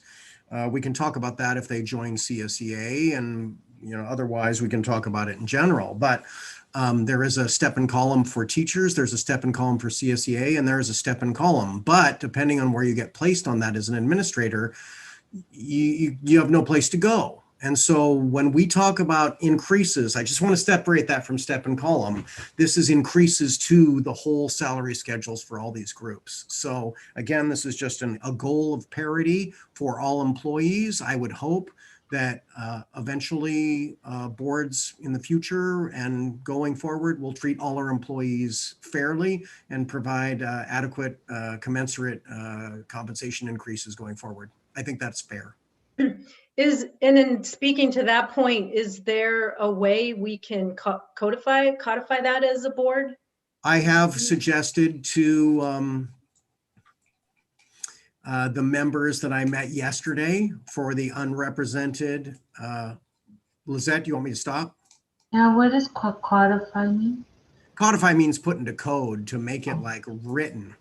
Thank you. So I have suggested to people that I've talked to that, yes, I would like to bring a resolution whereby you express a board value, that you treat people with a Me Too. Currently, our CSEA contract says that we will do that. When we close negotiations with CSEA, we said that we would look at Me Too language to look at parity so that CSEA doesn't get less than CUTA would. And I think that's important because So yes, there's a way to codify, and I plan on working on that. And that wouldn't just be for CUTA and CSCA, but as for the unrepresented as well? Yes, I mean, I could do that too. Like when we bring back an hourly for our hourly unrepresented, then I would hope to also, I could bring a resolution then, or maybe in the future, depending on if they can join CSEA. I think that would be more logical. But I would bring back something to say, anything that unrepresented full-time get, we're also going to pass that. And I'll just give you a teaser. What I mentioned, you know, my goal, my recommendation at the next board meeting, well, that we will take this percentage and apply it to our hourly rate, you know, in some scientific fashion for our unrepresented hourly. It will help us resolve the issue of them getting paid less than the local ordinance of Half Moon Bay minimum wage. Although California's minimum wage is lower than that, we want to keep up with the Joneses in the local because we want to recruit and retain and get those people paid more. They're valuable to us. They're useful to us. They are the backbone of serving us, and we're going to need a lot more of them. So, you know, look, I don't want to lose administrators. I don't want to lose teachers. I don't want to lose classified staff, and I certainly don't want to lose our hourly staff. And you'll have to excuse me, I'm eating my aspirin because my neck's in pain. Sure. You've only been sitting there for like 14 hours. I mean, come on. It's all in a day's work, isn't it? It's joyful. If we're going to get this stuff to, and we'll meet on Monday again. It's fantastic. It looks like candy. I never seen It's that in that doable. color. It's doable for my heart, so I don't like seize up and fall down right here. All right. We can move on to the next item. Oh, no, just kidding. No, roll call, Rosie. Thank you. Thank you, Lizette. Lizette? Aye. Mary Beth? Aye. Freya? Aye. Sophia? Aye. Kimberly? Aye. Caroline? Aye. Thank you, Caroline. Passes 5+1. Thank you, thank you. I want to thank the board for this value clarification exercise and for taking care of the whole family. And Lizette, you could introduce the next item, but it will be all Mr. Contreras. I do not need an introduction on this. Okay. I just have a script, so I'm going by my script. So like, okay. You can't move it too much. I'm still not there yet. All right. Moving right along. And we have the item 5G, right? The adoption resolution for approving the supplementary retirement plan and the approval of agreement with public agency retirement service. And Jesus, can you? Good evening again. And I don't know, Rosie, if Rachel is still is she still here? Okay. She's here. Okay, thank you, thank you. So we have put forward the notion of getting a supplementary retirement plan that could help get some of our staff, CSEA and CUTA, who are eligible to get an incentive, retirement incentive. You will be hearing from Rachel Sanders, who is going to be giving you a brief presentation of what this is all about and how this can support the district goals as we look into number one, making sure that those who are eligible and who are going to be that could benefit from taking this incentive, this retirement incentive.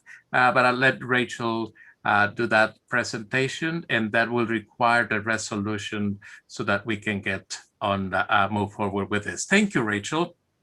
Great. Thank you, Jesus. And good evening, members of the board and staff. Glad to be with you. And as Jesus mentioned, we've been working for a while now to design an early retirement incentive program that will hopefully benefit both your certificated and your classified non-management employees. So I just wanted to give a brief presentation to share with you what this program entails and walk you through what our projections are. And then certainly I'll answer any questions that you have at the end as well. So just as a brief introduction, for those of you that may not be familiar with PARS, PARS stands for Public Agency Retirement Services. And we are a private company, but we work exclusively with public agencies. So we actually got our start back in 1984 doing these early retirement incentives. And since then, we are the leading provider of early retirement incentives in the state of California. We've worked with over 350 districts across the state. So we have a lot of experience in doing these programs. And you can see here how many clients we have. We work with over 500,000 participants that we're administering plans for, and we have about $5 billion in assets under administration currently. So on the next slide, this just gives you a sampling of our client list. I know that districts always like to see whether their neighboring districts have worked with us before. So you can see a handful of San Mateo County school districts that have done plans with PARS in the past. In addition to that, we've worked with the largest school districts in the state, like LAUSD, San Diego Unified, to name a couple. But we really work with districts of all sizes. So although we've worked with districts like LAUSD, we've also done plans for just a couple employees. So it really runs the gamut, and we're happy to work to meet the unique needs of each district that we are working with on these programs. Next slide goes over the process and steps. So really what this program is a one-time incentive or monetary bonus that an employee would get for retiring at the end of this school year. The real goal of this program is to incentivize your more senior employees, who oftentimes are the more highly compensated employees, to retire earlier than they may otherwise choose to do so under CalPERS or CalSTRS. So this is additional money on top of what they would get with their CalSTRS or CalSTRS pension. And ultimately, the way that this works is if the board were to approve the resolution tonight, you would be allowing the district to move forward with creating a contingent enrollment window. So typically about 45 days is what we recommend for an enrollment window. And during that period of time, PARS will fully educate your employees. We do an online orientation for them during COVID. We also provide them with very thorough packets of information that explains the program, what their options are. And they will get all of the tools that they need to make a decision as to whether or not this makes sense for them to enroll. Now, if they decide to enroll during that 45-day approximately window, they will submit a packet of information which includes an irrevocable letter of resignation. If at the end of the window, once we've seen exactly who enrolls and we work with staff to determine a post-analysis of what the projected savings are, then we would bring this back to the board and you can vote whether or not you would actually like to move forward with the plan. So you do have the ability to cancel the plan if for whatever reason it doesn't meet your fiscal or operational objectives. If the board decides to move forward with the plan, all of those who have submitted a letter of resignation would be locked into resigning at the end of the school year. If, however, the board decides to cancel the plan, then all of those letters of resignation would be automatically rescinded and folks would not have an obligation to resign unless they were otherwise planning to do so. So the next page goes over the proposed plan eligibility. So again, based on data that Jesus and his team sent us, we were able to work through who would be eligible for this plan. And it would be any certificated or classified non-management employees who have 5 years of district service and would be eligible to retire under either CalPERS or CalSTRS. The other requirement would be that they complete this school year and retire on or before June 30th of 2021. Next slide, please. Great.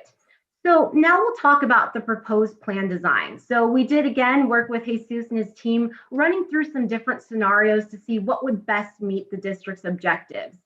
It was decided to offer a plan that is equal to 60% of an employee's final pay. So the way that this works is the district would be purchasing a 403B annuity, which is a group annuity through Pacific Life Insurance Company. And ultimately, the employees would have 14 different options for how they would take this benefit. So it's equivalent to 60% of their final pay. But if we go to the next page, I'll show you how they can actually take that 60% of final pay. So as I mentioned, every employee has 14 different option choices, including 3 lifetime options. One is an unmodified lifetime option, just like they would get in their pension system. One, a joint and survivor option. Another, a lifetime option with a built-in 10-year guarantee. And then they also have fixed payment options. So options 5 through 15 correlate to the number of years that their benefit would pay out for. So for example, if an employee chooses option 5, that would pay out monthly for 5 years. If they choose option 15, that would pay out monthly for 15 years.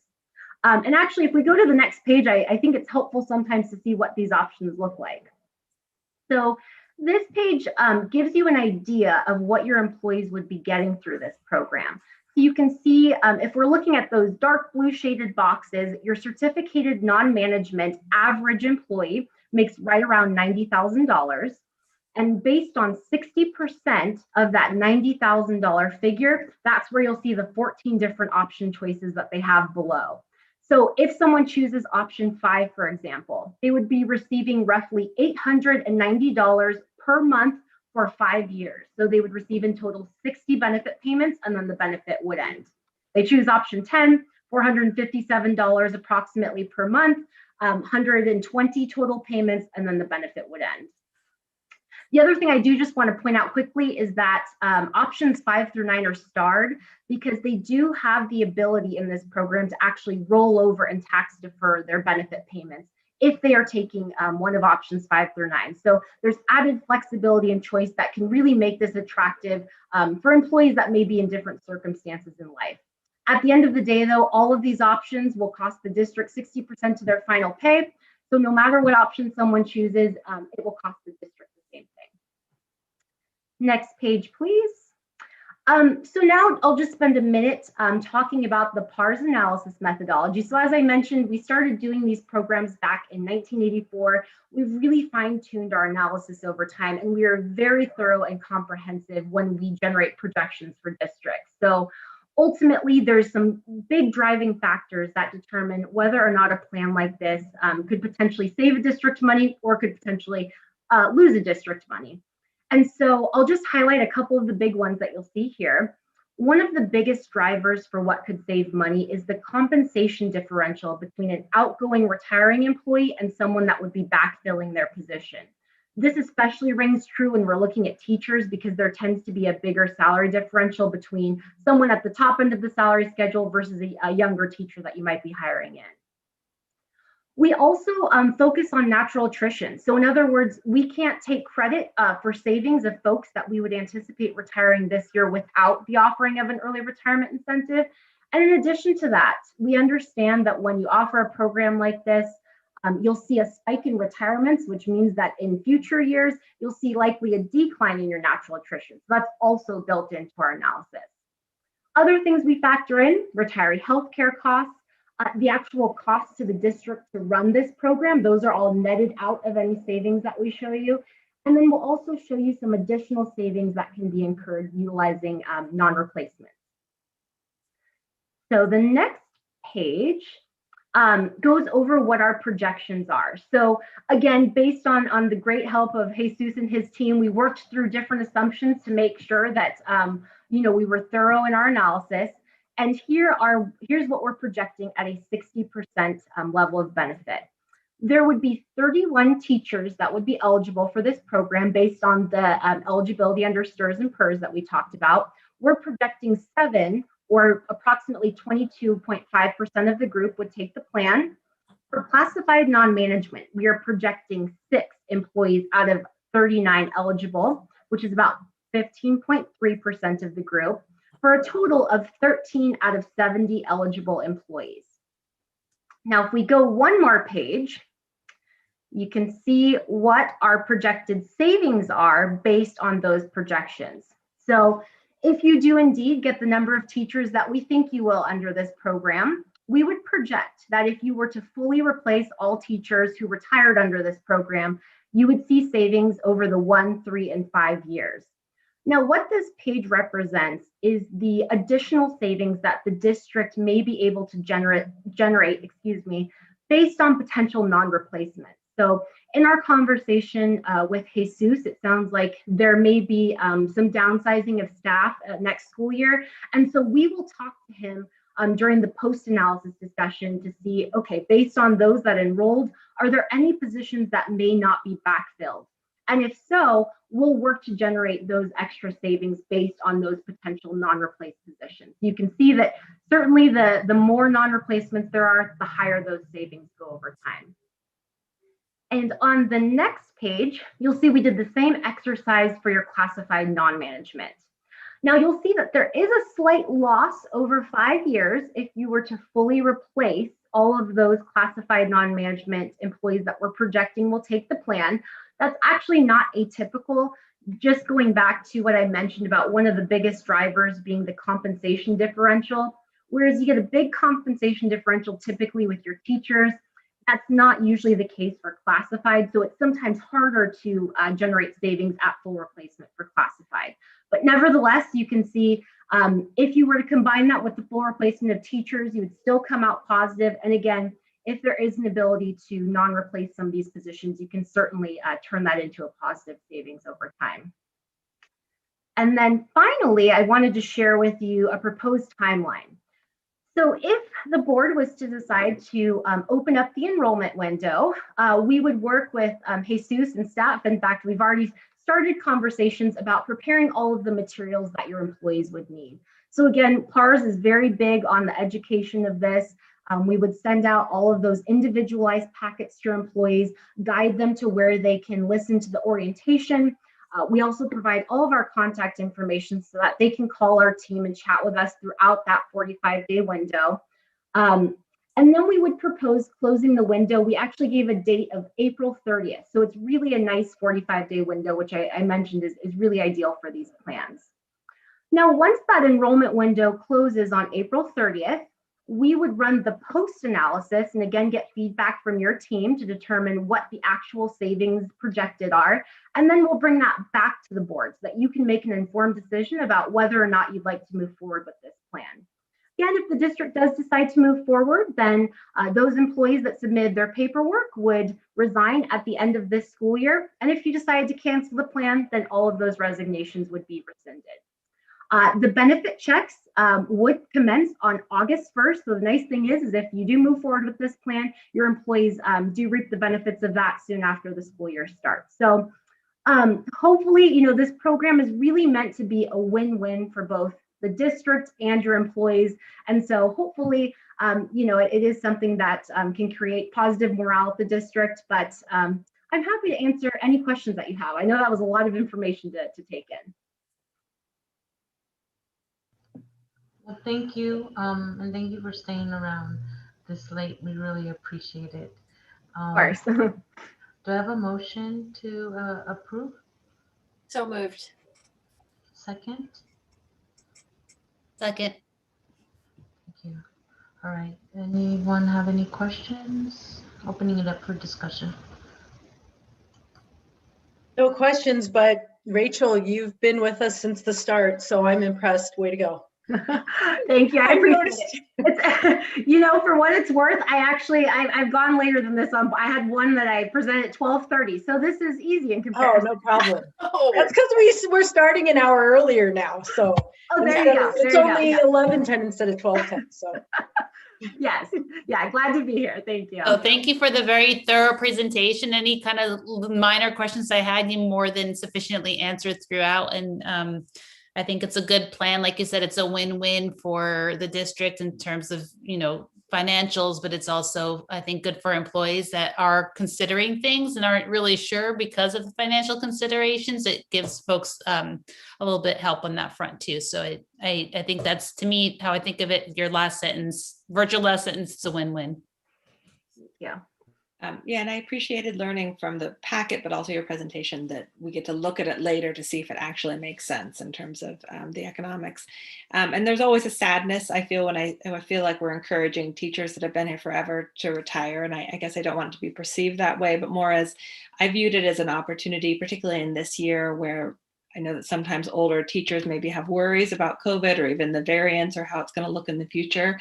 If they are that worried, it creates a benefit for them if they do end up retiring this year. So that to me felt like kind of another win-win, just given our uncertain times right now and the dangers, this increased dangers for the older population with what we're dealing with. And just to clarify, this is for teachers, but also other CSEA staff as well.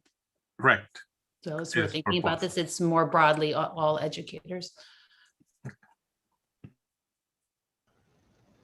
All right, if there are no more comments for roll call, Rosie? Lizette, Aye. Mary Beth, Aye. Freya, Aye. Sophia, Aye. Kimberly, Aye. Caroline, Aye. 5+1, thank you. All right, thank you, and thank you, Rachel. Thank you, Rachel. We'll be talking tomorrow. Sounds good. Thank you all. Have a good night. Thank you. Good night. Sure. Bye. Good night. Good night. Right. Moving right along, 5H, the adoption of resolution 04-21, the reducing and/or discontinuing of classified positions.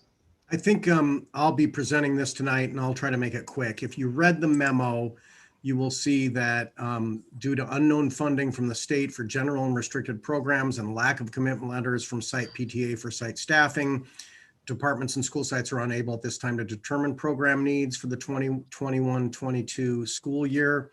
While the district is hopeful that minimal reductions will occur, it's necessary to initiate the procedure required by law to notify personnel of a possible discontinuation or reduction of classified positions.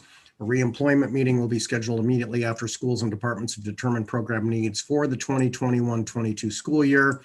Mr. Owens has met with the representatives of CSEA to assure their understanding of the layoff procedure, the protections available to them.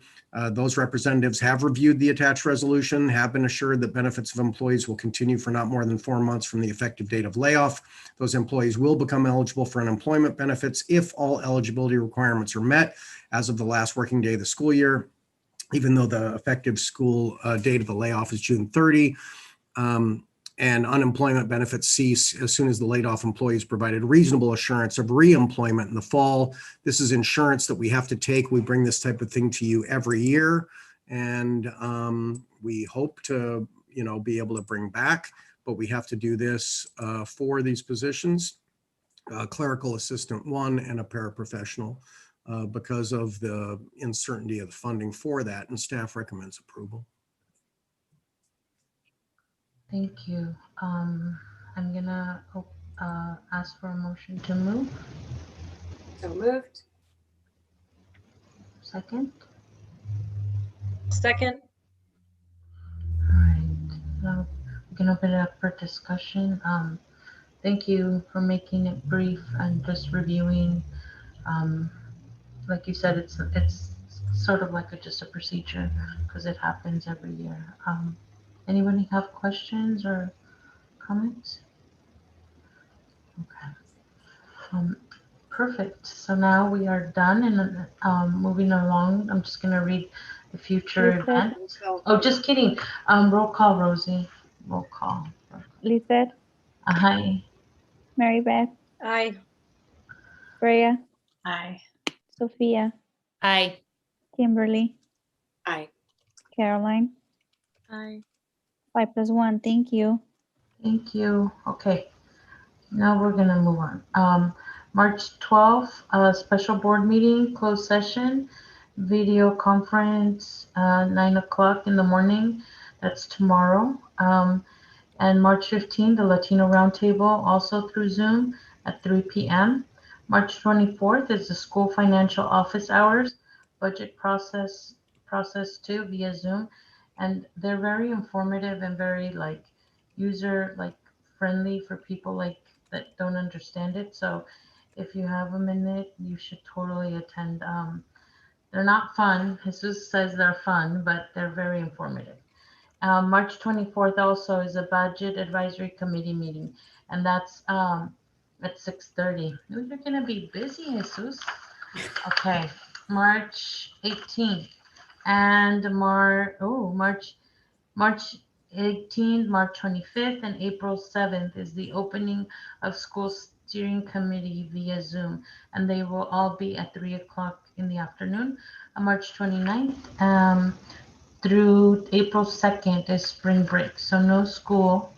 And then April 8th is our next regular board meeting via Zoom and at 6 o'clock. And now I can adjourn for the meeting to end. I keep forgetting this part. What do I do? Do I do a Ask for a motion. Motion. Okay. Do I have a motion to adjourn? So moved. Second. Second. Okay.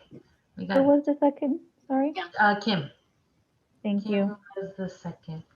Lisette, Aye. Mary Beth, Hi. Freya, Aye. Sophia, Aye. Kimberly, Aye. Caroline, Aye. 5+1. Thank you.